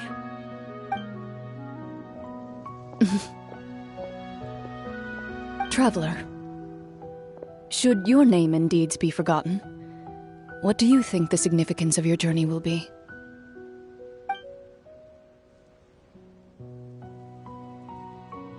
I suppose the significance would be the journey itself and the world we helped create. There's still value in the time I shared with everyone here, in the things we were able to accomplish, even if no one remembers them. A great answer. I'll remember it. Me? The Marashose hunter says nothing in response to that question.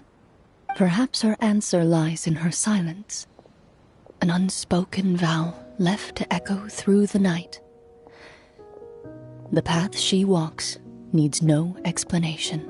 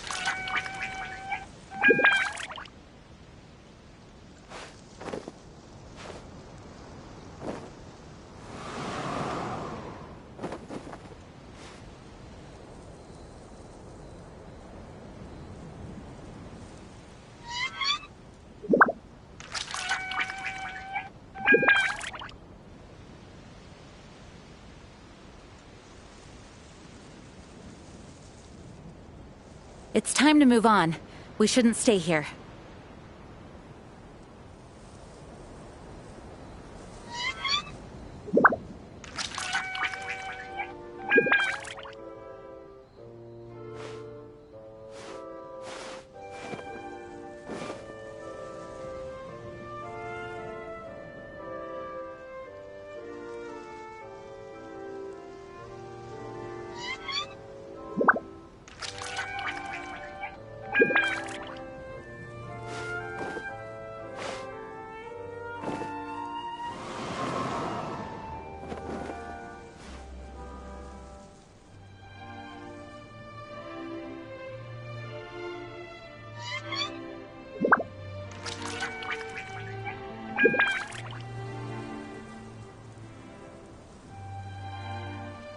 Onwards! We have work to do.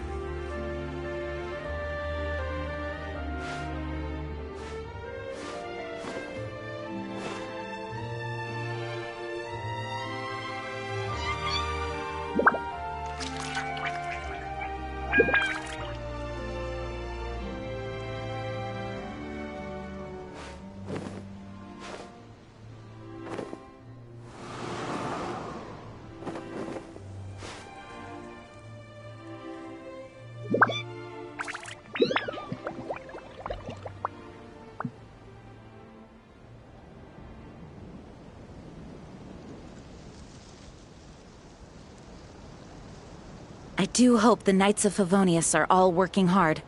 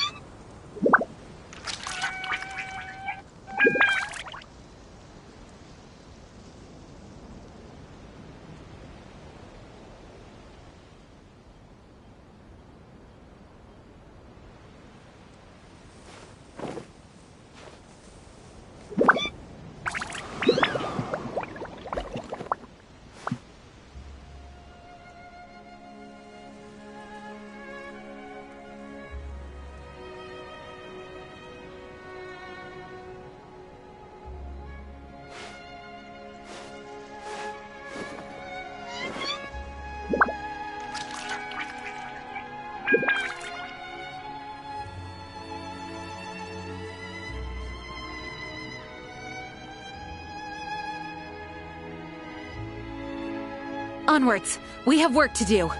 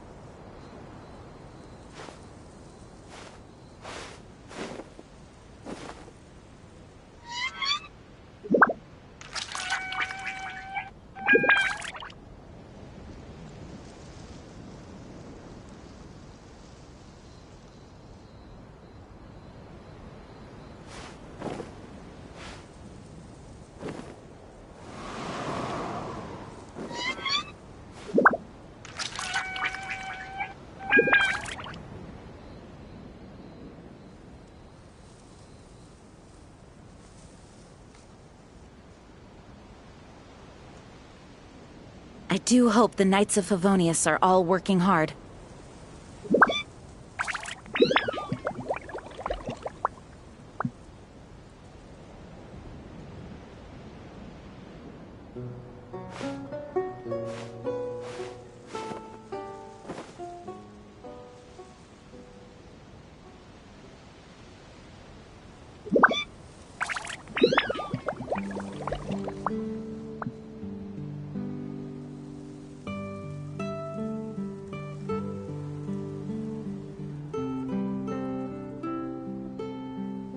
It's time to move on. We shouldn't stay here.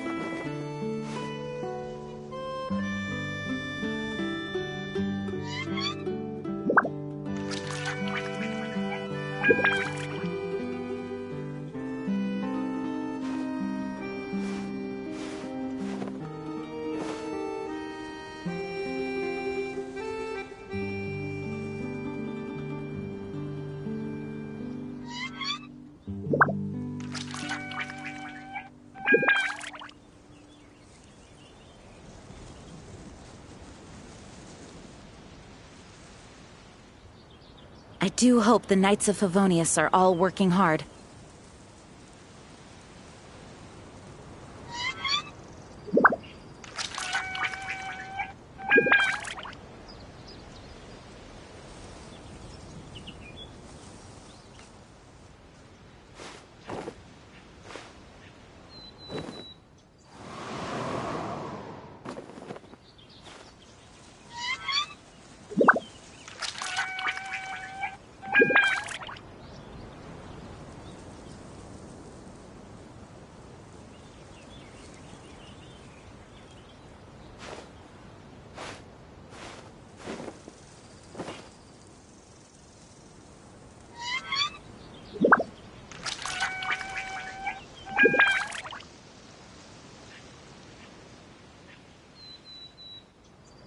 Onwards! We have work to do.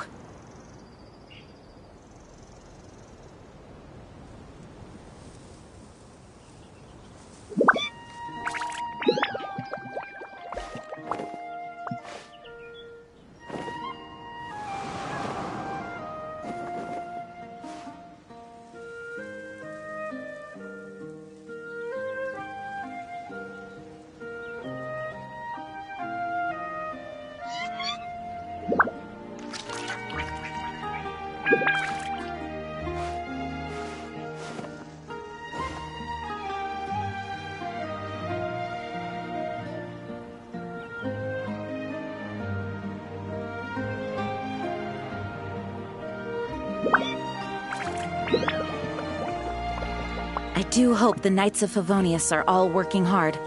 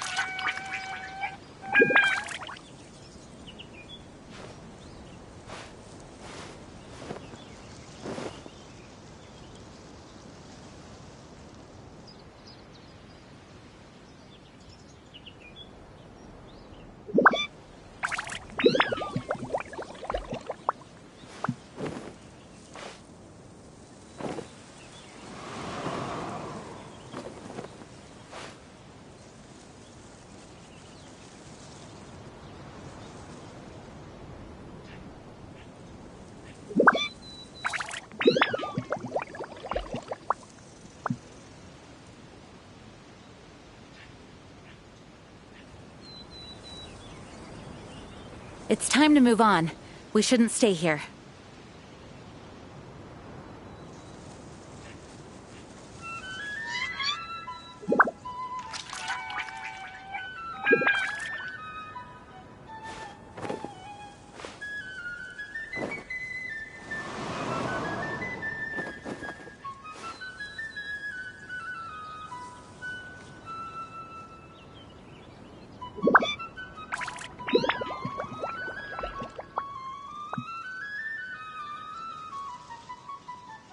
Onwards! We have work to do.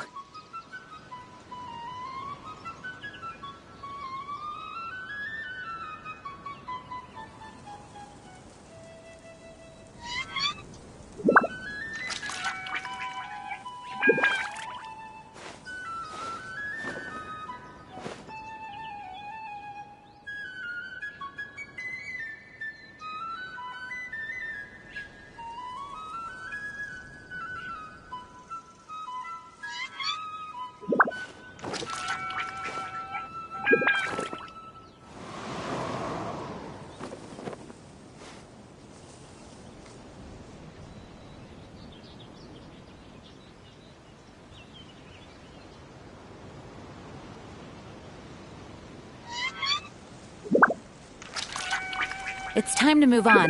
We shouldn't stay here.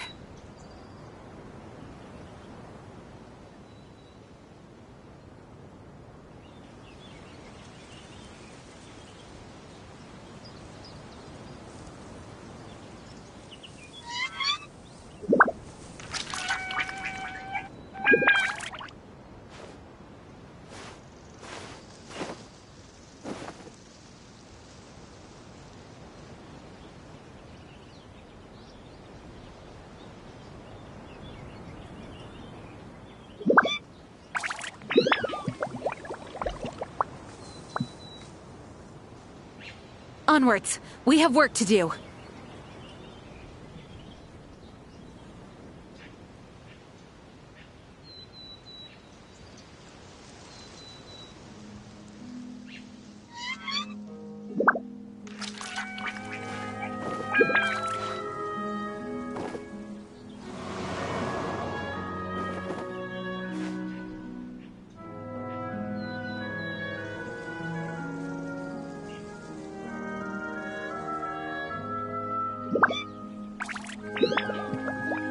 It's time to move on. We shouldn't stay here.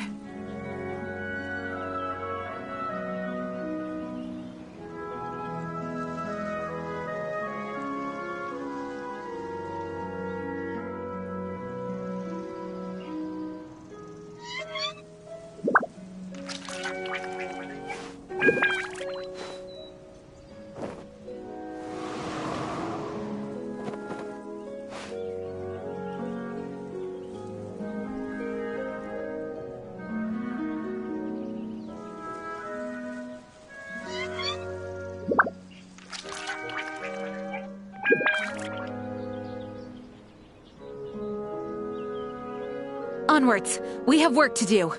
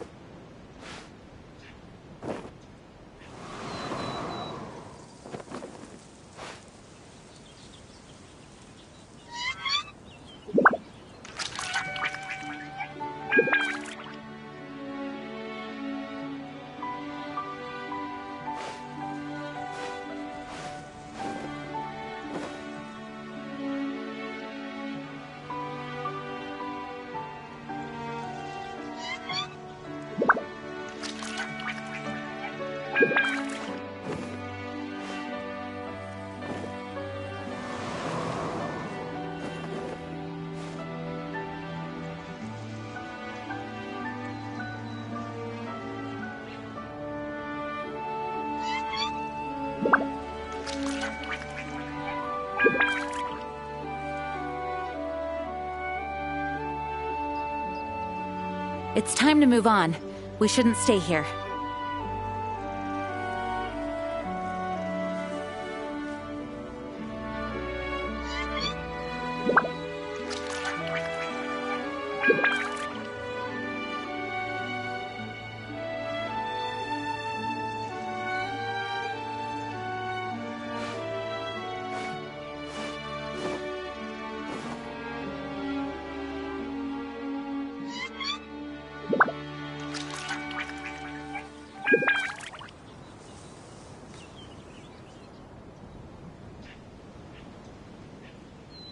Onwards! We have work to do.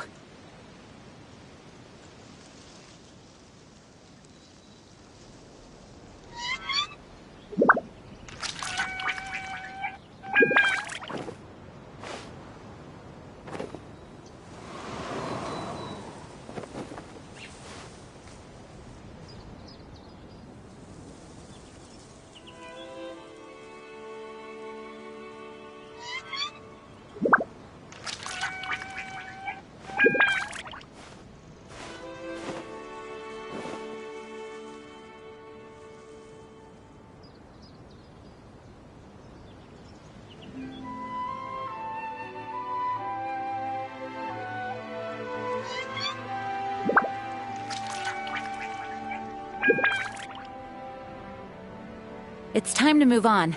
We shouldn't stay here.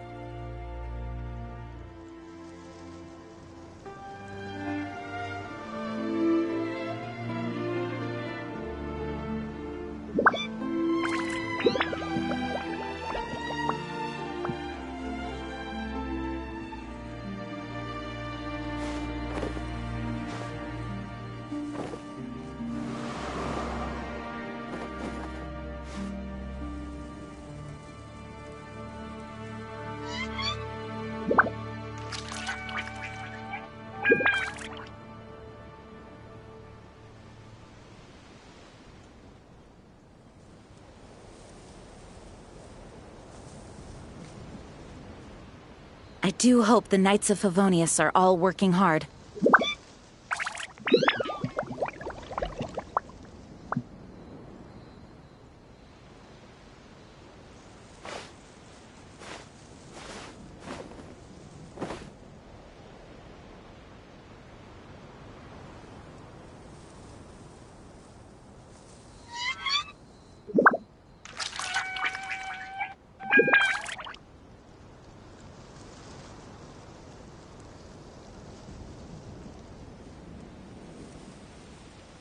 Onwards! We have work to do.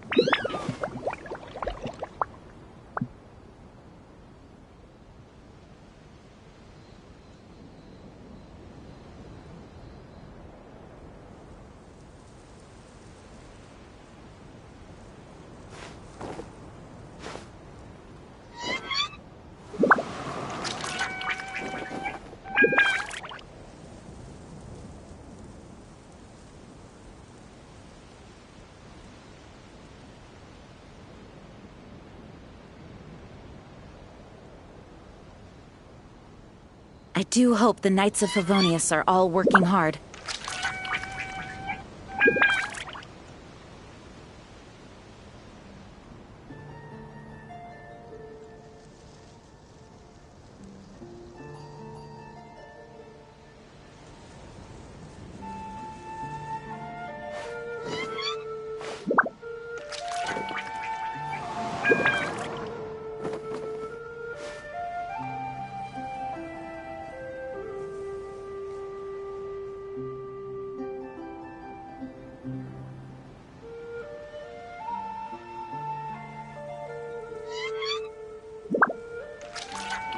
It's time to move on.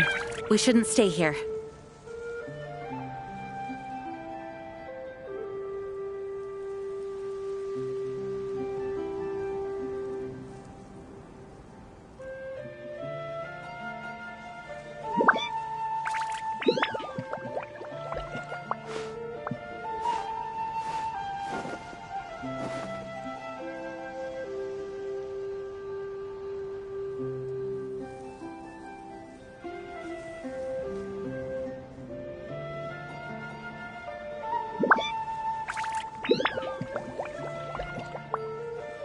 I do hope the Knights of Favonius are all working hard.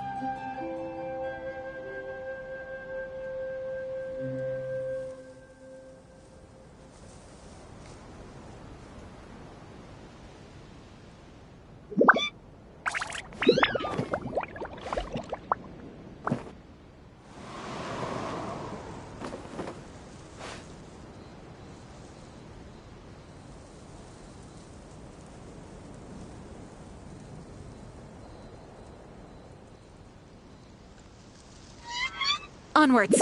We have work to do.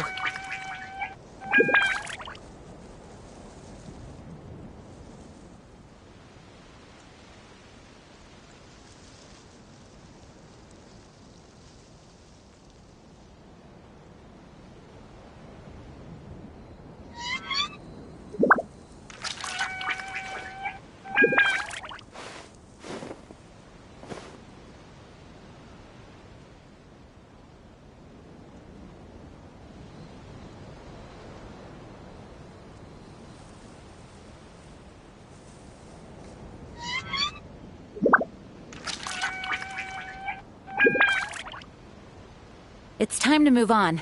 We shouldn't stay here.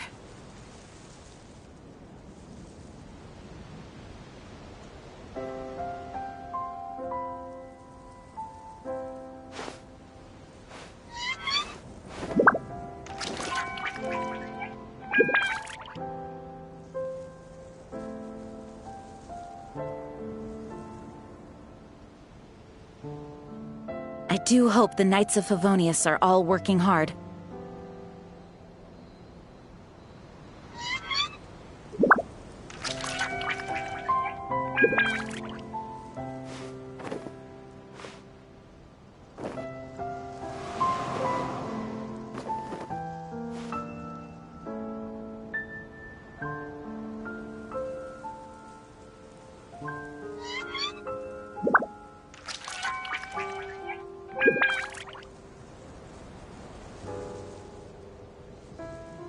It's time to move on.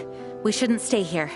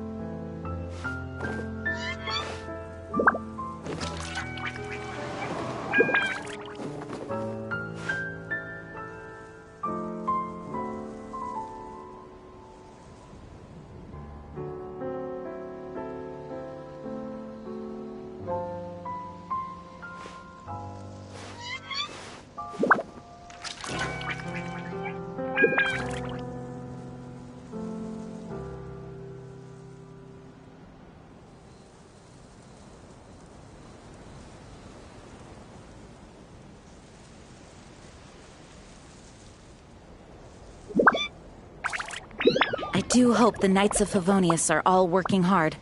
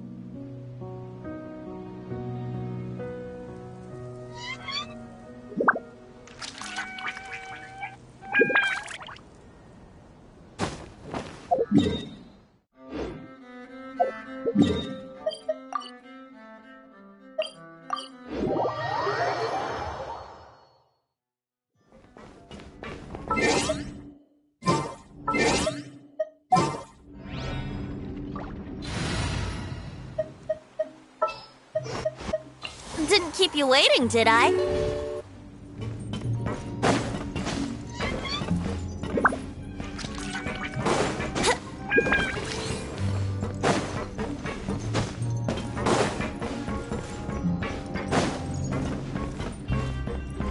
Wouldn't gliding be faster?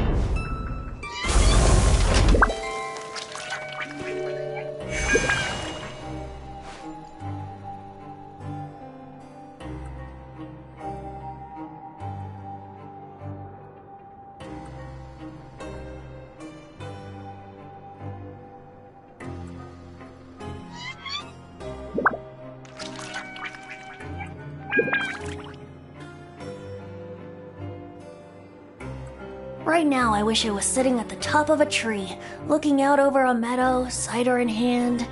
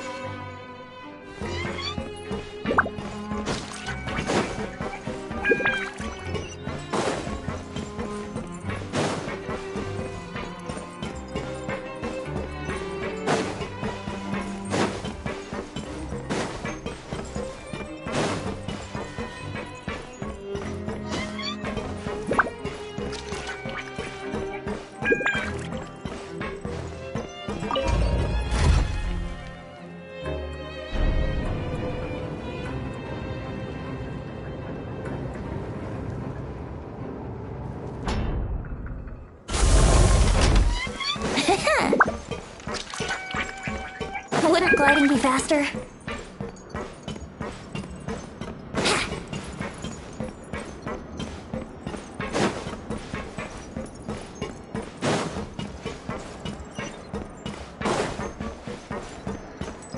Wouldn't gliding be faster?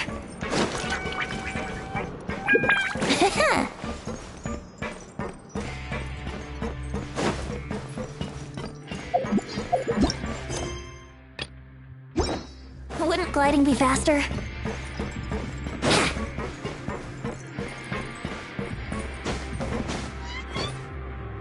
Whoa! How is the infirmary even busier than yesterday? Good morning, Traveler and Paimon. I have a few people here for a checkup, so you might need to wait for a while. No problem. Anything we can do to help? There's a bit of a complicated situation here. I'm still getting to the bottom of it myself. You have to believe me. I'm telling the truth. You're in a medical facility. Keep it down. Please, listen to me. I'm not Gascon. I'm Uy. You're a horrible liar, you know that? We get all your mugshots with the arrest warrants. It's clear as day that you're Gascon. You mean because of the way I look? I don't know what happened. I just woke up like this. Then you guys dragged me in here for an interrogation. I brought you here to figure out what's going on. If you truly are the victim of an injustice, yelling isn't going to achieve anything. At most, it'll delay your vindication. All right. I get it. This is nuts. Yesterday's interrogations went fine, and now this. Morning, Your Grace. What's going on?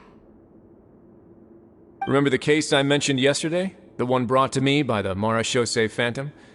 Well, we've been questioning the inmates involved this morning. Every single one of them is claiming mistaken identity. Huh. That's even weirder than what that guy was saying yesterday. The thing is, none of them have been able to provide any evidence whatsoever to support their claims.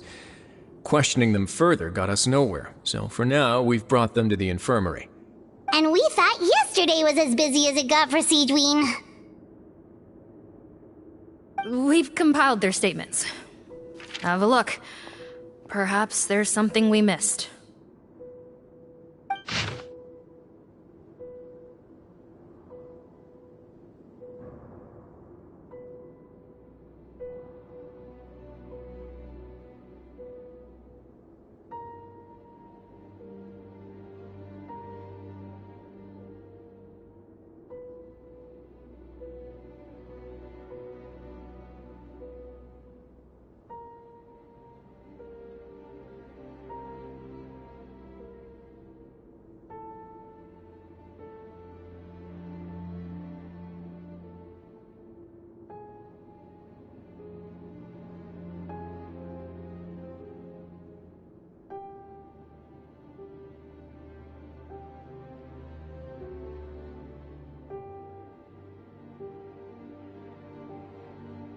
Wait. Release? Interesting. The inmates they spoke of in their statements appear to all be due for release today. I noticed that too. If that's their plan, they're underestimating us a little. Every serious offender claims that there's someone else who just so happens to be due for release today. And they're expecting us to go along with that. All the more reason to be cautious. Lumberzar, check the release list for today and make sure no one gets processed. We're gonna need an excuse, though. Just say we're out of forms, and that we're furiously printing more as we speak. I'm on it. It's conceivable that our group of serious offenders somehow found a way to switch places with inmates who are about to be released, so they can walk out right under our noses. We did consider that possibility. But I mean, just look at them. They match the warrants, period. How could there have been a switch? Only if they're dead ringers for the inmates due for release, I suppose. I gave you that name list yesterday to assist in your investigation. Did that help? Yes, the inmates' mugshots were attached to the list. The first thing I did was check for lookalikes, and I didn't find any. The only other thing that stands out to me is that their voices sound a little different today. But it's not exactly hard to put on a fake voice. Oh, really? What does our head nurse make of all of this? Give me a moment. I think I have a way to confirm whether there's been a switch. I know, it's not time to change your dressing yet, but please bear with me. Huh? Isn't that the guy from yesterday? This should be Honore. He has very severe facial ulcers, which require an operation in the hospital at the Court of Fontaine. I authorized him to leave the fortress for medical treatment under guarded escort. Yes, like I told you. I'm not Putton. I'm Honore. So there has been a swap. Well, I can see what happened in Potton's case, but how do you explain the other inmates? You're not telling me their souls switched bodies, are you? No, I believe it was their faces that got switched. The method is a bit like replacing a tooth. Take the bad tooth out, put a false one in. And actually, I think I can prove it to you. Traveler, Paimon, do you remember Eric from the other day? Yeah, sure do. Then you can be my witnesses. To start with, please fetch the inmate who claims to be Eric.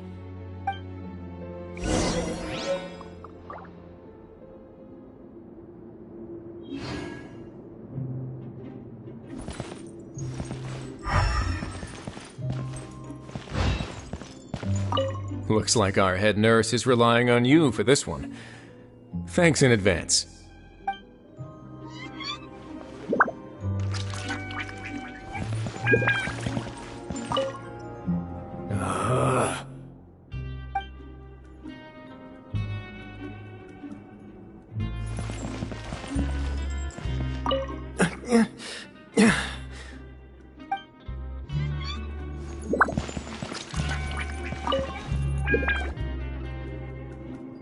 So, you're Eric? Yes, head nurse. It's me. You do believe me, right? I need to do another examination on you. Same procedure as yesterday. All right. It's the cognition test first, right? So I need to concentrate. Now, try to recall if you can. The last time we did this test, which finger did I hold up? I believe it was your index finger. But that means...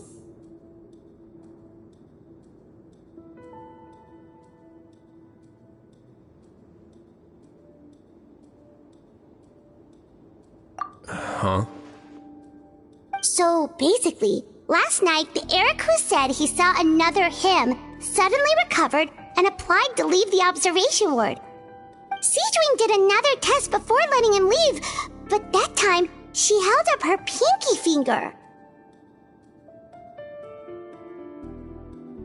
Huh? I don't know about any tests last night. There was nothing to do in the observation ward, so I went straight to bed. Then I somehow woke up in a high-security cell.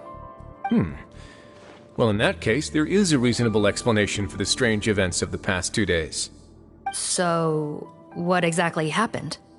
The gang of serious offenders wanted to break out of prison, so they identified a group of scapegoats, namely inmates whose terms were almost up, and planned to switch appearances with them. Last night, when Odilon was on duty, they ambushed him and had one of their group switch appearances with him using their face-swapping method. That allowed them to avoid scrutiny from the other guards. Then, once all the other inmates were asleep, Odilon spent his night shift carrying out the remainder of their switcheroo plan. However, they made one mistake. Henri changed his appearance to match Eric's earlier than he should have done, and ended up being spotted by the real Eric.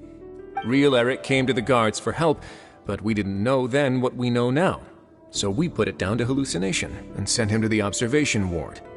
However, since one of the gang members was posing as a guard, they simply changed real Eric's appearance and had their Eric take his place, muddying the waters even further.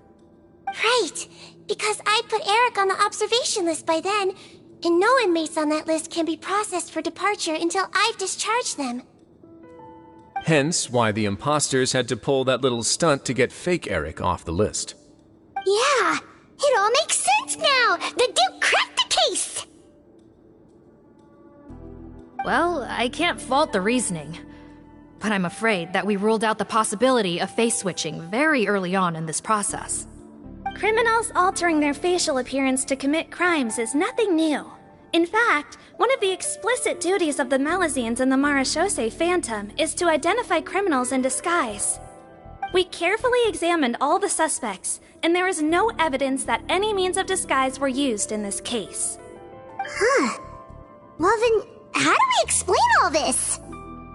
So far, it seems more likely that the gang stole documentation belonging to the inmates due for release, and are using that to commit identity fraud.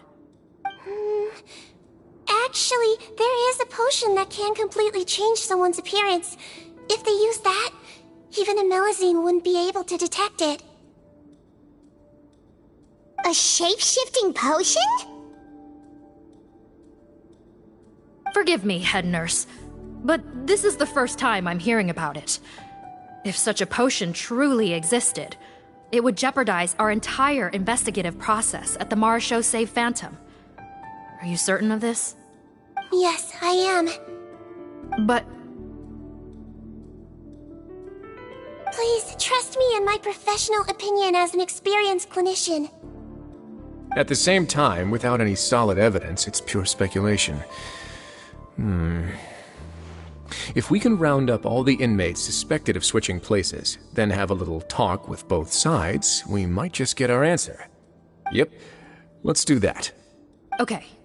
Well, it was our negligence that meant we had to come and conduct these post-internment interrogations. And I know it's put you out. We'll do it your way. Your Grace, bad news. I paused the releases like you asked, but we were too late. A bunch of people already got processed 2 hours ago. I checked the list, and sure enough, it's all the people who gave statements. 2 hours ago? That's before today's interrogations began. They had this all planned out. So there really was a switch after all. They really pulled the wool over our eyes on this one. We should be able to catch up with them if we leave now, right? Not if that potion is real. They can just switch faces again after leaving the fortress. And if the Marechaussee's Melazines can't even spot them, we wouldn't know where to start searching. Yikes! So we're at a complete dead end!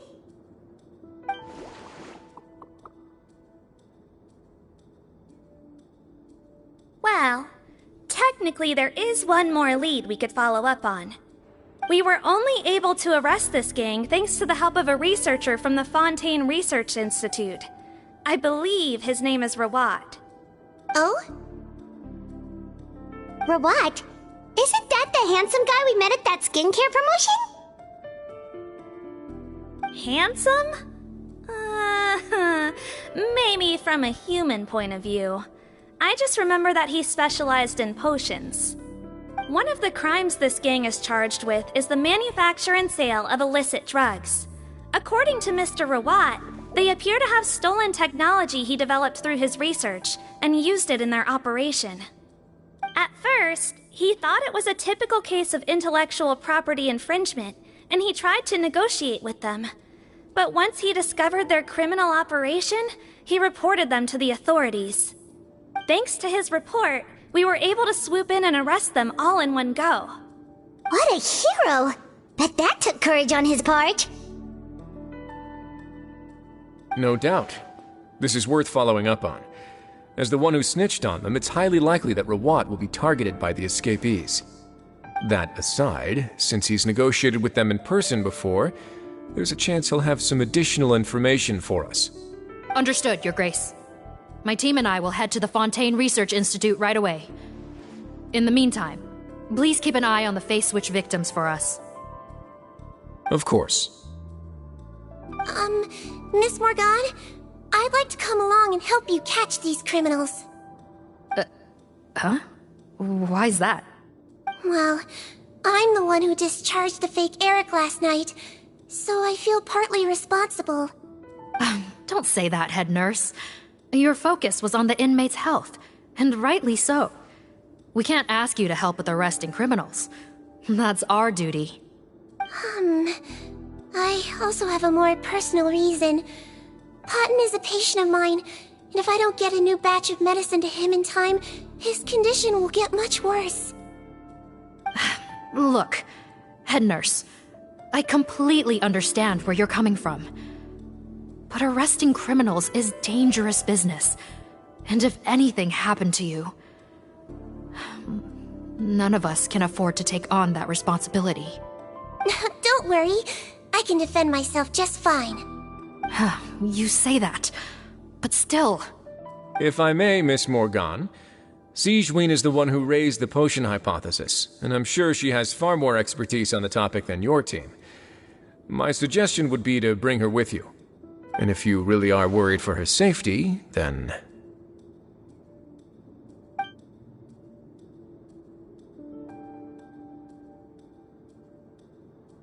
Ah, there you go, right on cue. Knew I could count on you.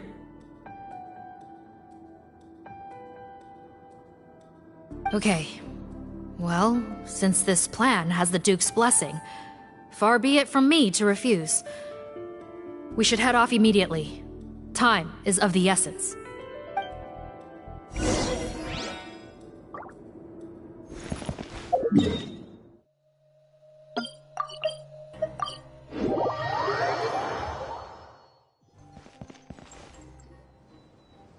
Greetings.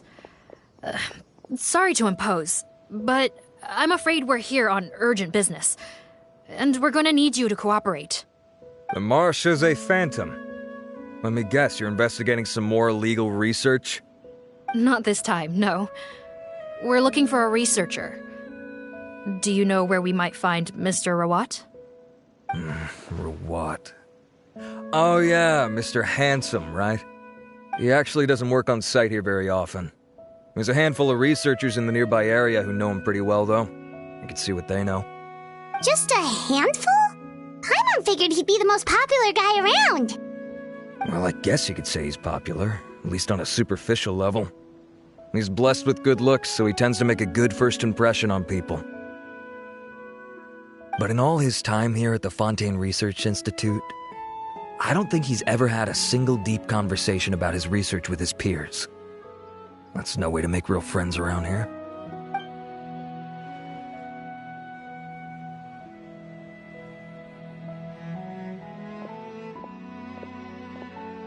That's so weird.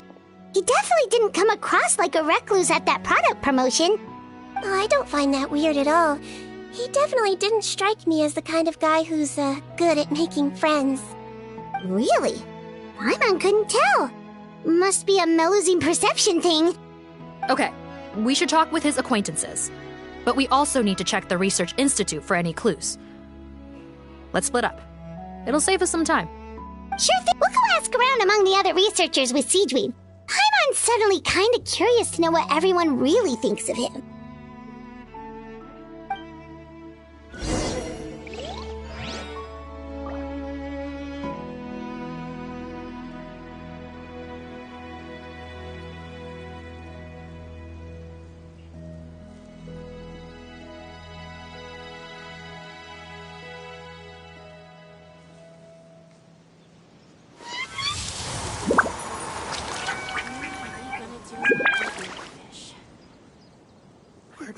start with all the accounting?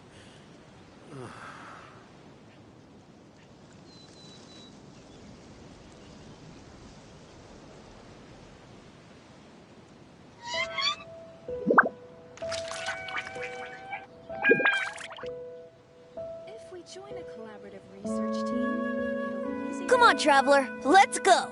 The world is full of lost ballads just waiting to be rediscovered.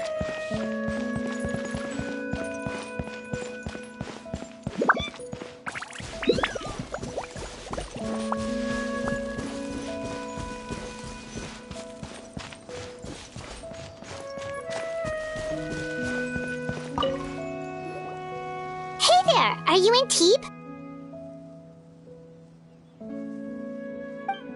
What do you want? We're here to ask about Rawat. Any idea where he might be? We were told you were pretty close with him. Close? Not sure that's the word I'd use. He wouldn't even let me use his patent. Huh? It's been a good few days since I last saw him. I don't know where he's at. Go ask someone else. Would the patent in question happen to be related to the new skincare product he developed? Yeah, kinda. Butterfly dew, or whatever he calls it. I heard he made a tidy sum off of that one. Okay, now we're getting somewhere. Keep going. Most of the other researchers here focus on mechanics, energy, stuff like that. I get why he wouldn't be interested in having anything to do with them. But I'm studying coatings. There's a huge overlap in our areas of research. Why would he refuse to work with me? I bought his product once and noticed it contains a unique substance that might have applications in coatings too. If it worked out, I could probably make as much as he's making. Don't get me wrong, I had no intention of plagiarizing his work. I was hoping to get official permission to use his findings in my own research. Followed the proper procedure. It was all above board. I would have had to pay him a license fee and everything. But despite that, he turned me down not once, not twice, but 3 times. It's like he's vehemently opposed to the idea of anyone else making the kind of money he does. Huh, so is Rawat antisocial, or is this guy just jealous?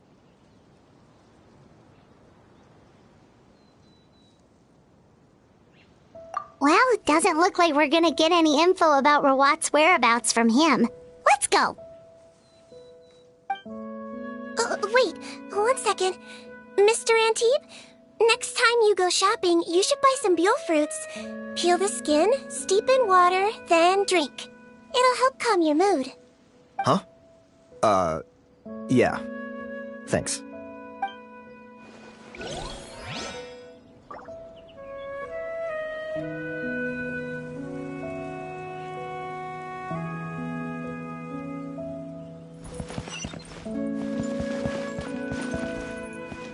Brace yourselves.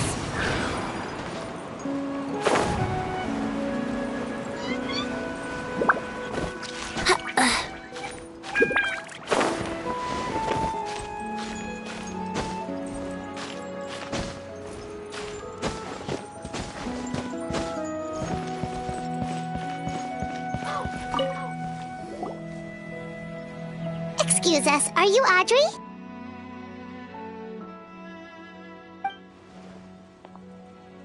That's me. What is it? Are you close friends with Rawat? We're trying to find out where he is. Close friends? You mean because I told him I had feelings for him once? I doubt I'm the first or last at the Institute to make that mistake. Why would you single me out as a close friend? I should have known, really. Men like him, they just enjoy being surrounded by fawning women. They're not interested in a serious relationship. Okay. We were just kind of wondering if you might know where we can find him. Why would I know where he's at? I barely know him, and he probably doesn't even remember me. Ugh, this is getting annoying. Shall we go ask someone else?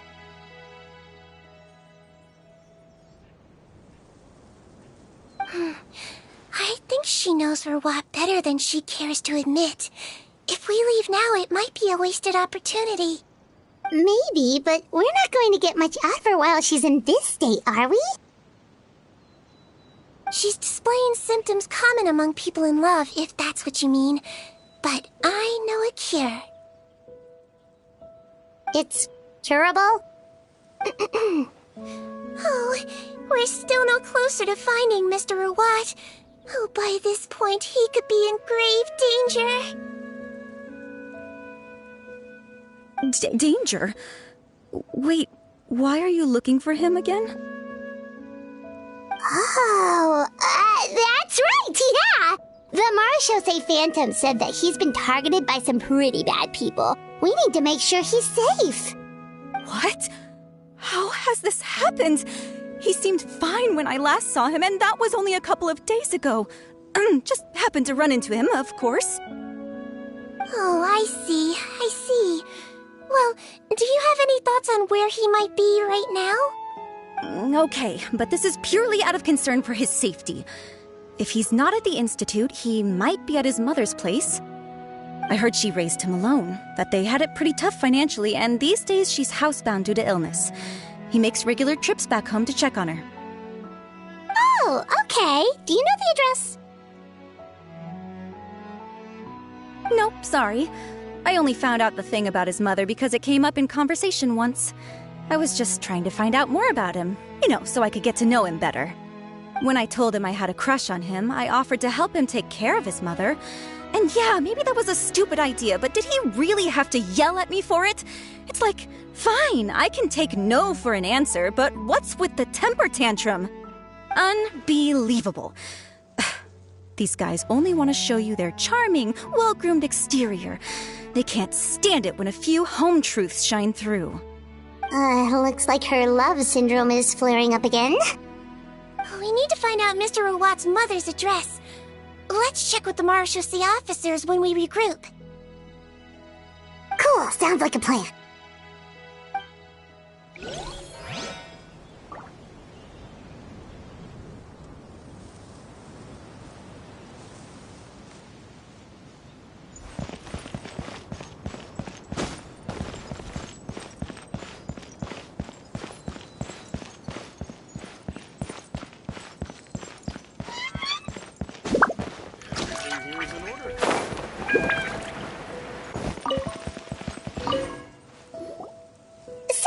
You, sir, but are you Bertram?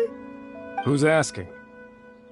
Just some concerned citizens helping out the Marechaussee Phantom with an investigation.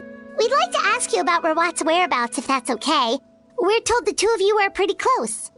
Not anymore, we're not. Turns out we don't see eye to eye. Oh yeah? What happened? The thing about us researchers is, most of us do what we do for some sort of higher purpose. But not Rawat. All he cared about was how to commercialize his findings. He won't even let you work with him unless you sign a confidentiality agreement first.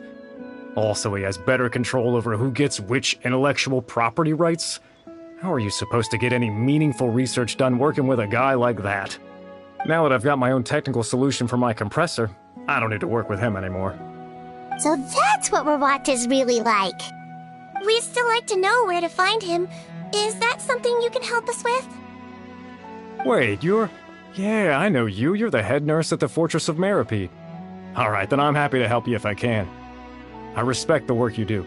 Medicine serves the highest purpose of all the sciences. Wow, turns out Sejuin's got some real clout.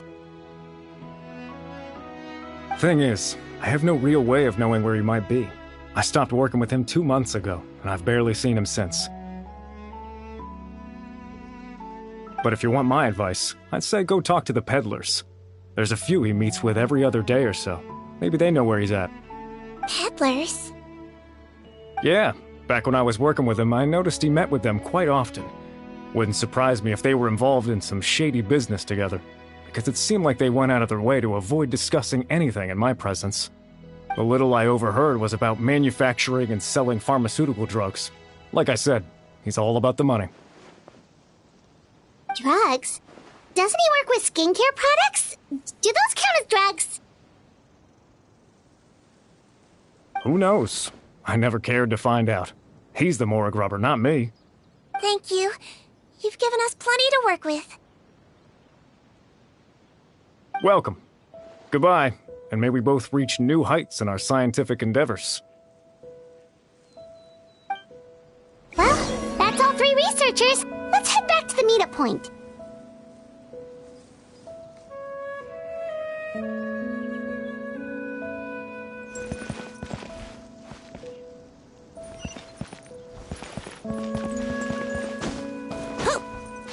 Huh?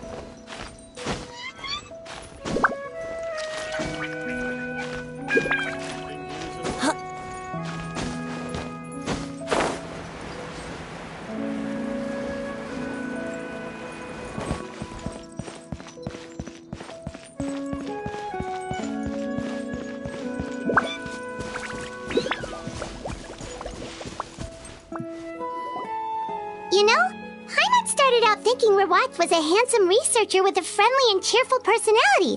It's such a surprise to learn that his peers have a different impression of him. So, what's your view of him now, Paimon? A handsome researcher whose difficult upbringing turned him into a profit chaser with a chip on his shoulder? So your thoughts about his appearance haven't changed at all? Well, his looks are kind of a big deal, at least in Paimon's opinion. How did such a handsome guy end up being so antisocial? Even with his difficult family background, it just doesn't make any sense. You can't judge a person solely based on their appearance. Head nurse. Traveler. I assume you've spoken with the researchers. What did you find out? Bertram mentioned Rawat's involvement with some pharmaceutical merchants. Do you know if he's registered any pharmaceutical brands? Since he was a whistleblower on such a huge case, I ran a background check on him. I don't remember there being any brands under his name. How strange. If he was so focused on commercializing his research and averse to sharing his technology with others, why wouldn't he have registered his own brands? Maybe he and his business partners needed to avoid public scrutiny? You think he may have colluded with the gang?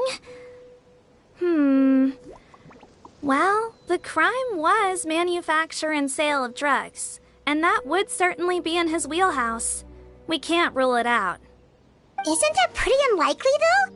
He was the one who blew the whistle on them! Most children who come to me with tooth decay have suffered pain for a long time already, but they'll still try to hide the fact that they eat too many sweets. Grown-ups and children aren't so different in that regard. If you say so. I saw him when he came to make his report, and I certainly didn't get the feeling that he was the type to collude with criminals. Perhaps it's more likely that they were coercing him. You mentioned that he comes from a poor family. So, it's possible that the criminals approached him asking for academic support, luring him in with the promise of riches. By the time he discovered who they really were, he was in too deep. They had leverage on him, so he was forced to keep working for them. I've seen it happen many times before. That does make a lot of sense. It would definitely explain why he was so unwilling to cooperate with his fellow researchers. No wonder he's so unsociable. He must be on edge all the time with a gang of crooks breathing down his neck. In that case, the situation could be worse than we thought. If Rawat was working with the escaped inmates, they're sure to know more about his whereabouts than us. Oh, there's a good chance they'll get to him before we do. Based on the information we've gathered so far, he was last seen 2 days ago. If no one's seen him since, maybe we're too late. 2 days ago? So he went missing right after that product promotion. That was the same day he reported the criminals, too. Not a good sign. Don't worry, everyone. I believe we still have a chance. Since he disappeared right after blowing the whistle, it's likely that he's gone into hiding. Yeah, he must have been worried that they'd come for him. All the more reason to find him as soon as possible. The only lead we have at the moment is his mother's house, which you mentioned earlier. Seath, think you can find the place? Yep. When you register a brand, the Court of Fontaine requires you to provide a legal address. The one Rawat wrote down was in the outskirts of the city. That should be the place. Okay, then there's no time to lose. Let's move.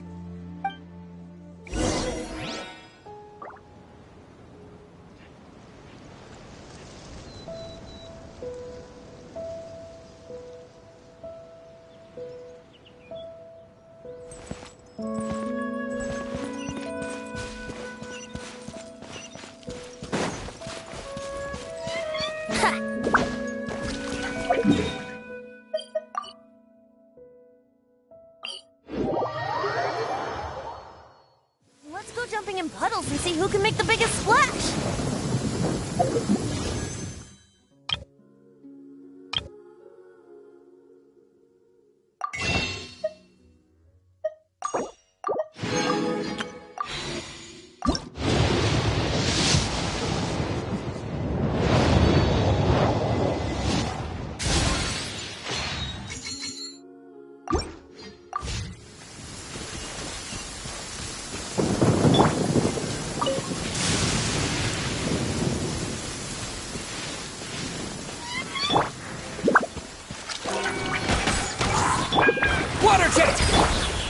Right here. Crumble!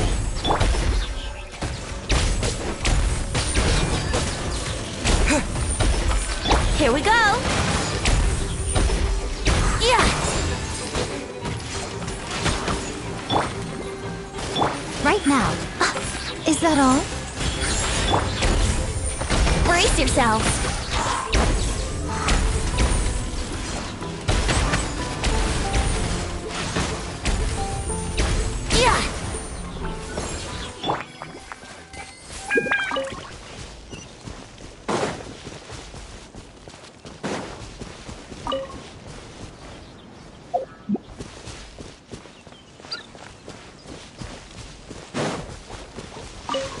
Right here. Emerge. Water jet! Let's play!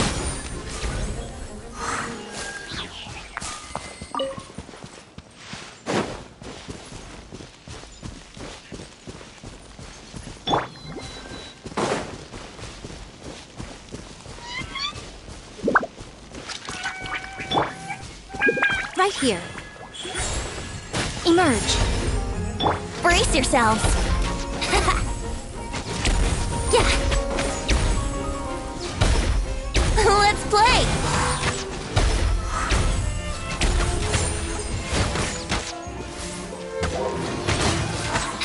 Yeah.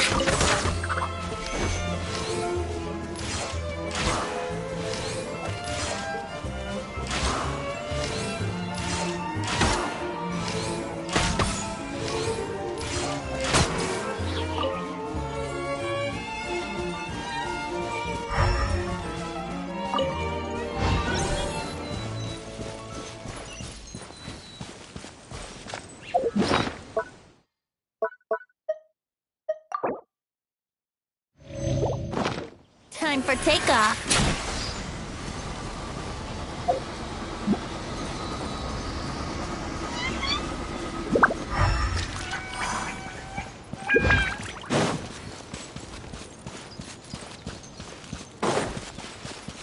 Yahoo!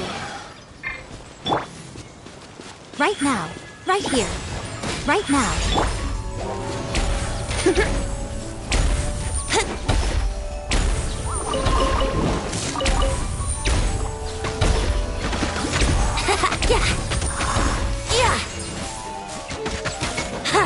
Brace yourselves.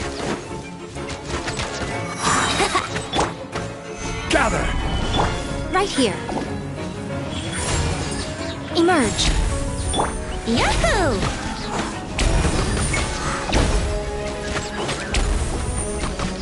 Yeah, let's play!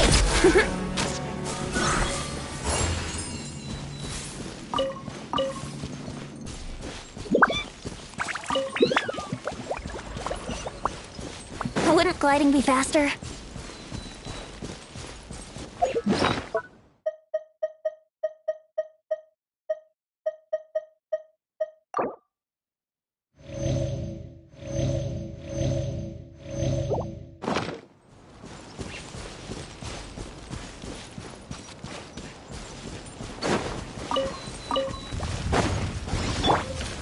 Stabilize!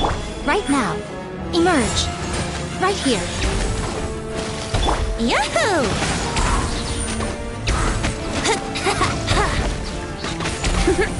Let's play! Emerge. Right here. Emerge. Here we go!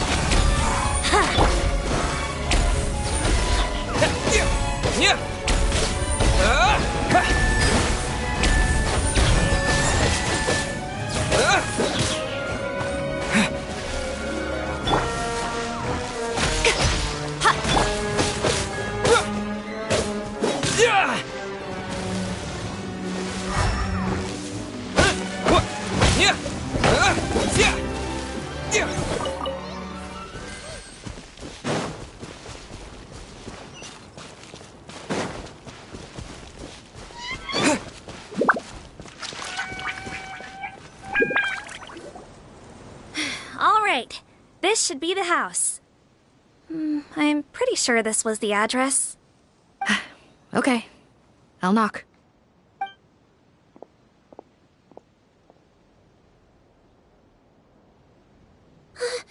Sounds like whoever's inside has restricted mobility. Oh, it seems serious. Oh, what's the fastest way to get this door open? Break the door down? No, I'll handle it. Let the expert deal with it. There'll be a mountain of paperwork if we damage a citizen's property.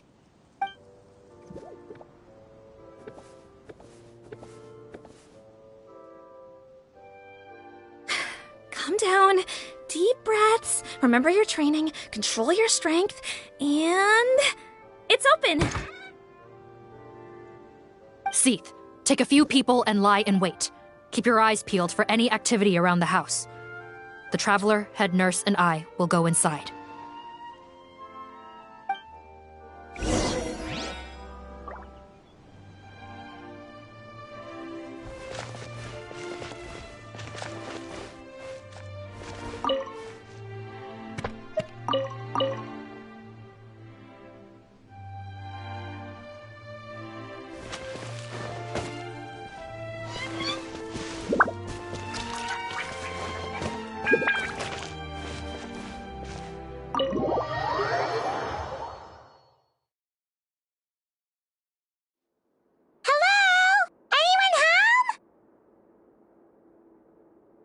Oh, there. On the bed, there's an old lady. That's gotta be Rawat's mother, right? She doesn't look like she's in any state to be answering our questions, though.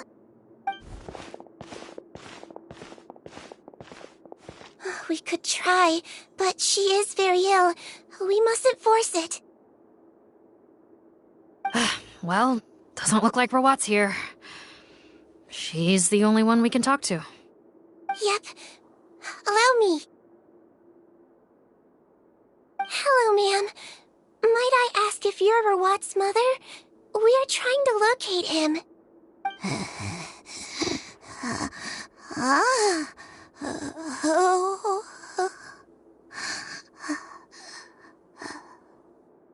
Hard of hearing, perhaps. Does anyone have a picture of Rawat? I have one here.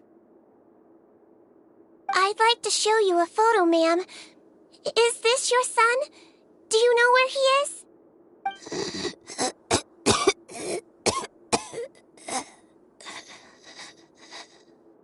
Looks like this isn't gonna work after all. Well, looks like we're out of leads.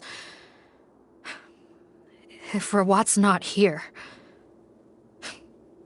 things are looking very bad for him. Is it possible he could have avoided returning here because he knew he'd be in danger? Maybe. But if so, where do we look next?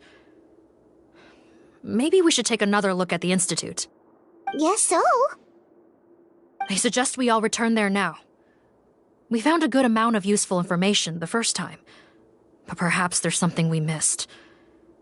This is our last hope. Sorry, officer, but could I stay here for a while? This patient requires some care. Of course. Traveler, stay with the head nurse. You're technically here as her assistant after all.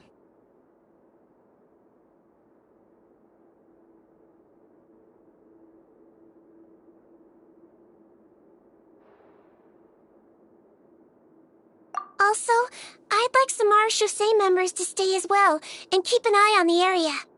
Why's that? If Erwat knows how serious his mother's condition is, he will return. Got it. Okay, I'll tell the squad members in hiding to stay put and keep a lookout. Thanks for helping me out yet again, Traveler and Paimon. No problem. But when you say her condition is serious, do you mean... Yes, she's barely clinging on to life. Oh. Let me take care of a few things first. Could you pass me the towel over there? Yeah, of course.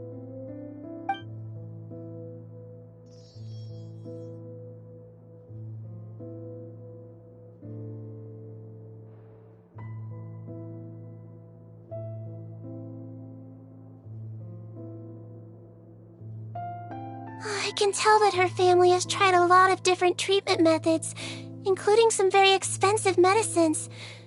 Unfortunately, her condition is so multifaceted that a recovery looks all but impossible.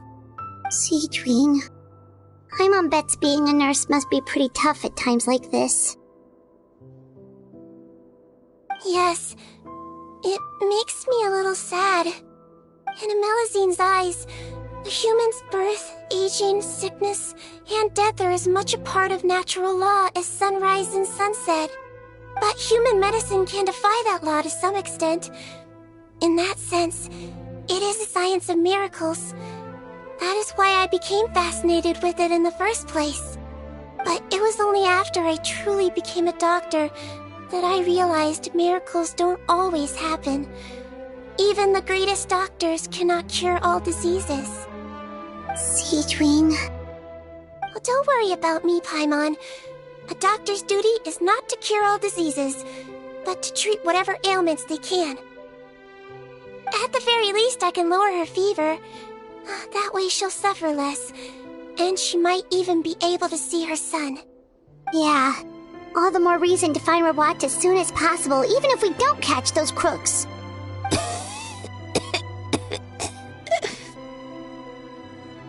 Oh, her fever is getting worse.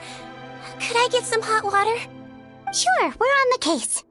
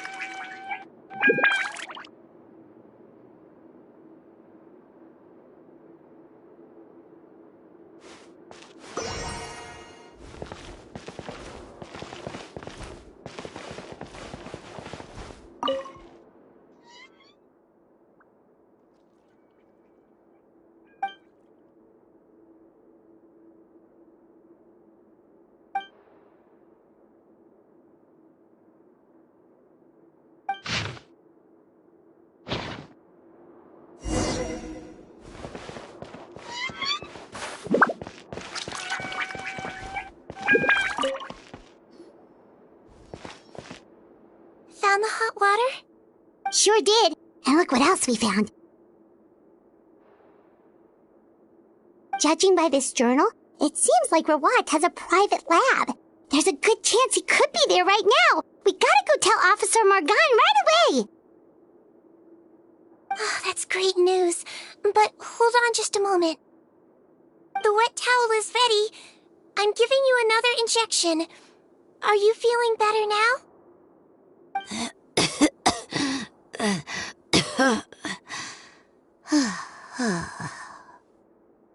It's all right. We'll go bring him back. Please hang in there. Thank you.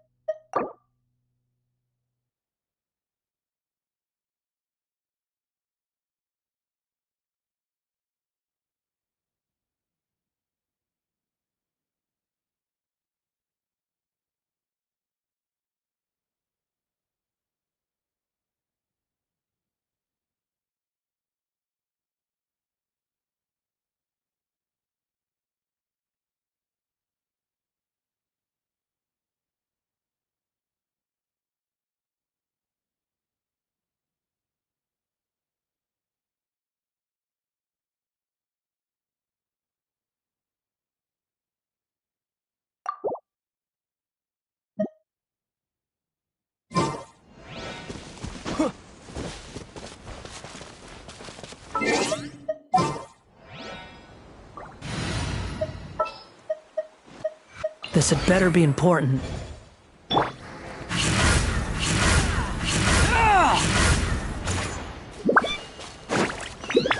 Behold!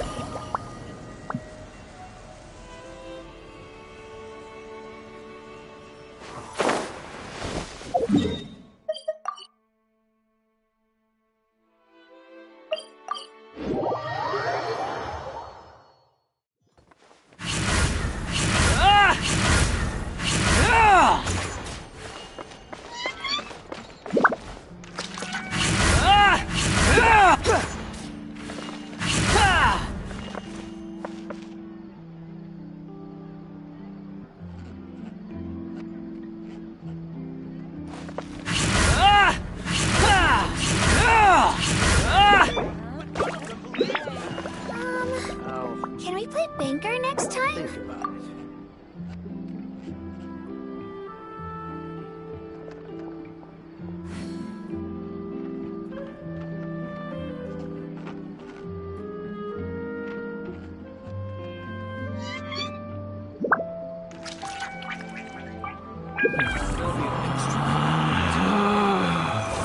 Relax.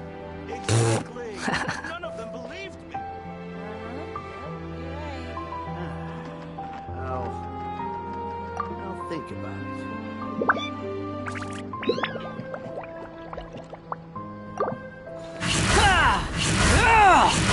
Maybe an extra fee for that.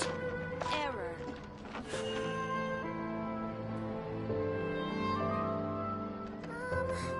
Can we play Banker next time? Exactly. But none of them The wind rises.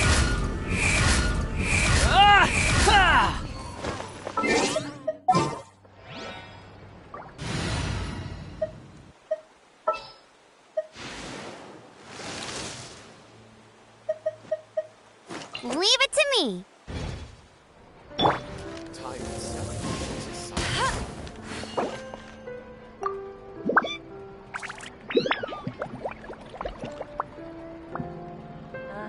Yep, you're right. Exactly. But none of them believed me.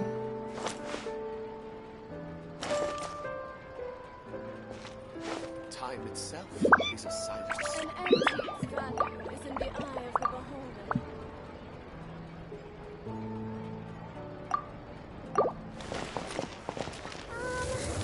Can we play banker next time? Exactly! But none of them believed me! You're right.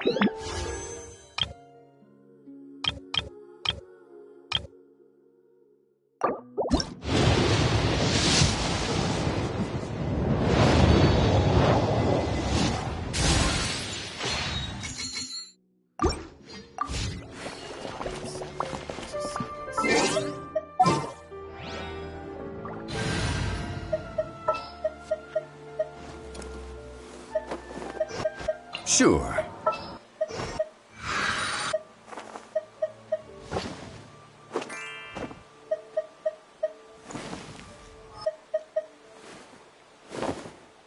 Thank you for choosing Comania Express.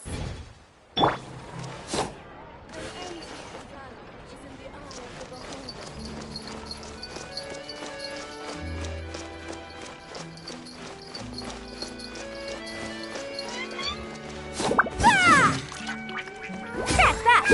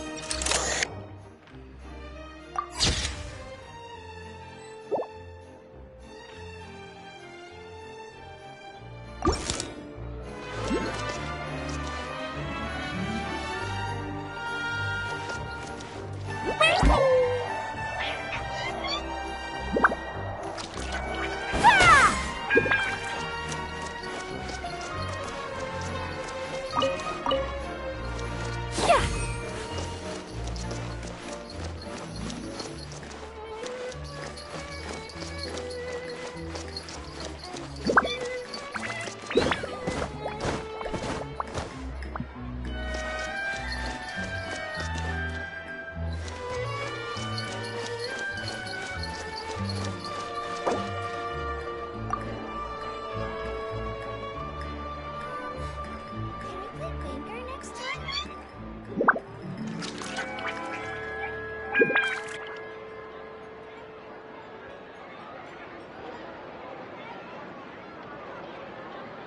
Let me see.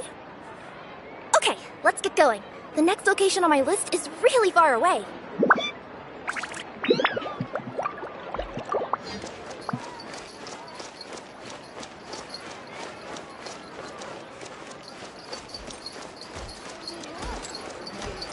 So hard to pick I up. heard down the grapevine that they really are For tailoring services, please make a reservation in advance. Whoa! I can join the team?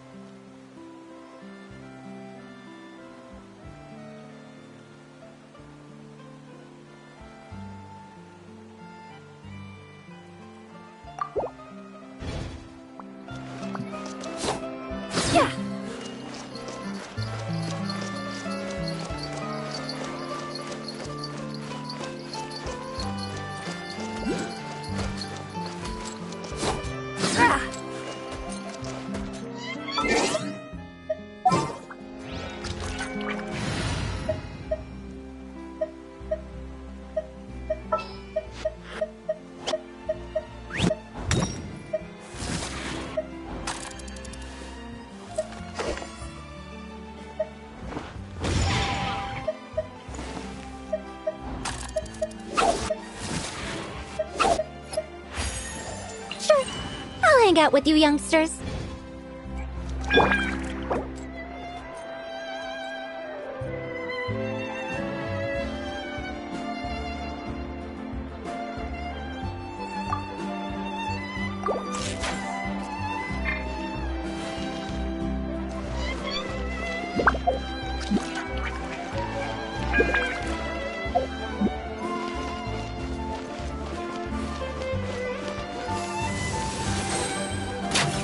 Dare to mess with me?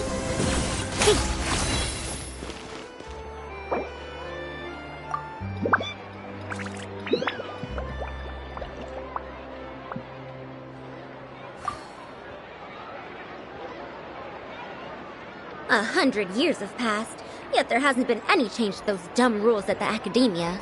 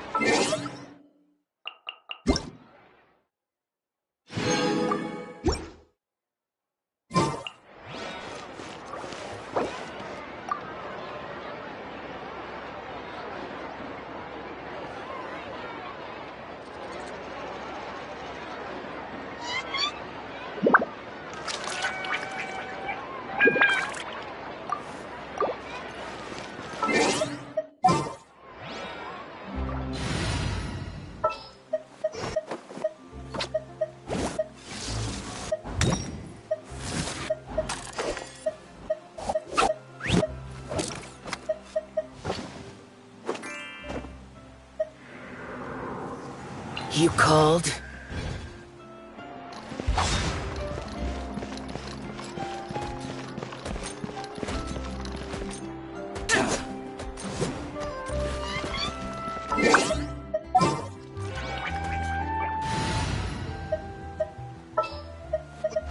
A walk would be nice. Give me a moment to compose myself.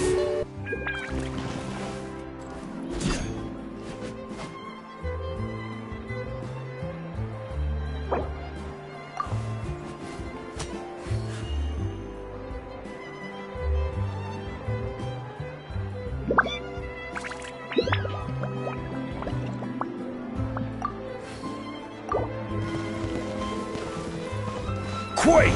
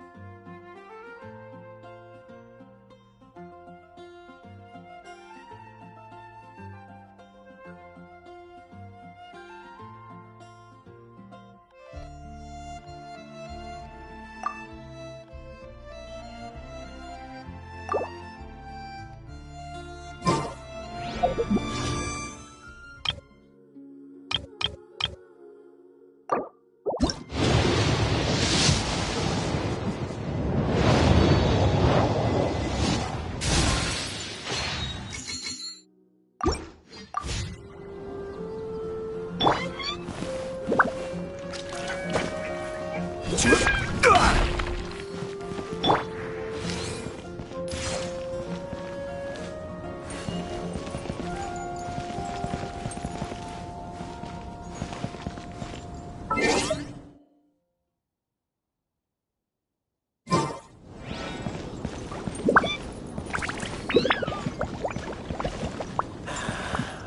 really envy those with the God's eye.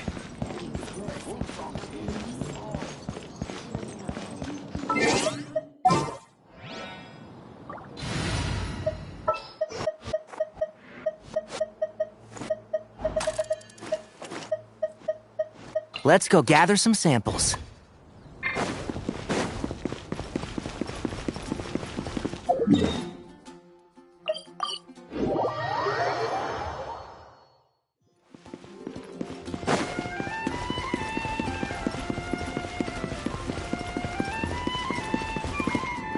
One with the forest.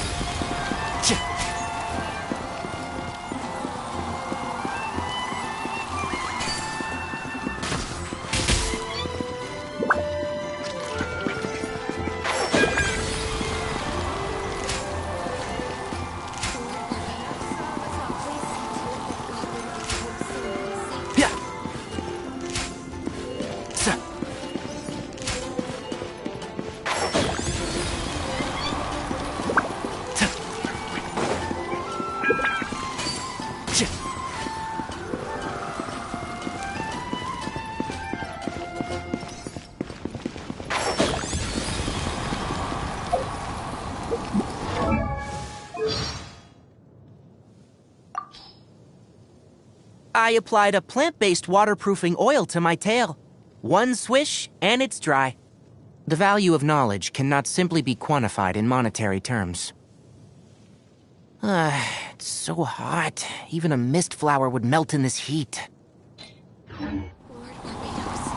Please see to it that right now, right here.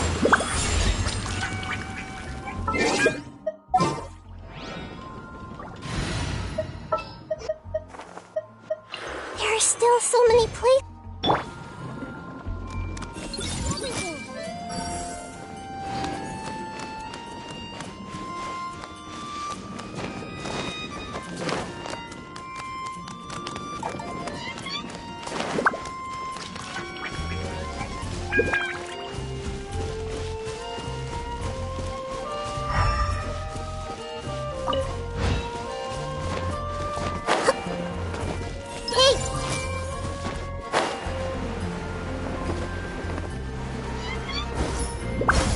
Everyone hold hands!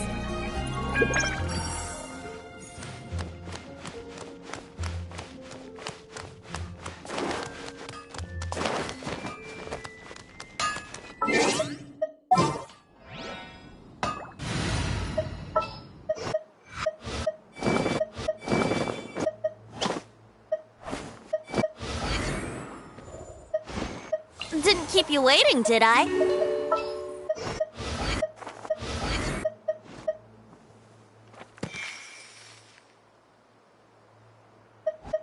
Ready for anything. I charge a higher rate to meet outside the...